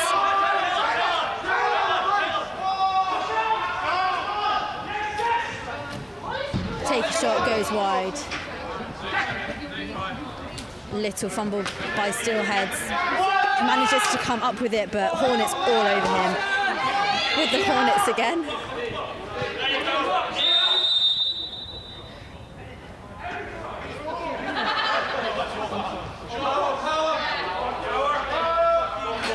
And James Malcolm going to go to the bin. It's a 2-minute call, but there's only 24 seconds left in the game, so it's going to be a short and sweet one for him.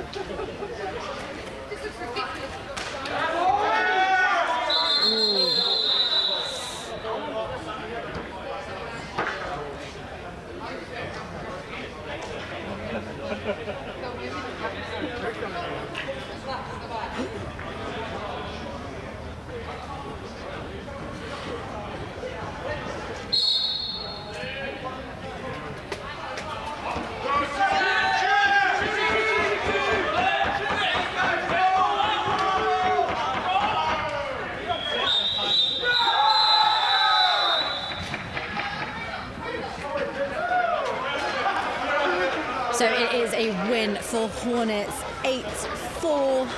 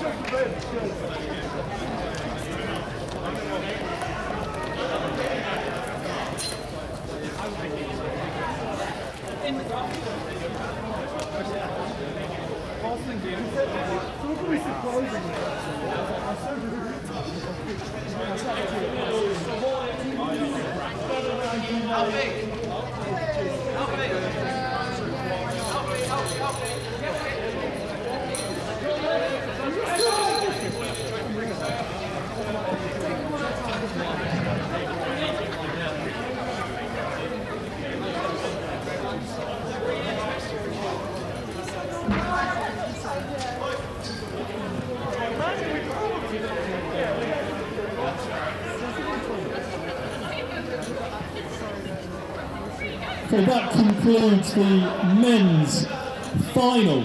We will get straight into the trophy presentation. Let's have a big hand, first of all, for our losing finalists, the Steelheads.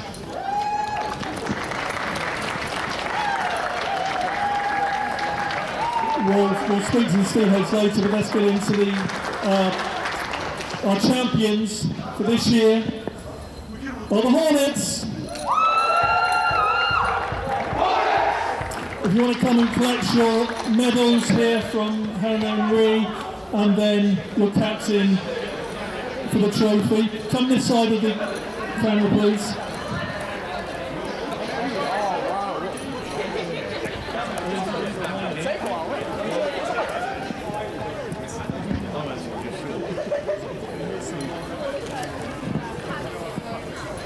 So the Hornets went through the entire season unbeaten.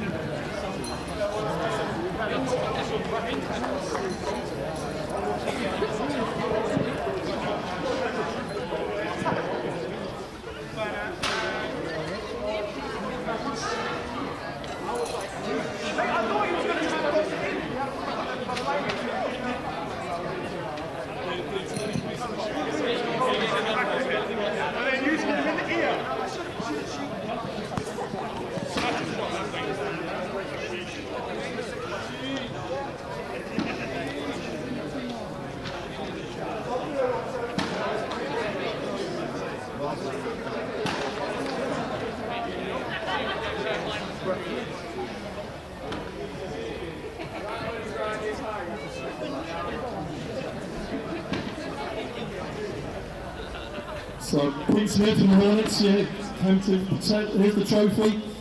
Congratulations to the Hornets!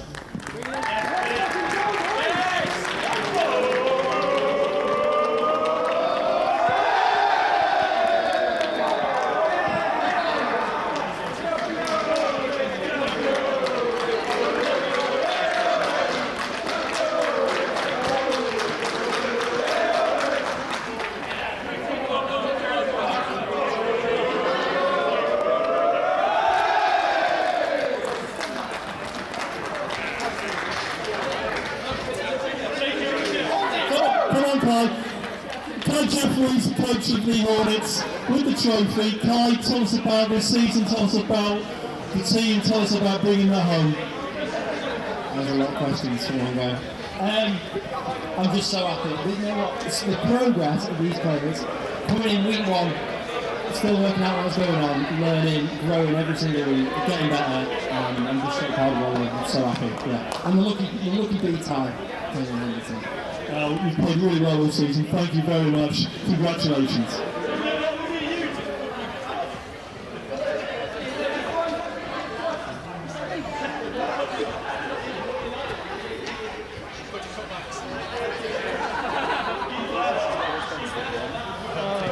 The number one seed is going to be that team. So you need to be over there,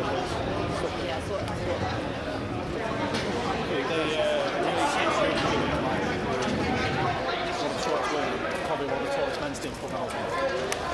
I know. I mean, you did a great job. Thank you so much. I love how Beeman, you're very differential. I was like, oh, it's quite nice. It's like royalty.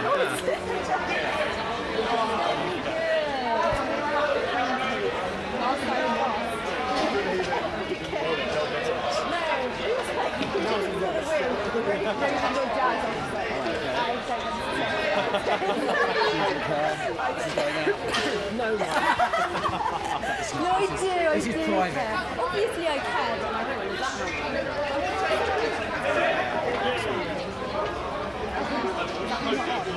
Look at this.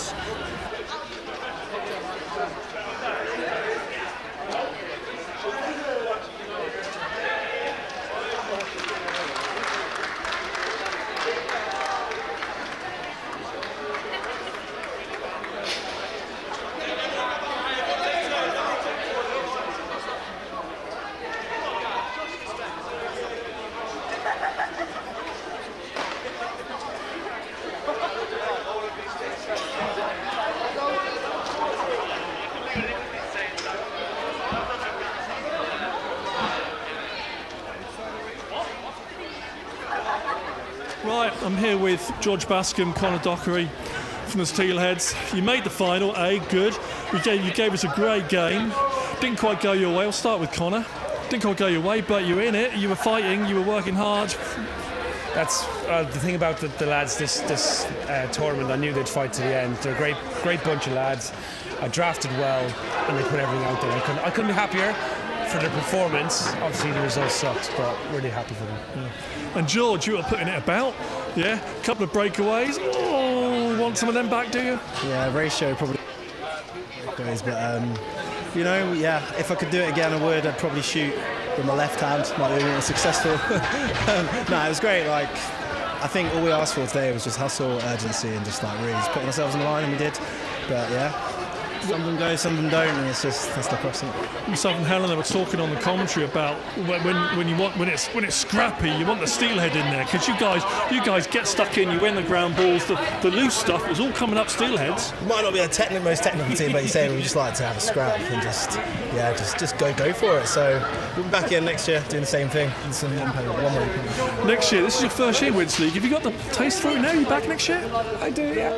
I have family commitments that take priority. So if I'm allowed, we'll definitely go into discussions. But I did have fun this year. Okay, thank you guys. That's the Steelheads. They were well-deserved runners-up this year.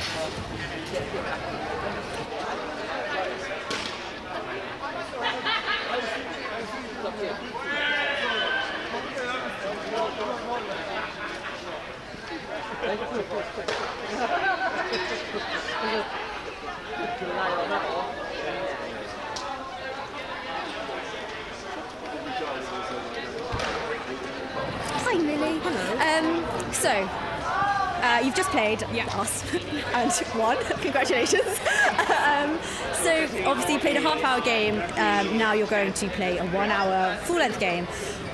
You've played Ravens before. You kind of undoubtedly have watched some of that tape, X, Y, Z. What, if anything, are you looking to change between the playing game and the final? Well, we've changed up the lines a little bit. We tried out something new with our defence and our defensive lines this time round against Blaze, and that worked really well for us. We're going to try the same thing with our offence. We're trying to give a little bit more structure towards the team, and we're trying to manage gameplay a little bit more from the bench. I always forget we can take our goalie off when we've got a penalty coming, so really happy we managed to take advantage of that in the last game, and it's something that we're going to try and look to do as much as we can when the opportunity presents. Great, and obviously we've played over 4 weeks. Jags have got a real mix of people who've played before, played a little bit before, never played before. How do you think the development for those players, or all of the players, has been from week 1 to week 4? Well, I mean, I've loved to watch them grow, especially the ones who started out with not much field lacrosse and not much box experience. It's been really, really great to see how they've been able to learn from our more experienced players, and especially all those who've been on the England training squad, who've learned so much over the past year. It's been able to teach the rest of their team, and we're trying to keep our lines nice and fluid and nice and mixed between players who have more and less experience. We've got lots of really, really good field players who we can learn a lot from, but we've also got some really strong box players who are really leading this team. Great. And final question, so you've come off the back of being like an intern coach with the England programme, now to assistant coach with either the runners-up or the winners of Winter League 24-25. What's next for you? I'm actually head coach of the Jaguars. Oh, I'm so sorry. It's okay. It's great. I am really, really happy with how the team has taken on my feedback. Great to have Albie as my assistant coach. He's been really, really supportive, especially when it's hard as somebody with minimal box coaching experience. I've got loads of coaching on the field. It's been really good to have someone with that much box knowledge at my side, supporting me, but letting me make decisions as the head coach. That's been really great. Great. Thank you so much.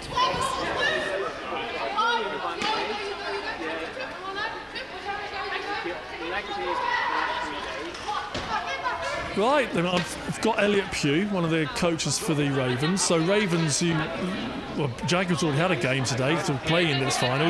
You've been there. So what are some of the key points, key messages you talked with the group leading into this game? What have you talked to them about?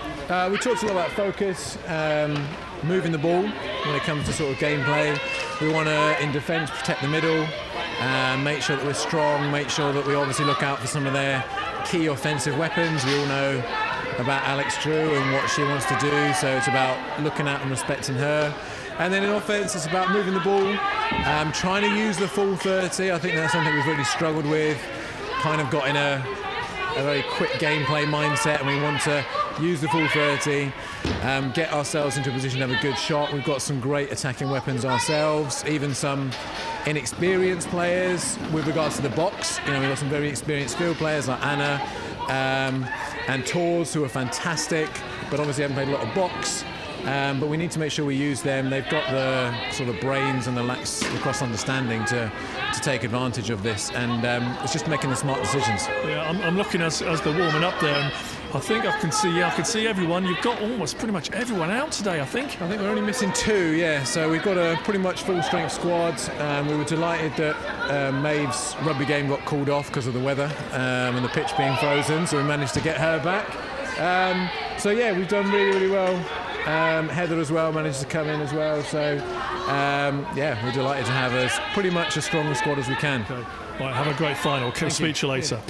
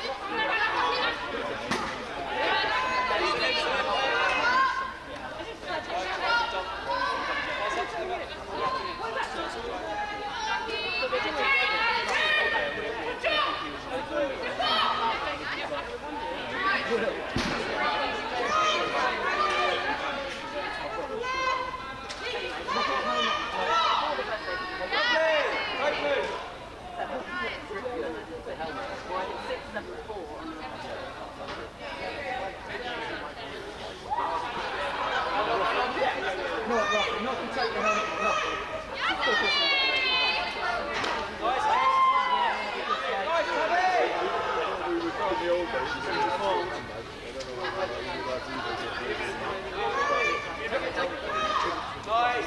Lovely.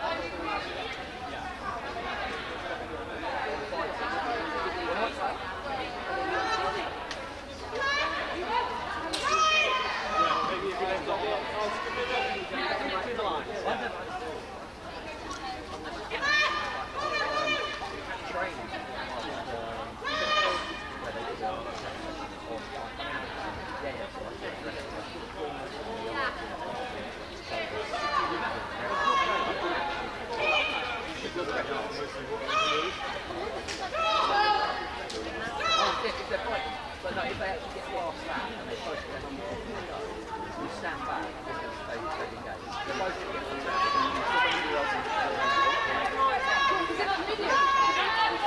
yeah, because what happens, with what says the rest of the time, what happens as soon as one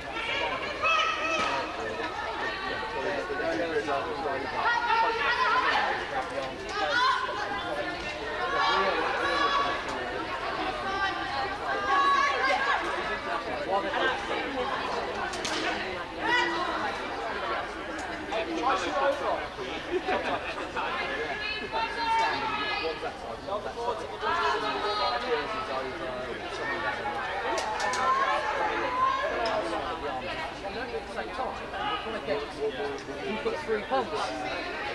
You can look at each other there. Yeah, we're there.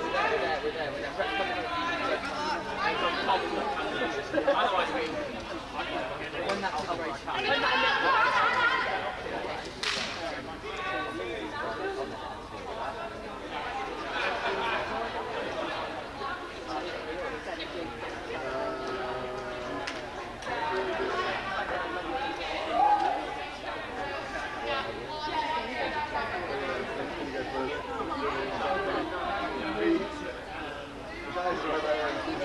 Everyone else is watching. My referee said they're not decided to do it.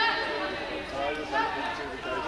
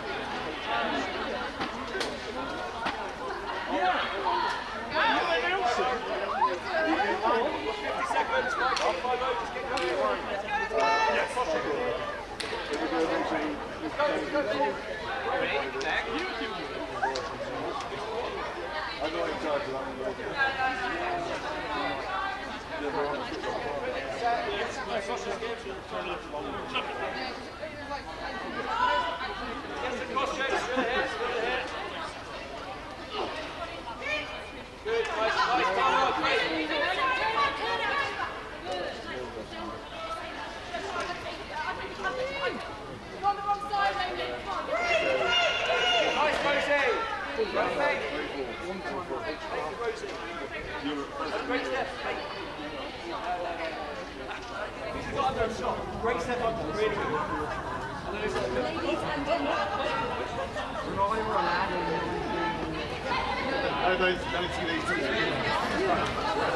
Okay, thank you so much to all the teams that played today. We are now going to be getting the final game of Winter League 2024-25 underway, with arguably the biggest game of this whole series, the women's final, Ravens against Jaguars. So I'm going to call the team for the Jaguars first. Number 1, we have Alice Bolton.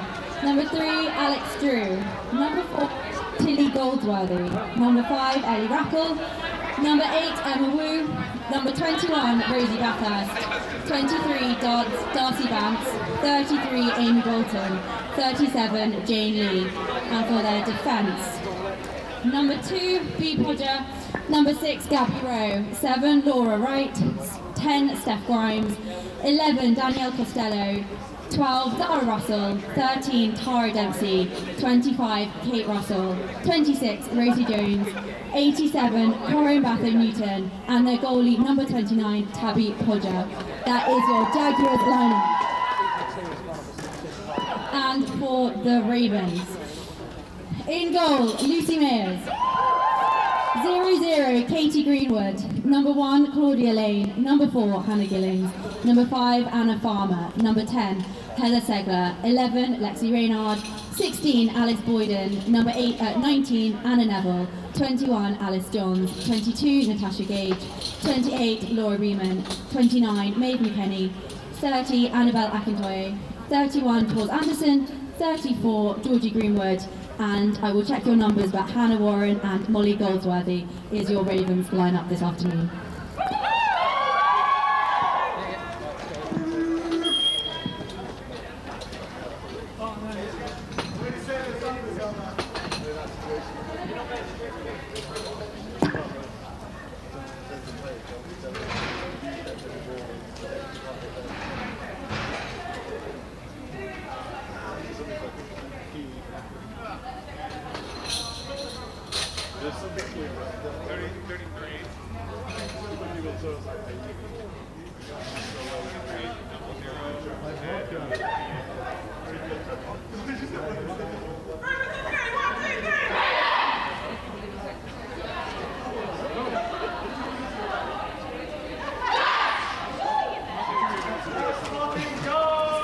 So should bring that back anyway.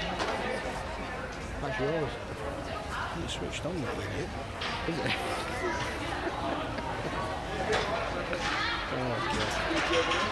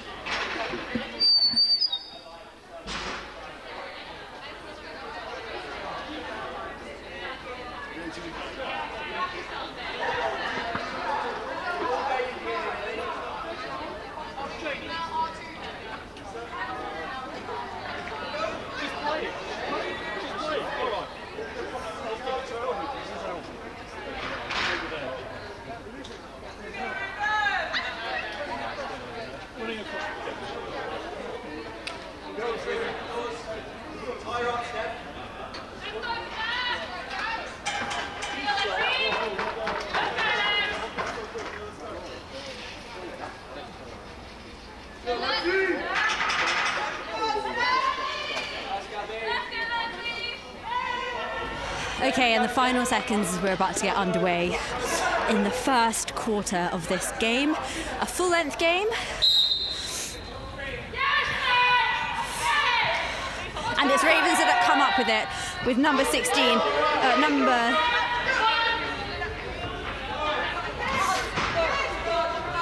No, I think that might be Anna Neville, but I've got her down as the wrong number, so I will double check that.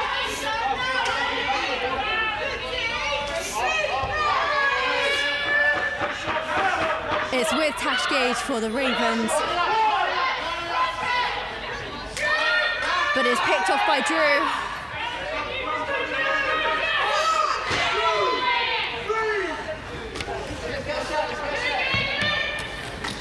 With a shot from Rosie Backhart, but it goes wide.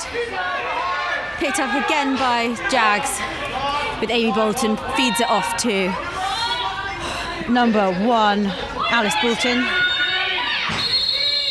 But there's an arm going up. An arm going up for too many men. Jags too many men.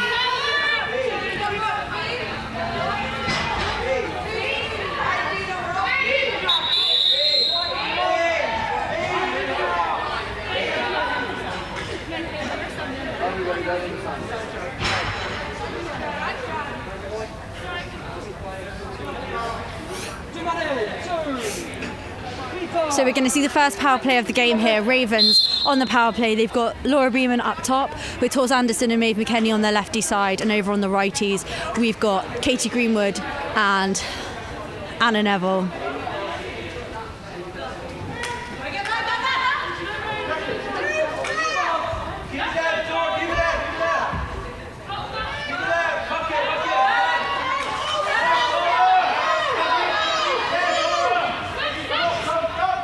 A shot from Laura Beeman, an attempt to reset the clock, doesn't quite materialise, but Ravens have done a good job of getting their defence on nice and early. Jags are going to be on the penalty kill here.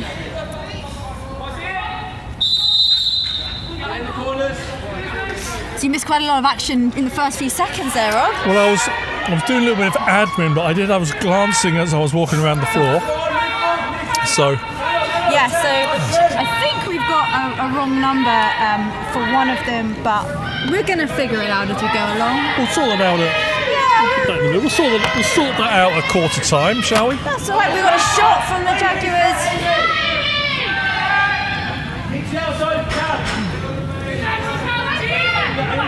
So lots of interesting points in this game. One, the first might be, are the Jaguars a little bit fatigued? Have they cooled down and now not warmed up again? They don't look it.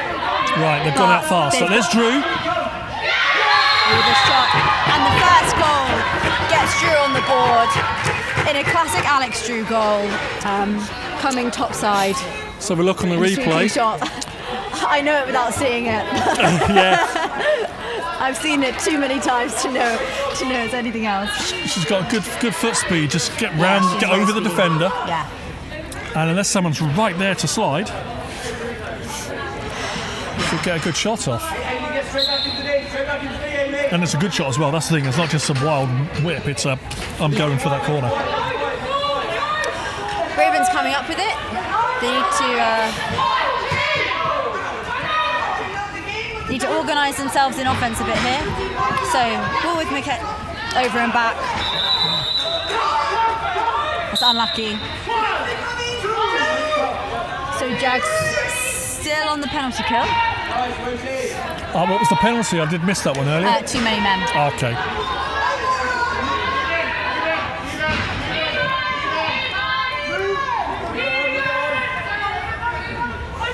I think the penalty's released. Oh yeah. Oh, it would have been. Yep. Anyway, it's 5-on-5 across, and no over and. But there is an over and back. There is Ravens ball. So I'm going to have a good look at Tors Anderson today because she's the Ravens top scorer. She is. Yeah. I'm trying to work out. I need to work out the maths. How many she needs to overtake Alex Drew as the overall leader? But I think it's going to be about 8 or 9 goals. Well, it's maybe a... Well, there's one of them. There's one of them. Potentially a slightly unfair one to call because Drew's obviously played a game already today and scored a few. So... Yes. More game time. But you never know. I would back Anderson all day to score plenty of goals. So we've seen her do it. So, yeah. What Jags need to do is make sure that she's not left on a one-on-one. That there's no both of them. Yeah, both of them. You can't just let one-on-one. You've got to have someone nearby. And if they can do a great assist and find a pass, that's fine. Right in front of us is the action. But don't give them the easy. Picked up by Anna Neville, who's holding on to that for dear life, gets away with it, makes a drive for goal, takes a shot, goes wide. Picked up again by Claudia Lane. She'll love to do a sweep and a shot here. looks to pass it off, gets it to Tash Gage, passes it down to towards Anderson, back up to Beeman, getting something a little bit more settled going here. Yeah, the Beeman, Lane, Anderson, that trio have been really quite dominant for They've been Ravens. successful, but I heard some intel earlier, which was that. Bit of goss. Well, yeah, just that Claudia's not out in offence, so she's down as a defender today. Will be potentially coming up into offence to do some of the stuff we just saw Hey, there. but she's talking getting those transition goals. She's got absolutely. speed. She's got speed and she's got a shot on her, so back all day. Looks like Darcy Bant's going to take a shot. Goes wide, but they did get the reset if they can turn over, which they've done. With Rosie Bathurst looking for a dunk, doesn't quite connect. I love the confidence of Rosie though. I know Rosie quite well from England stuff, and I love her the confidence that she's developing as an offensive player to take on those dunk shots, those behind goal opportunities. It's such a mental switch to even attempt those things in a game. Yeah, absolutely.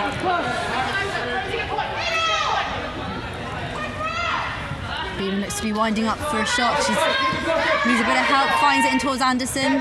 She can get underneath or top side. She'll take a shot, does go wide. Nice little bump there from Beeman, just open up a space for Anderson to get top side there. Rosie Jones gets it away.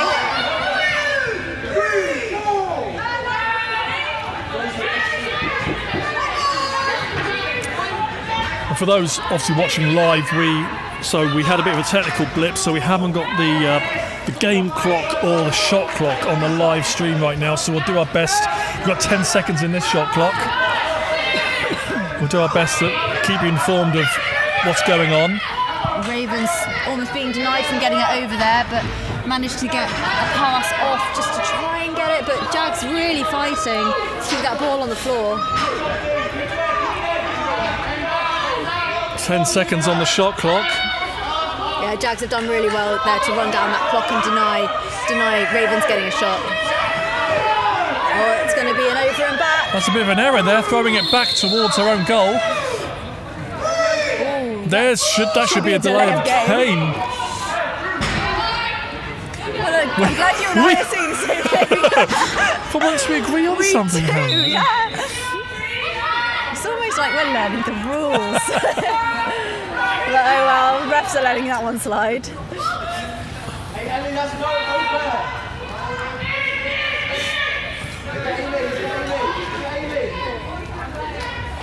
Is that Ellie Rackle behind? It's Alex does Drew. look like. Was it? Does look like Ellie Wriggle. Ellie Wriggle. Out in Utica, the commentators kept misnaming her as like Ellie Rakel, Ellie Wriggle, and like it's because she's so squirmy in offence. We just call her Ellie Wriggle. Oh, is that how we call her the first of this game? Yeah, that's her nickname. You'll Wriggle. see she's a little wriggler. Yes. Okay. Apologies for any Rackle fans. We're going to call. We will call you by the names we think that you should have. Wriggle. Here's Anderson. Spinning, twisting, turning. ripping. There's a shot. It's on target, but straight into the stick of Podger. That's a long outlet to nobody. Maybe a panic clear. Well, time was ticking. Heather Segler's got it and brings it down the floor.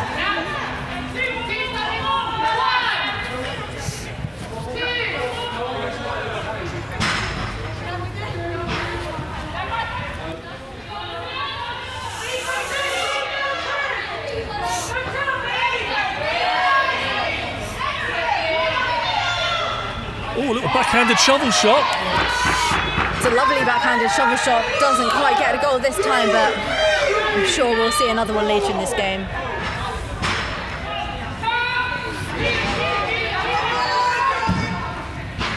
In the stick of Mayers. So she'll find an outlet. Doesn't quite connect with Georgie Greenwood, but still got it. Looking for a shot. Gets the reset, but is Podger going to collect this one? Fairly even end-to-end action so far. Yeah, you would say so.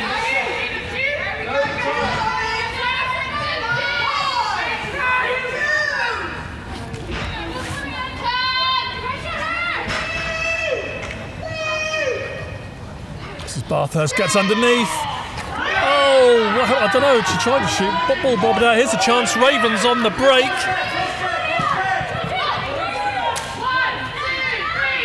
Goal. Lane. Just loads of Ravens and not many Jaguars there. Well, now I'm looking at the replay. We've got 2 Ravens, 3 Ravens in the shot, 4 Ravens in the shot, and only 1 Jaguar. Yeah, only so much you can do as a defender at that point. Like, where's your priority?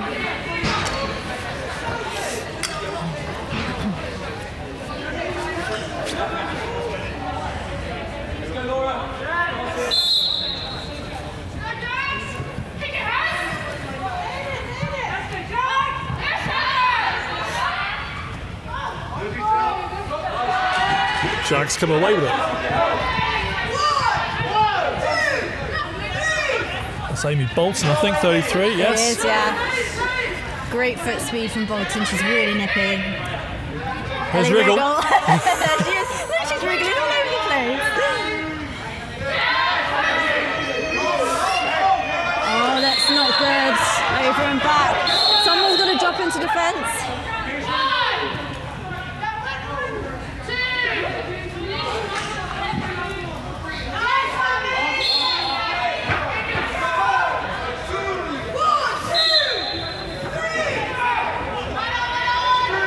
Who's on the ball? That's Ellie Wriggle. You know, she's a great, she's a great player, great person. I'd love to see her get a few goals on the board today. I'm sure she would too. Oh, straight into the stick of Drew. She gets a shot off. There's Wriggle. Oh, save. denied. Good save. That's off the goalie. There's no okay, over and back okay, there. Yeah.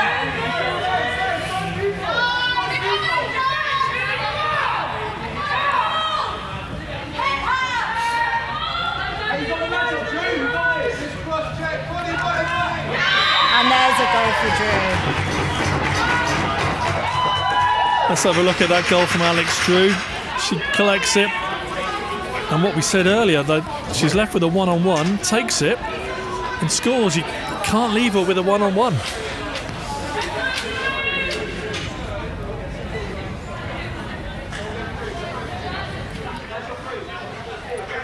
Yeah, I heard a call from Albie there. You've got the match-up, Drew. So I think that, not that Drew needs the confidence, but it might have just given her that little spark to take that one-on-one. Exactly. Just, I expect she's got the awareness to see that she's got the one-on-one. That's the first thing, knowing that you've got the one-on-one, and then going, I can take this player on. Here comes Wriggle. Oh, she hasn't quite got the numbers on though, or not in towards the goal she wants. Just looking at the time, we're coming up to the last minutes of this opening period in our women's final, Winter League 24. It's absolutely flying by. Oh, that's a nice low-to-low sweep shot from Ellie. Now we're inside the last minute. Here's a breakaway chance. Saved. Anna Neville with the shot.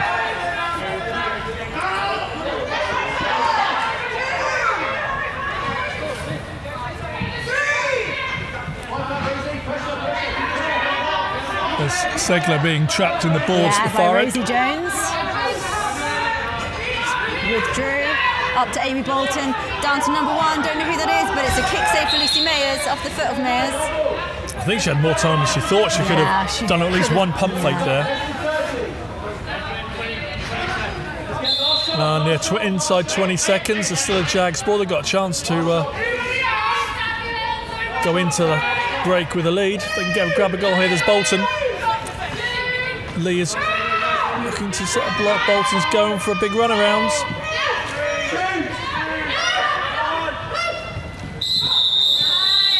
Quarter time, we're all tied, 2 each. Ooh, I think we're going to need to take a little breath there, get our heart rates down. We'll be back in 2 minutes.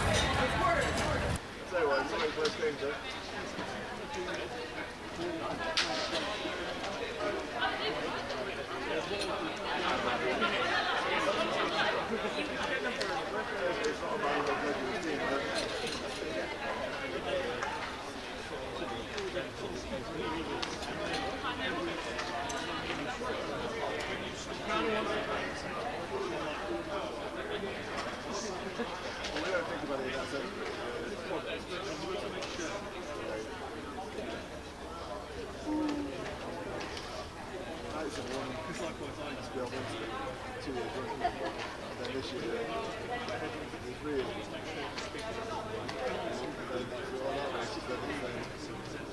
only 4.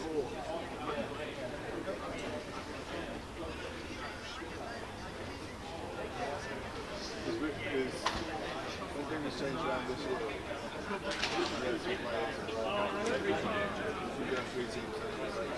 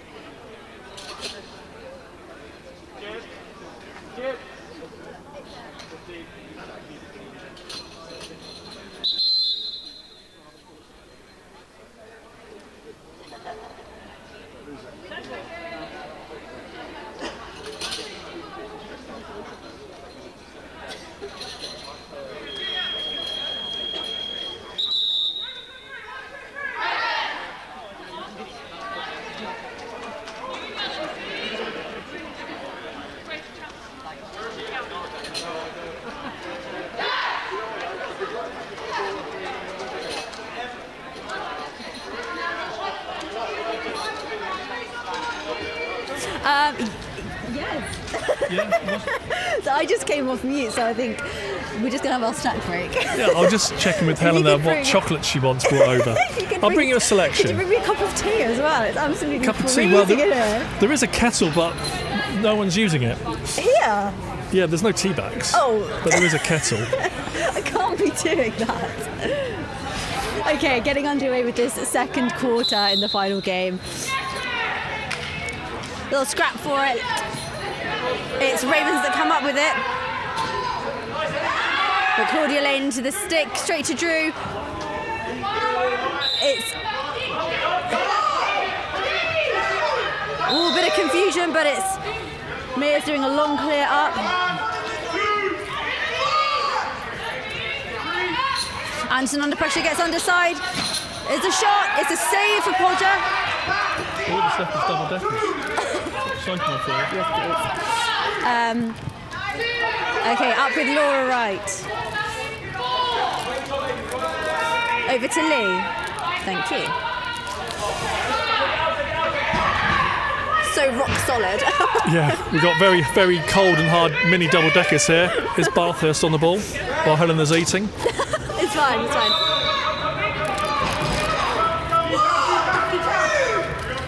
Ball collected by Georgie Greenwood, who passes up to Hannah Gillings, down to Tools Anderson, who, interestingly, was starting on a low righty side.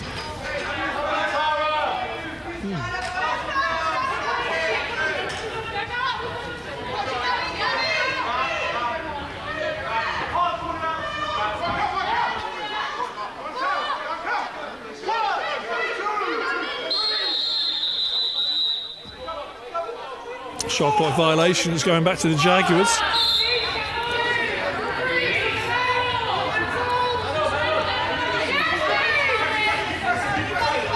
Wriggling away from Maeve McKenney. We know who it is.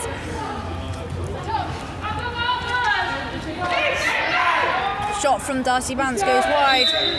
You can just see Drew hanging here in this lefty shooter spot.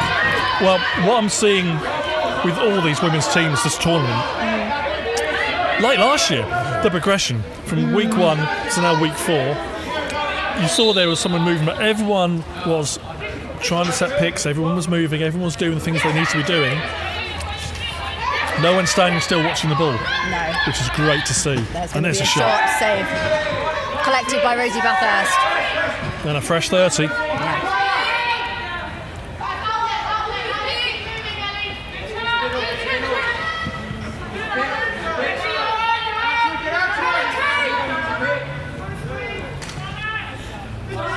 question for you, Helen, there, with the group. Obviously, you know many of this group. Are many of these group? Are they watching some of the lacrosse on TV or on social media, the NLL stuff? Are they watching a lot of it just to understand more about the game? Well, from people that I've spoken to, it was very exciting that we've got the opportunity to watch the NLL for free this year.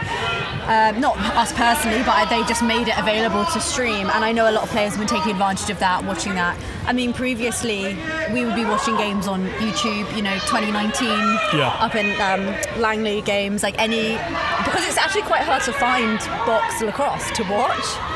So, our experience of it was coming here, watching the men's games, seeing them in person.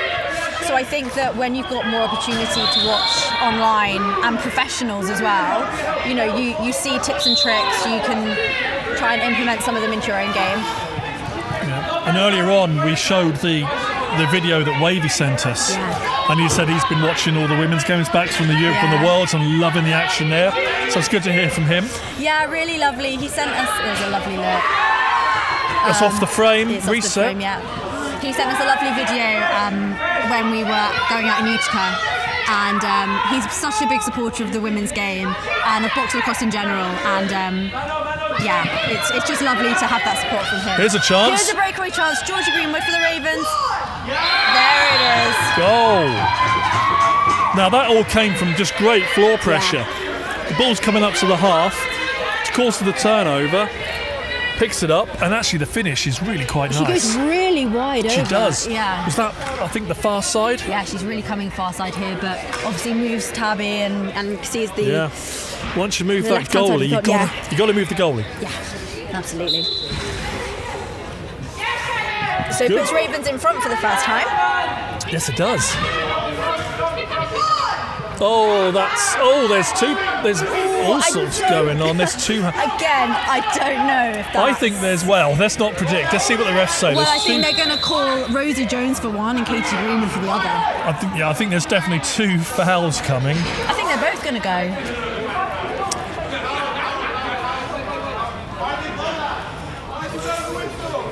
I don't know. That's quite soft, in my opinion.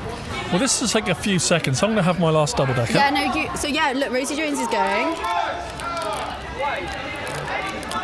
Her hit was a little bit hard. I thought they were going to call Katie Greenwood as well, and that just didn't feel. It was just she was just setting a pick. Like it wasn't really a push.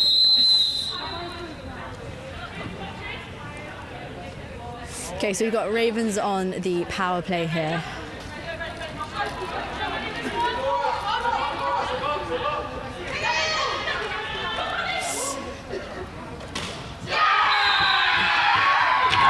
That's a very nicely worked goal. Yeah, really nice.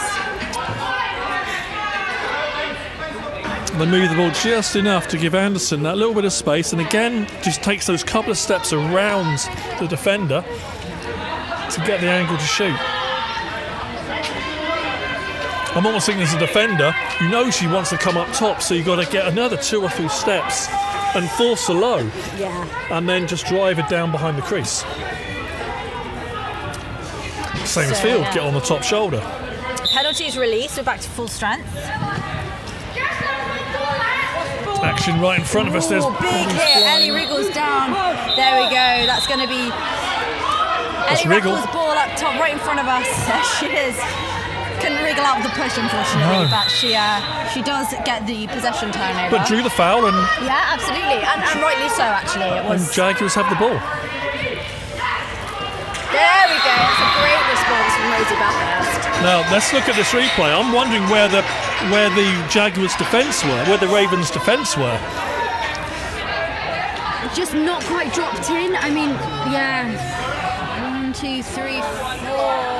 I think everyone was looking up the pitch. I think didn't know that she'd sort of hidden behind the goal. Maybe just not great game awareness at that point, And then just sneaked around the crease, wide open, bang bang. We are back. So it puts them back to within 1. Ravens still with the... Ravens still up, yeah. Yeah, but it's picked up by Heather Segler.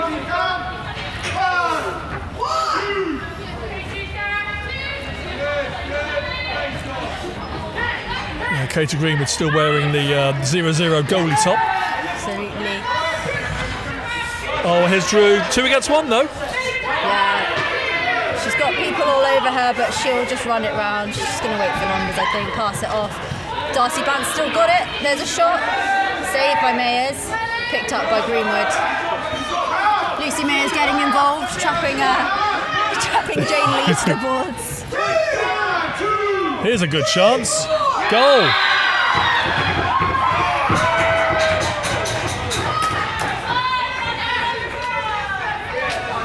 That was well worked again by the Ravens.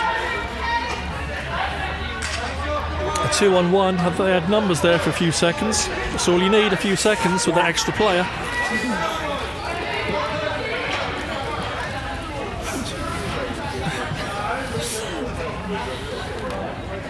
I'm trying to see who 15 is for Ravens. Oh, they don't have a 15. No, someone must. We'll try and get. Maybe 5. We'll try and confirm some of those numbers so we can call the right player, give them credit. I checked these numbers. give them credit when credit's due. If you see them again, point them out, I'll tell you who they are. It was the assist in the goal for the last one, that's what I was trying to work out. I think it might have been... It was Tasha Gage who finished it, 22. Was it? And I thought I saw 15 as the assist, but we'll work that out. We'll look at the score sheet at half-time, maybe. And speaking of that, we have 6.5 minutes left in this second period.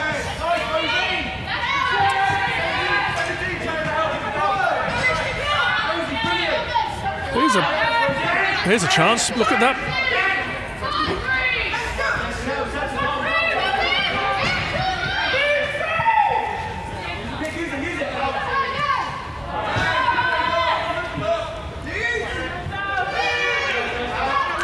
This is Amy Bolton.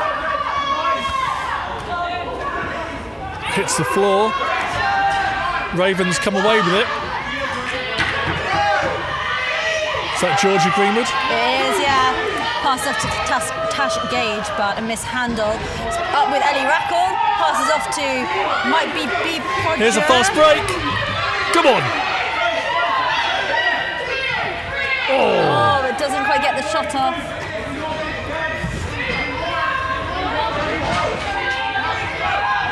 But it's looking to still be with Jags. Oh, straight into the stick of Ravens.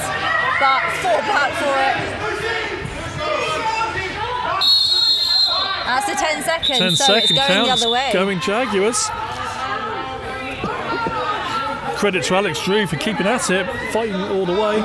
But now, as I say it, she's being ushered over to the penalty box. Oh, it is. I thought that. Thought it was going to be going the other way. A slash. So okay. Alex Drew getting a slash.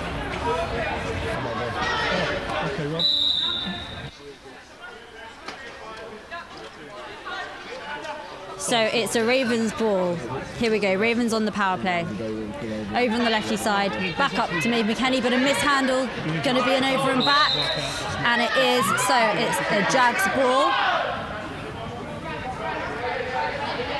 Picked up by Laura Wright. Under pressure from Katie Greenwood.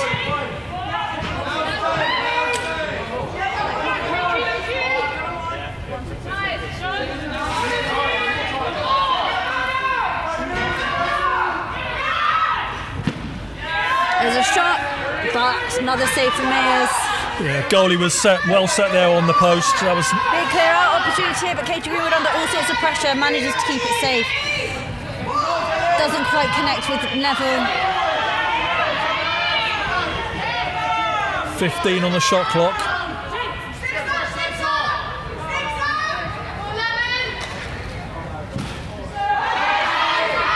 And a save for Podger. She's looking for an outlet here.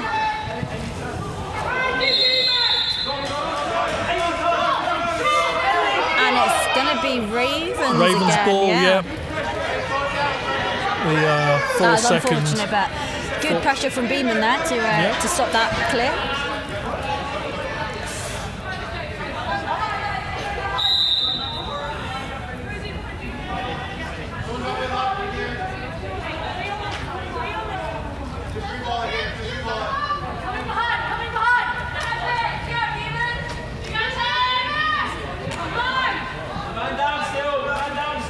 Yeah, the Jags falling a little bit out of formation there. Jags penalty has been released. Yeah, back to full strength. If they want to get a shot off, they need to do it soon. Shot clock's going to expire in 3 seconds.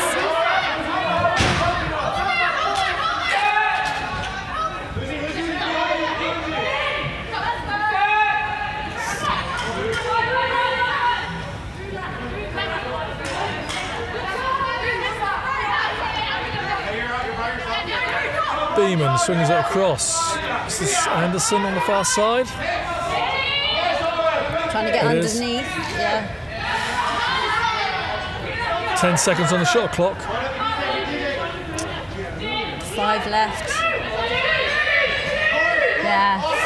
Ravens offense already leaking to get a defender on. Yeah, that was good work there. You may not see that on the camera, but Ravens got one of their offensive players off really early to get Akintoye on. Yeah. Stopping any chance of a Ravens fast break. Sorry, of a Jaguars fast break. But here's Bance behind the goal. Under pressure here. Good flick away. Yeah, it's with Mears. She hasn't quite got a safe outlet though, has she?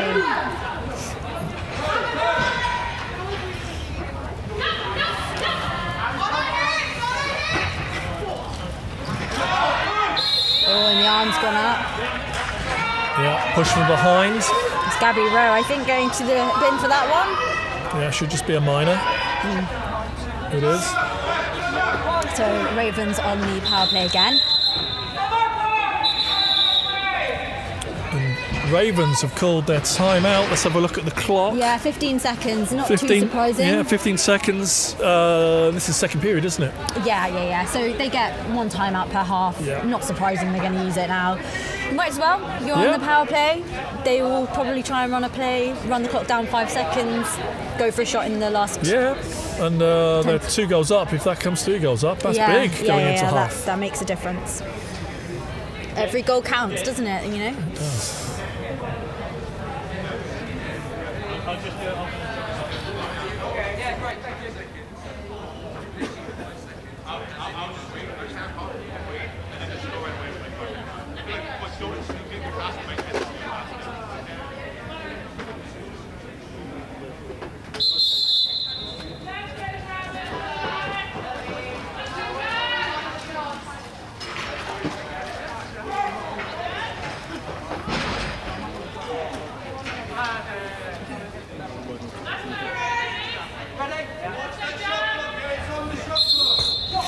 Okay, shot clock is game clock. I count it down. We have 10 seconds. Yeah. Okay, and it's 5, 4, 3, 2, 1. Right. They are calling it timeout, 2 seconds. 2 timeouts. They're going to pull their goalie and I think pick it up and just take. Well, I don't even think you need to pull the goalie. With 2 seconds, you just need to. True. But I think they have. Unless Tabby thought that was half time. You're just going to rip one. 2 seconds. And they might as well. They've got it to use. You've got about 4 strides. 1, 2, 3, 4, and rip the ball. Although what I did see a few years ago at the Alex Zabreski Memorial when I was watching that online, everyone thought there was just going to be a shot from top. But there was like a 40-yard rocket pass to someone on the post who quick sticked it in. And it was a 2-second goal. It was outstanding. And there's the long pass out. Drew's got it! Oh, there was an opportunity. God, they had the chance there. Yeah, they did. They really did. Could have happened, didn't happen, but that is half time. That is half time.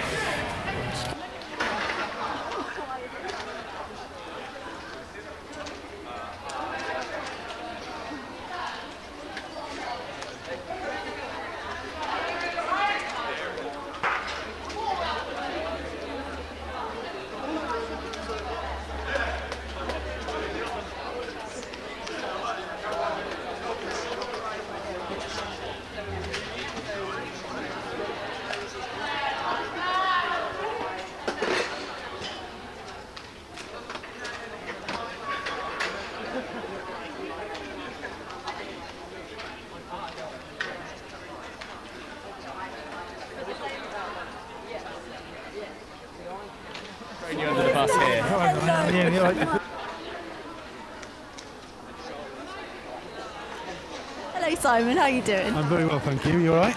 Yes, thank you. So, women's final. Score is currently, good, thank you, 5-3 to the Ravens. This is Lucy's dad, goalie Lucy. She's doing a good job. Yes.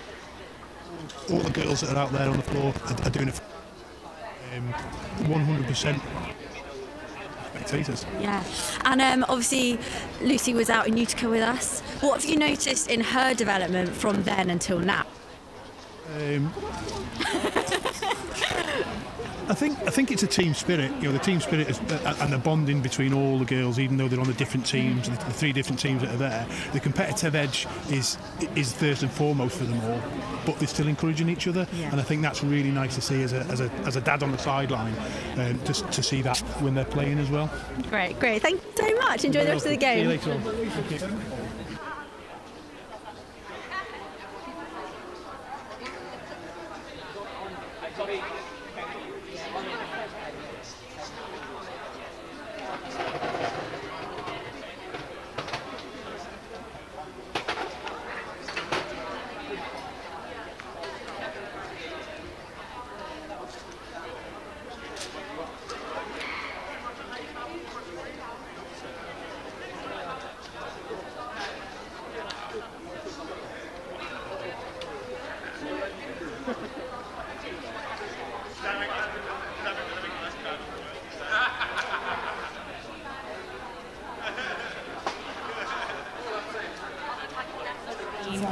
So I've got Meredith Ingham-Clark and Izzy Keane, Blaze players, so running Jags gates. Yes. What, any thoughts, any inside scoops? Well, firstly, we're running the gates because this is what this whole tournament is really about. Developing the women's game, developing access, and at the end of the day, although we were drafted to 3 separate teams, we're all in this together. And one team, one dream. Absolutely, and I will lose my voice running the gate for the Jags, I don't care. You know, we've seen in both the earlier game and this game how key those transitions really are. So regardless of who's running your door, just making sure that you're getting your personnel out on the floor as quickly as possible is really, it can win and lose games for you. Great. And obviously Jags have already played today. Really put everything into that 30 minutes, obviously wanted to come up with a win against us. But I don't think from watching it here that they look fatigued. They're only 2 goals behind. We know how quickly they can score in transition. Do you back them to come up with a win? I think so. I think it's hard to say at the minute. I feel like also looking at the team sizes, I mean, Jags have slightly, like a couple more players, so I think maybe because it's a 60-minute game that could edge them at the end. It's a great thing about box that this is a game of runs, and that can work for you and it can work against you. So do not count the Jags out of this fight. They're only 2 down. We've got a lot of game time left, and this is their, you know, for a lot of them, this is maybe the second ever full game that they've ever played. And the experience of a full game is just completely different. So they need to keep their heads in it. They need to stay really fired up because I think Jags could take this. Well, absolutely. I mean, we saw they took the first goal. They scored 1, Ravens, Jags, Ravens. It's only in the last couple of goals that Ravens got a goal, 2 goals ahead as it is now. But the fight is very back and forth. So run, so to speak. So no, exactly. We haven't quite seen that momentum swing either way yet. It's been very level. So yeah, really exciting for the second half. Have fun. There's an interesting thing that Coach Millie Geddes has been doing with her team that it seems like every single face-off, their approach was to overload, defensive overload. Towards the end of that quarter, they started evening it up, but I'm really interested to see what she does in the second half. Great, thank you guys.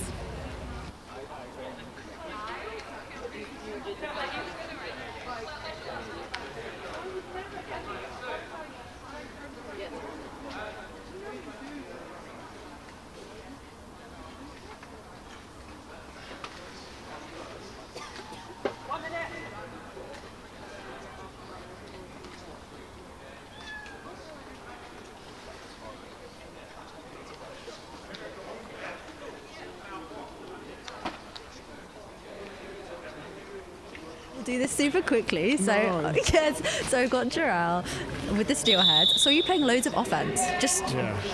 I do what I'm told. No, it's all right. Yeah, just to change it up a bit and just try to calm it down a little bit and try to pull it back. Yeah. Was the directive. Yeah. And we ran out of time. But it was fun. I saw you take a few shots though. Yeah, try my best. You'll get them one day, champ. One day. Yeah, one day. We'll give it a go. It might happen. And what's your role here for this for the Ravens? Running a door. Great. Helping. Very important. Yeah, exactly, just helping out. Just trying to be loud voices so they got the best opportunity to just get out there and run. Great. Thanks so much. Enjoy the rest.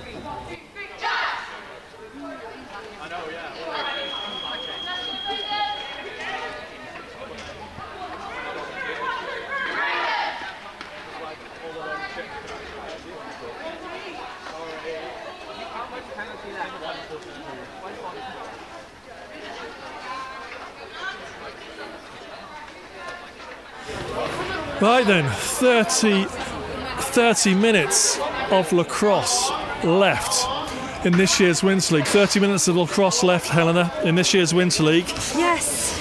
Oh. Gosh, only 30 minutes. I know. So they've got Jags is still man down here. Few more seconds on the penalty. I'm not sure how long, to be honest. They've gone with 3 on the defensive half, which is sensible. Need to get this ball out at some point. Those Ravens have come up with it. But under a lot of pressure from Drew. Beeman's open. Yeah, found her.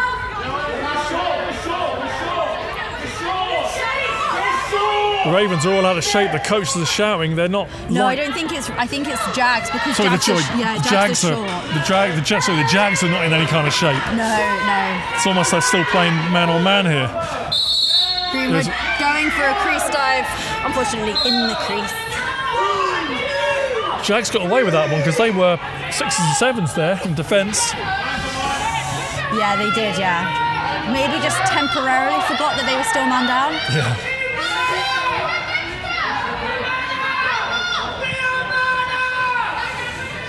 Is that Lucy's shout? Yeah, that is loud voice from Lucy Mayers. We are man up, and yes, they are. So, like, what does that mean for Ravens? What's their?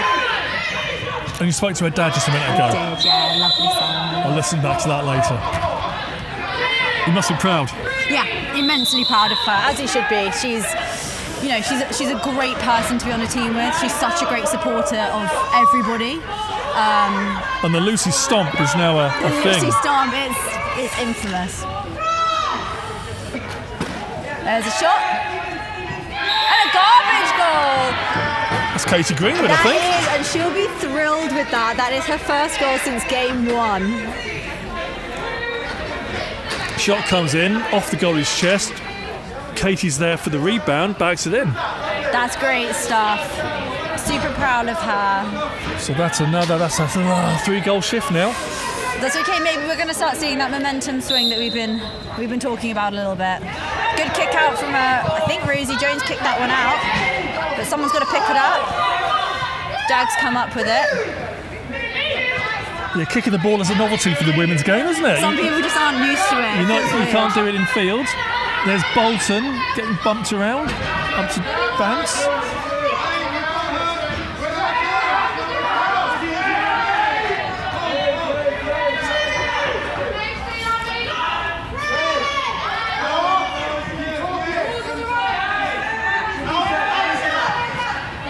There's a goal.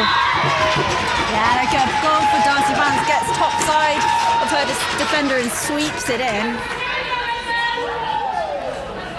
Another rebound off the goalie, and Darcy's first to get it, and kind of does almost a kind of a sidearm shot. Yeah, like a sweepy shot. Didn't look the nicest shot, but found the corner. Yeah. That's all that matters. Right, that's got it back to within 2. Yeah, we might be seeing the start of that swing. And we're now at that phase where that bottom corner of the field gets a little bit dark. They're in Oxford in the winter. Big shadows on the pitch. Is there a big difference playing early and playing late? Have you noticed it this season? If you're in the early game or the late game? I mean, I can only comment on it personally, but because I've usually been here with you pretty early to do this, like when we played later, it felt like a long day. Yeah. Whereas like playing earlier, you kind of play and then I can almost like relax. And also because it feels dark. Yeah, does it playing with the slightly darker corner there in the far side? Is it noticeable, or you just get on with it? Well, you just get on with it, but I think you do slightly feel it. Like playing this game, it was a good look. And that was a good save. Yeah, it was a good save. Hello, there's a bit of. But still with the Ravens. There's Steph Grimes getting stuck in there, unlike Steph. Steph, I would put money on her getting a penalty every game. She loves a little bit of action. And Steph's one of the quite a few of this group now. She's playing men's often with my team. Yeah, just to get extra time with helmets and gloves on. I know that Jane Lee still plays a bit of men's, I think. Yeah, you do see it a lot. Izzy Keane is playing with, and Claudia Lane, I think, are playing men's. Izzy's certainly playing with one of the Camden teams. And how long will there be ever a women's field with men's rules games? It's impossible to say, isn't it? I mean, never say never. I don't know whether there's really like the demand for that right now. I suppose with everyone, this is enough. And there's already probably too much lacrosse on our calendar. Oh yeah, gosh, yeah, we need a second calendar, but I don't know. Here's Wriggle against Lane. Yeah, wriggling away up. And Lee. Oh, she had that. The defender. Who's that with the red helmet? Alice Johns. Soaked that one up. She certainly did. Heather Segler giving us all kinds of. That's a loose ball. Yeah. Tell the audience what's it like being hit in the head by a shot. Who? Tell the audience what it's like being hit in the head by a shot as a defender. Oh, do you know what? It hasn't happened to me. Wow. No, I've not been hit in the head. I think I took a lot to like the thighs in Utica.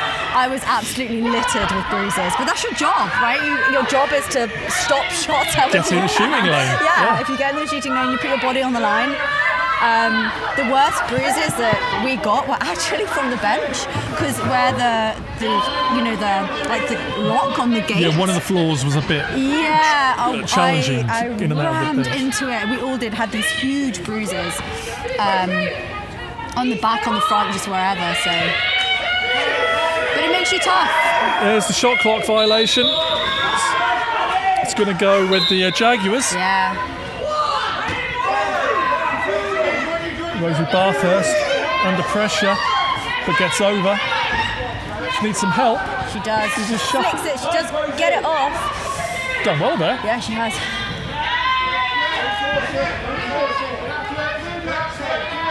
Drew, here it is. Gets through. Almost everyone takes a shot off. Saved. How did she get the shot off there? Players all around her. It is a sort of a feat of modern lacrosse. I'm not sure. There's a shot. Oh, I thought it's gone really quiet. It's behind the goal. I heard it. I saw the net ripple, Yeah, but it must have been from the side of the goal. There's a diving shot from Drew. I know she's a bit gingerly. She might actually have taken a knock there in that diving shot. She's reaching for her shoulder. Lord Beeman coming in. Oh, hello. You can't go and hit the goalie like that. Laura Beeman, I should walk over to the penalty area. I mean, should we? This really might play be. It might be a major.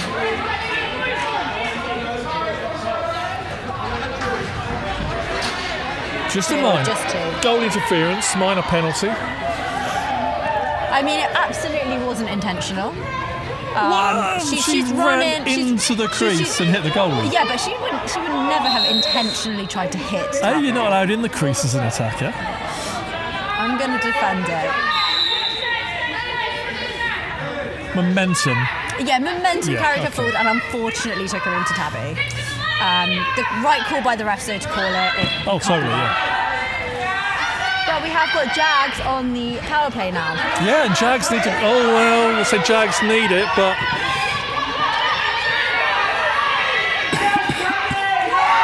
Tabby's done well there. Now Lee. With a shot, save Lucy Mears.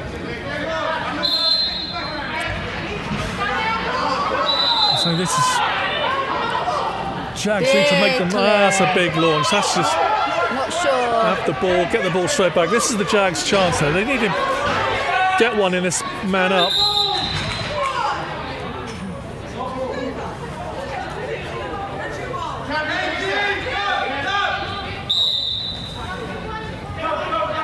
Jags need to capitalize on this man up situation, this power play.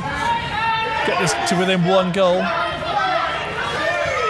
Here's our wriggle. There she is. What's she going to do? Oh, tries to get in the middle, gets there, gets the ball taken away. Trouble, breakaway. Breakaway opportunity. Georgia Greenwood loves a breakaway. And gets it. There we Finishes go. it. Finishes it nicely.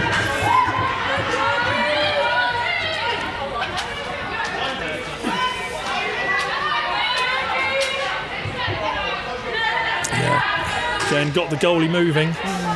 Went, I think, got shot under the glove there. So the one place you don't want to lose possession is top centre. Yeah, absolutely. That's the price you pay. Right, back to a 3-goal game. And actually to score when you are down as well, like that's it's a not dagger. an easy feat. Yeah, that's going to sting.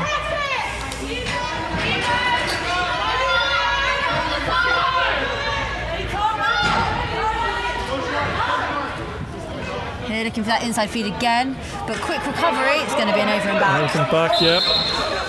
2 Ravens are there, but they all just go. Lane peels away, Anderson okay, stays. They've got numbers.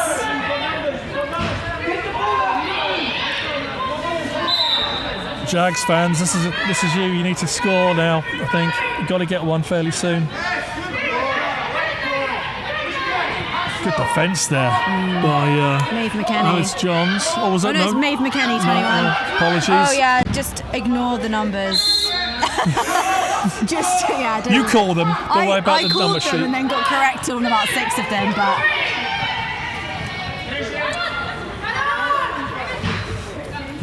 Here's Anderson. Not quite finding space to cut through that middle, but must have somebody. Oh, gets round. Still with the Ravens. 10 on the shot clock. Oh, that's going to be over and back. That's a good. Oh, and that's a delay of game. Who's 21? Yeah, Maeve McKenny. That's out. It's Maeve McKenny. Alice Johns is wearing a red helmet. All right. Okay, McKenny's going to the. She's going to the bin for the delay of game. I think that comes from not fully knowing the rules. Yeah. You soon learn. Once you've you had make your that delay of mistake, game penalty, you go, okay, I'm not allowed to do that. There are a lot of different, quite nuanced rules that you just don't have. Yeah. Like in field lacrosse or even in like sixes or any of the other formats. So yeah, it does take a minute to learn those. Lee, top centre.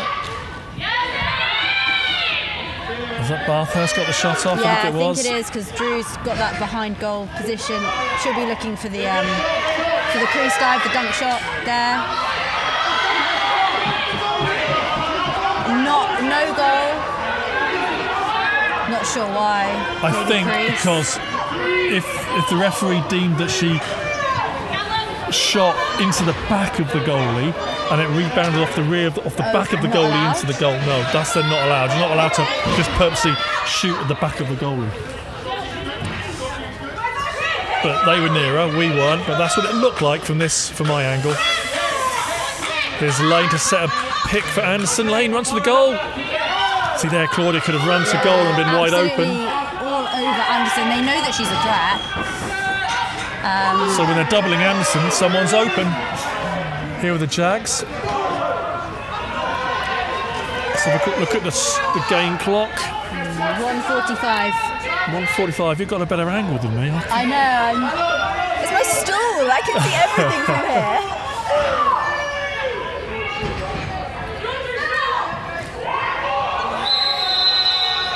There's a goal. Oh, did that get Did it get deflected? Deflected the fucking toy and just got it, just went in the net. That's a heartbreaker there. Let's have a look at that. She does look like that something has upset her. Did it go off the back of her? Yeah, oh dear.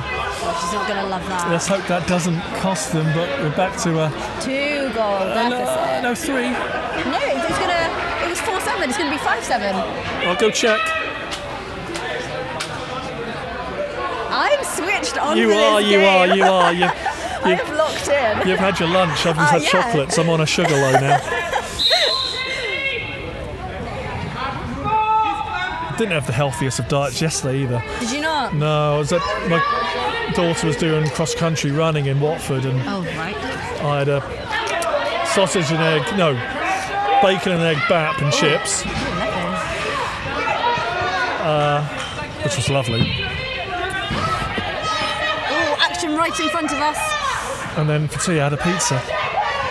Gorgeous. Yeah. Wow, how lovely. Yeah, maybe not the athlete's diet, but it's the weekend. There's a shot, rebound, coming back, put down. Who?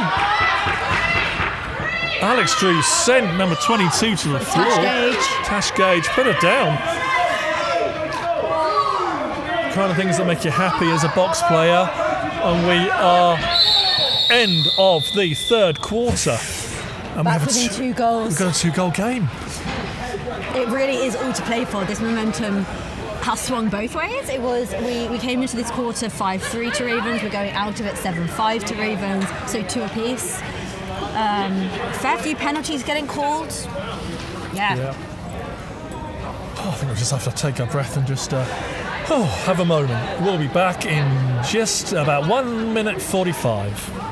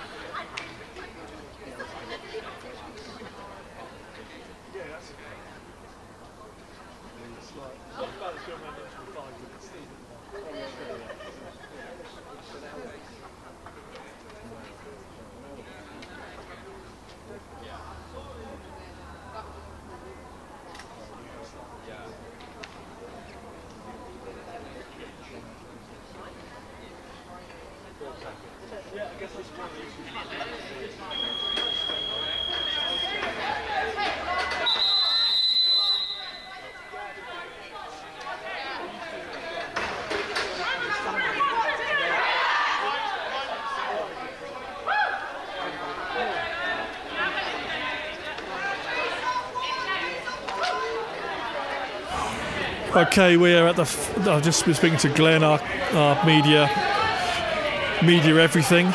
It's the final stretch, 15 minutes left of Winter League.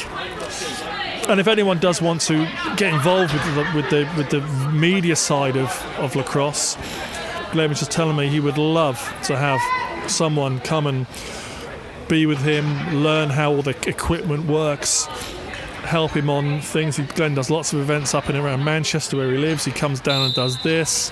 He comes down and does Southern Flags.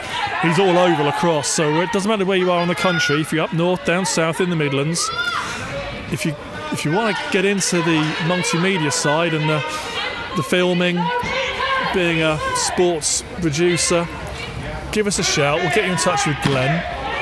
He'd really love to have some help. And if you then love it, you can make it your own business, because there's enough lacrosse to be filmed everywhere around the country now. Okay, Helena, here we go. Yeah. Last 15 minutes. Here we go. So And- we've switched ends. Got to click my head back into gear now.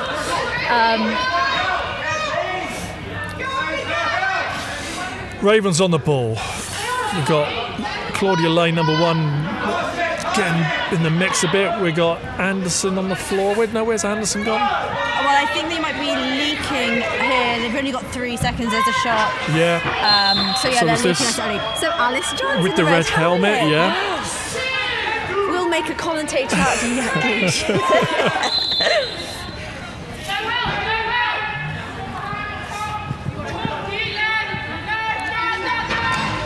Oh, that was, yeah. Yeah, I mean, There's an over and back.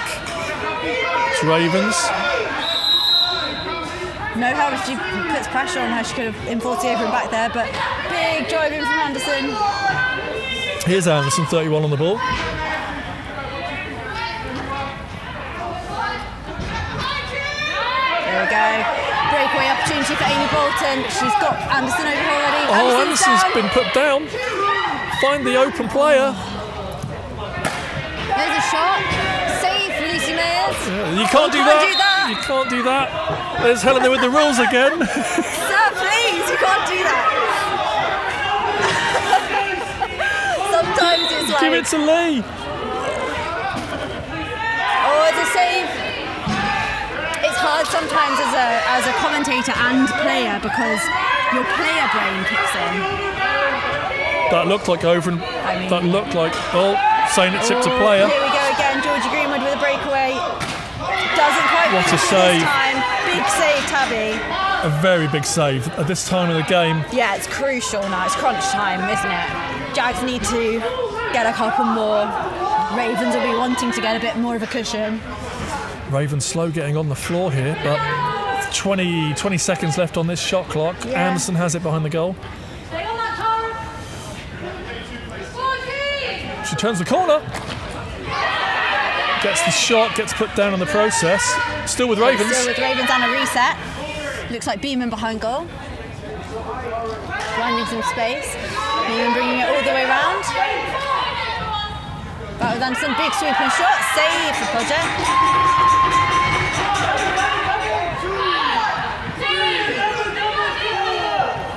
The Jaguars can clear it, and there's a chance. Oh, soaked up by somebody there, but it's recovered by Rosie Bathurst.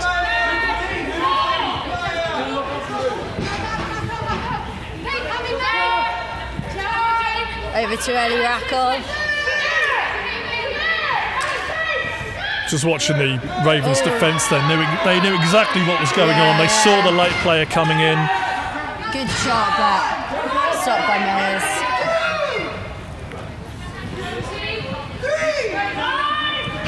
Claudia Lane for the Ravens was telling me earlier in the week how much input they are getting from the coaching team. Yeah. The coach giving every player individual feedback on all aspects of the game. Mm-hmm. Really good that we've got now the large group of coaches able to work with all these players. Yeah, well, we've as a previous Raven, I can speak to that.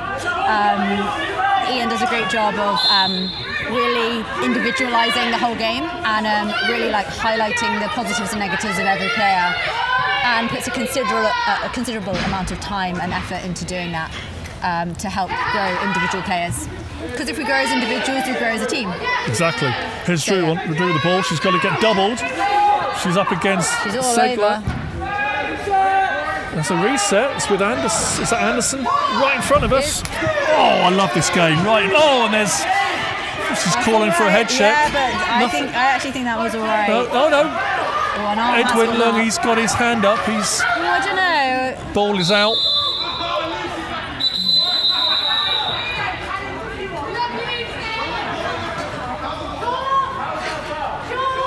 The hand is up. Let's find out.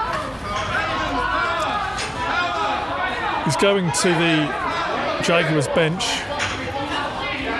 He is grabbing. Who's he grabbing? I think he's taking Rosie Bathurst. No, he's taking B. Pudger. D. I saw the slash hand signal.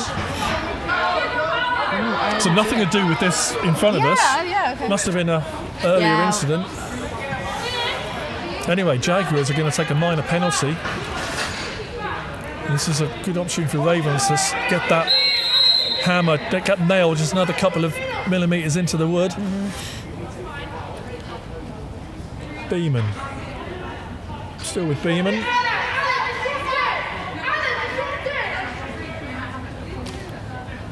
.15 on the shot clock. Goal. Anderson. Yeah, that's nice.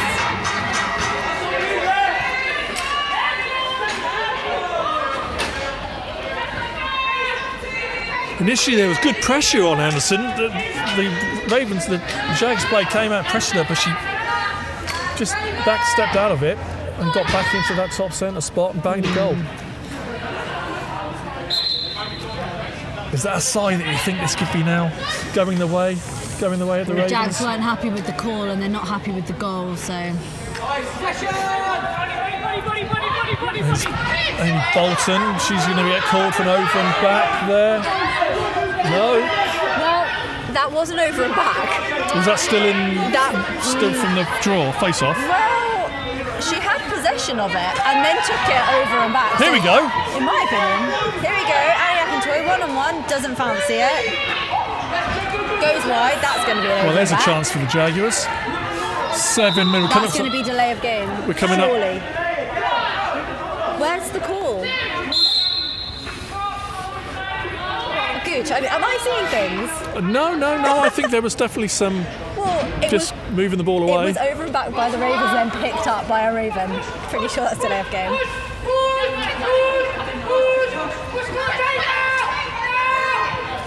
Oh, Picked trouble. up again. Anna Neville Finishes it.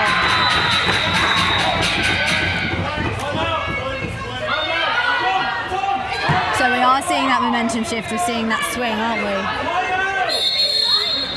Right. You probably heard it. Jaguars were calling a timeout. They got it. That's their timeout now. That's theirs done. It's 7 minutes 14 on the game. They've called that timeout early, I think, just for To slow down that swing. stop the swing. And they just got to go, right, we've now got a challenge. I think, it should be 5'8", 5'9". I think it should be 5'9". It should be, yeah. It should be 5'9". 5'9". Yeah. Let's get the scoreboard updated.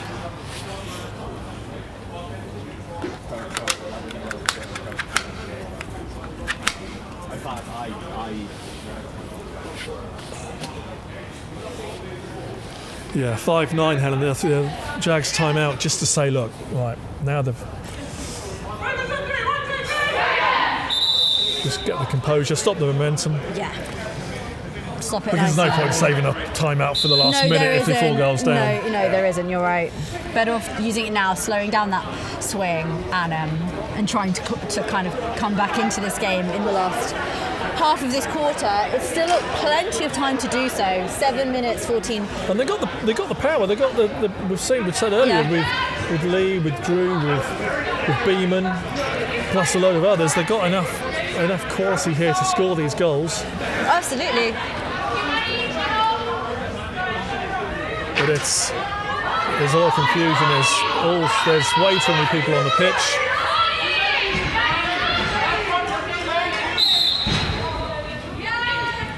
The 6th Jag just got off in time. Here's a straightaway fast break opportunity. Goes wide.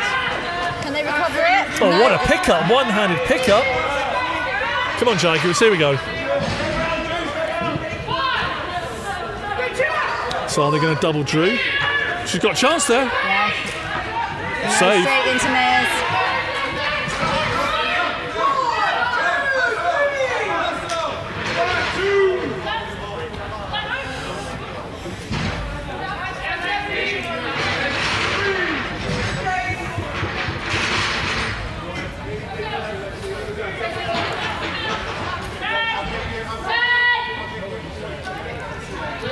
Ravens can take their time, but Ooh, Anderson's getting going to round. goal. There she That's is. a very nice individual goal.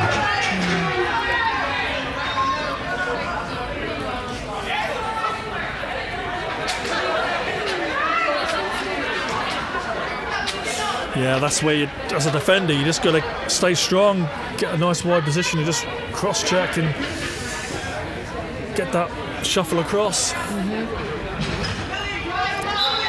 But it was well worked by Anderson and well finished. Right. Yeah, picked up by Ellie Rackle. It's a 5-goal game now. Ooh, absolutely swarmed.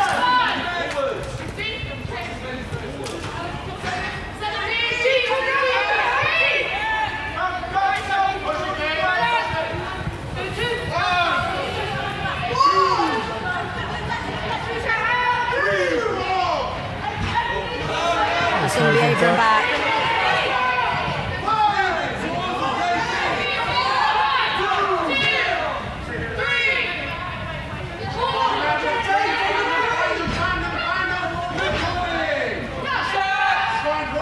Maybe this is where we're starting to see the fatigue hit Jags. Good point. Jags played earlier. They got all cold because it's freezing in here today, and then they've had to warm up again. They don't look tired. They look like they are still energized, but I mean, I wouldn't be surprised if there's a little bit of that creeping in. Well, the mental tiredness is going to kick in first. Yeah, and also like keeping your head up when you've just had a run of goals scored against you is pretty hard. Yeah. It only takes a couple of milliseconds of mental tiredness to make a difference. That's a shot clock violation. His Jags ball again. Let's see what they can do. 4.5 minutes left in this final game of Winter League. Oh, and there's a quick turnover. Just like decision making. That's what I'm kind of noticing. A few like wayward passes, lots of pick-offs by Ravens. Yep, that's the key in most sports, decision making, isn't it? You can be the quickest, fastest player in the world, but yep, I can count 6 of them. 1, 2, 3, 4, 6. Yep, you can only have 5 on, guys. That's okay.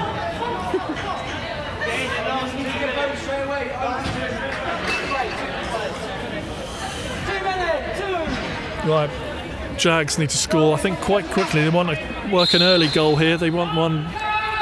Time is not their friend now. Get it to Drew, seal off everyone else. That was very early in the shot clock to take that shot. And it wasn't a high percentage shot. Oh, she's run into the crease. It's going back towards the Jags.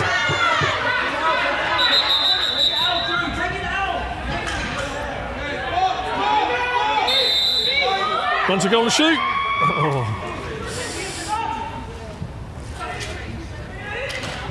There's a goal. That's in. And we're inside. We're not quite in the last 2 minutes yet, but there's a goal. Have the Jags got one last bite? Okay, so it takes it to 6-10. 4 goals. Ravens still in the lead by those 4 goals. We are into the last 3 minutes. Jaguars are ready to play. They need to move quickly. They're getting Albie on the side, giving a bit of, let's get this on with. Get it on. I can't speak anymore. Let's get on with this. Our jobs are nearly done. This is Lane to Beeman.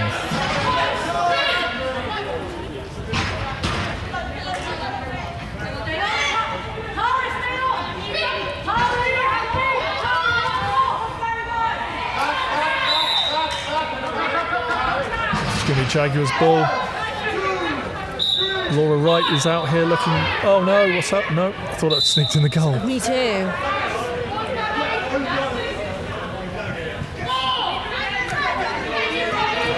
There's Rackle. Shot, arm save. Good shot.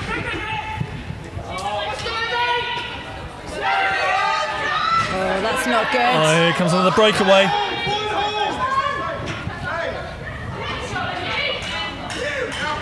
She didn't shoot.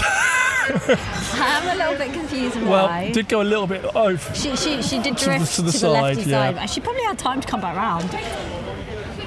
But ultimately, the right. Yeah. Good decision on one. No point shooting. We're not going to give this up. We've got the ball. We've got the lead.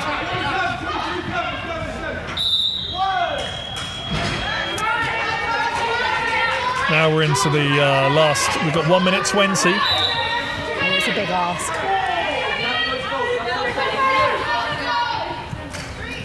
Drew.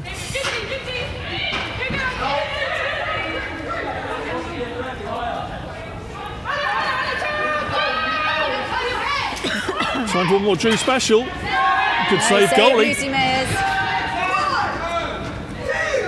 Another Ravens breakaway opportunity and another goal. We'll have to look back, but maybe 5 or 6 of their goals have been breakaways today. Yeah, I think Jags have been quite killed on the transition there.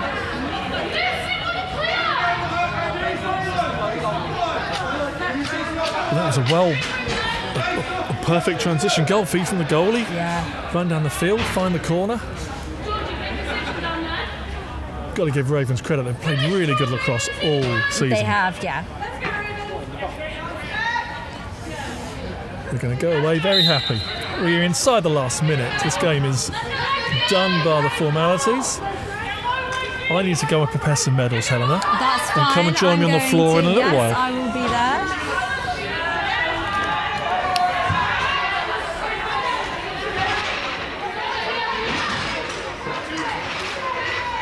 So looking at the final 30 seconds of this game.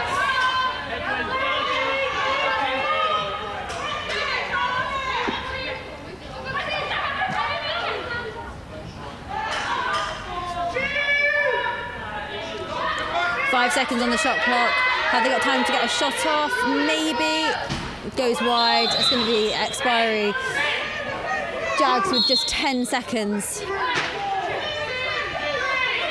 Laura White feeding Amy Bolton off the bench. Doesn't quite convert it to a goal, but if they can collect it, maybe they can get something in the last seconds. And that's the end of the game.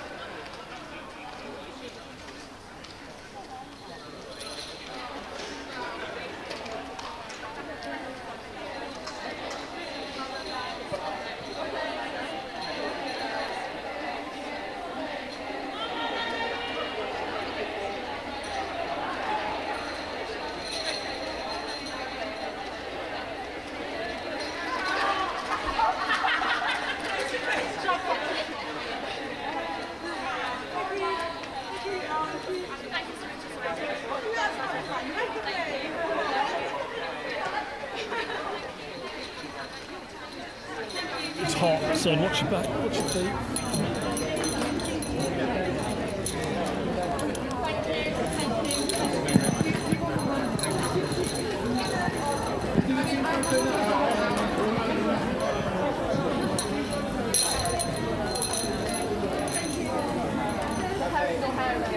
So that concludes the women's final. We'll do the presentations very soon. But before we do, just lots of thanks. Thanks to everyone who's helped with Winter League this year. Thank you to the referee crew, the people here today and the other referees who have been here all for this season. Fantastic. Thank you for Glenn, Will, all the videoing. Excellent production as always.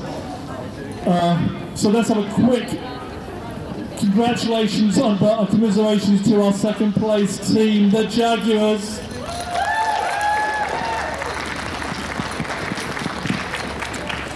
And if the Ravens would like to come around, collect your medal, come around this front there, collect your medal.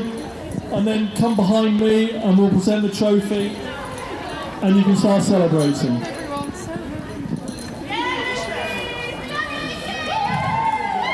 So it's a big hand for our winners, the Ravens.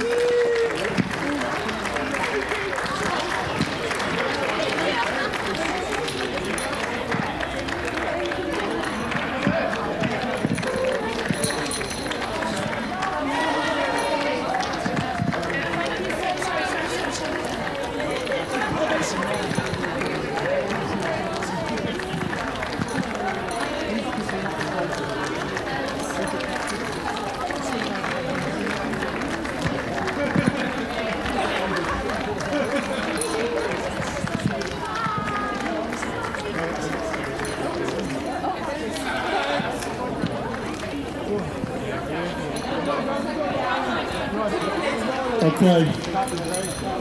So, Winter League champions, the Ravens!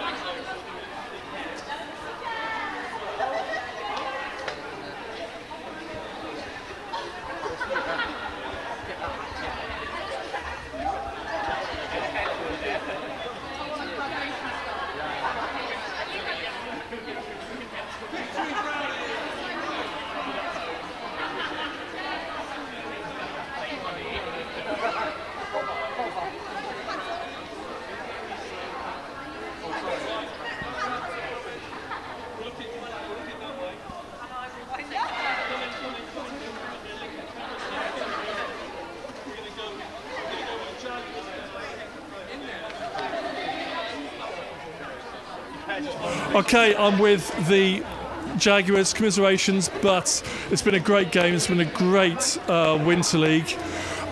Start with you, Alex Drew, top scorer of the overall competition, but not quite enough today. How did it feel today? It felt good. I thought our team came together at really important points and we really fought and put everything into it. Ultimately it wasn't enough, but I think we all grew into the game, learned from it, and we have some things that we can be really proud of. Yeah, you were looking good out there. Jane Lee, captain. There was lots of phases of the game where Jags were having good settled attack, getting shots off, looking good, but I don't know. There was a number of transition goals we felt were hurting you today. Is that something? Is there truth in that? What do you think the key things were today that weren't giving you quite the edge? I think that was mainly. I think 8 out of their 11 were transition goals. I mean, they had, not to take it away from them, they had some pretty fast defenders that were happy to push that ball into the offense. So, and I think that's just maybe a little bit of bench management. But again, it is just what it is with the personnel that that they had, and kudos for them for converting them as well. I still think our settled D were great. I think our settled O was also great. I think as a box team we looked great, and I think playing raw box across, I do think that our team were a great team. We just couldn't stop the transitions, and I think that hurt us a little bit. And then question for the coaches: with all the women's teams here this year, you've taken a group of players who never played before and turned them into proper quality lacrosse teams. So take the mic and talk to us about how it's been for this group, how they've come together, they've played really good stuff and got to the final and had a great tournament. Take the mic. I think for us it was really important that we had players that we thought we could work with and that we could help sculpt into proper box players. And Albie brings so much box experience. I bring some of the more coaching experience. So between us we've been able to really try and nurture this team, and kudos to them for listening for everything that we've been saying. We've had players on the team who've played very, very little lacrosse altogether, but they've turned up, they've left it all on the floor, and they've really done some really great stuff. Yeah, I think that the newer players really showed themselves in a great light, and I think that across the board, Blaze game earlier against Blaze was a really good game of box across. I think that's they might have factored into all the transition goals in the second game. I thought that we played really smart at times, I think we let ourselves down a little bit at times, but all of that's a learning experience. There are some of our players who are really inexperienced in box will learn so much from some of the things that didn't go our way, and that's box across. But across the board, we're really proud of all the players. Everyone's listening, everyone's trying to execute what we're doing, and it's been a lot of fun. Well, Jaguars, on behalf of everyone watching, we've really enjoyed how you've played today. You didn't quite get it this year, but next year, let's go one step further. Okay, thank you. Helena, over to you and the Ravens. Great, thank you. So I'm here with Annie Akintoye, who is the captain for the Ravens, and Tools Anderson, the highest goal scorer, and their coach Ian Murray.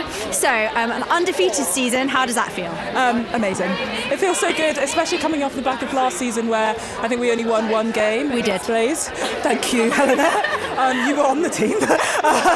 We only won one game last season, so to come back and just be undefeated is amazing. Great stuff. And Tools, so your first introduction to box. Any reflections coming in, or anything that you're going to be taking forward, or will you come back? Just give us a bit of something. Yeah, I mean, I've had a great time playing box. It's very, very different to the traditional tennis-side game. I think there's a few more similarities with the sixes game, but I came in as a complete novice. I mean, Annie and Ian and all the people that have played box before, I think they did an amazing job inspiring us as field players through the World Cup and everything they've built with England over the past season. So I was really, really excited to get involved. I've absolutely loved it. I love the physicality. I love the competitive nature of it. And yeah, I've learned so much from everybody that's played box before, and I feel like as a team, you've all just embraced anyone that's not played before with open arms, and we've just kind of really merged together as a team, and we've got the best out of each other. So yeah, I've loved it. I would love to come back if you guys all have me. But yeah, I'm very grateful for the opportunity, so thank you very much. Great. And from this game today, this final, was there ever a moment that your win was in doubt? What, as whilst we were playing, or ever? No. No. We came into this with, we know we've got a target on our back. We are undefeated, and we want to keep that legacy, I guess. And it would have just been so frustrating to win the entire season and then lose at the final. So we just didn't let that happen. Great stuff.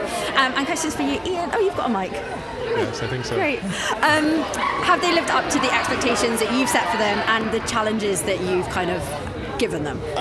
They exceeded them. I think myself and Elliot came in, we drafted a team and a lot of new players to box, and they came in and just embraced it. I don't think Elliot and I could have done much more. The team just took what we gave them and ran with it, and I think it's, it's all on the players for what happened out there. This whole season was them embracing box and understanding what we wanted to teach and just playing lacrosse. Like it's a lot of good lacrosse players in that room, and we don't win if they don't play how they can play. So it's all them. It's easy to coach a team that plays like that. So it makes us look really good. Yeah, good stuff. Okay, congrats, guys. Thank you. Thank you. See you later. Trophy. Thank you. Okay, Helen, let's get to the centre of the field here. Come to one side of me. Right, we are almost. We are wrapped, We're aren't done. we? It That's is us. 10-6. Yeah. Finals day. We're done. We have two great winners, Ravens, Hornets. How do you think then what it was? That feels like not today. Yeah, Ravens and Hornets, I think, deserved winners over this whole series. Hornets sort of consistently came out and put up great games. Same with Ravens. You can't fault their kind of work ethic and success in this series. So yeah, I think the right people have won at the end of the day. And on both the men's and the women's side, we've got 15, maybe 20 people who have now had their first real experience of box. Lots of smiling faces. Hopefully they'll all be back this time next year. Yeah. There's box still happening through the year, but we'll get onto that another time. I think that's our time to say thank you everyone for watching at home, supporting us, keeping box moving, and we keep growing. Yeah, thank you. And we'll see you next winter. Bye-bye.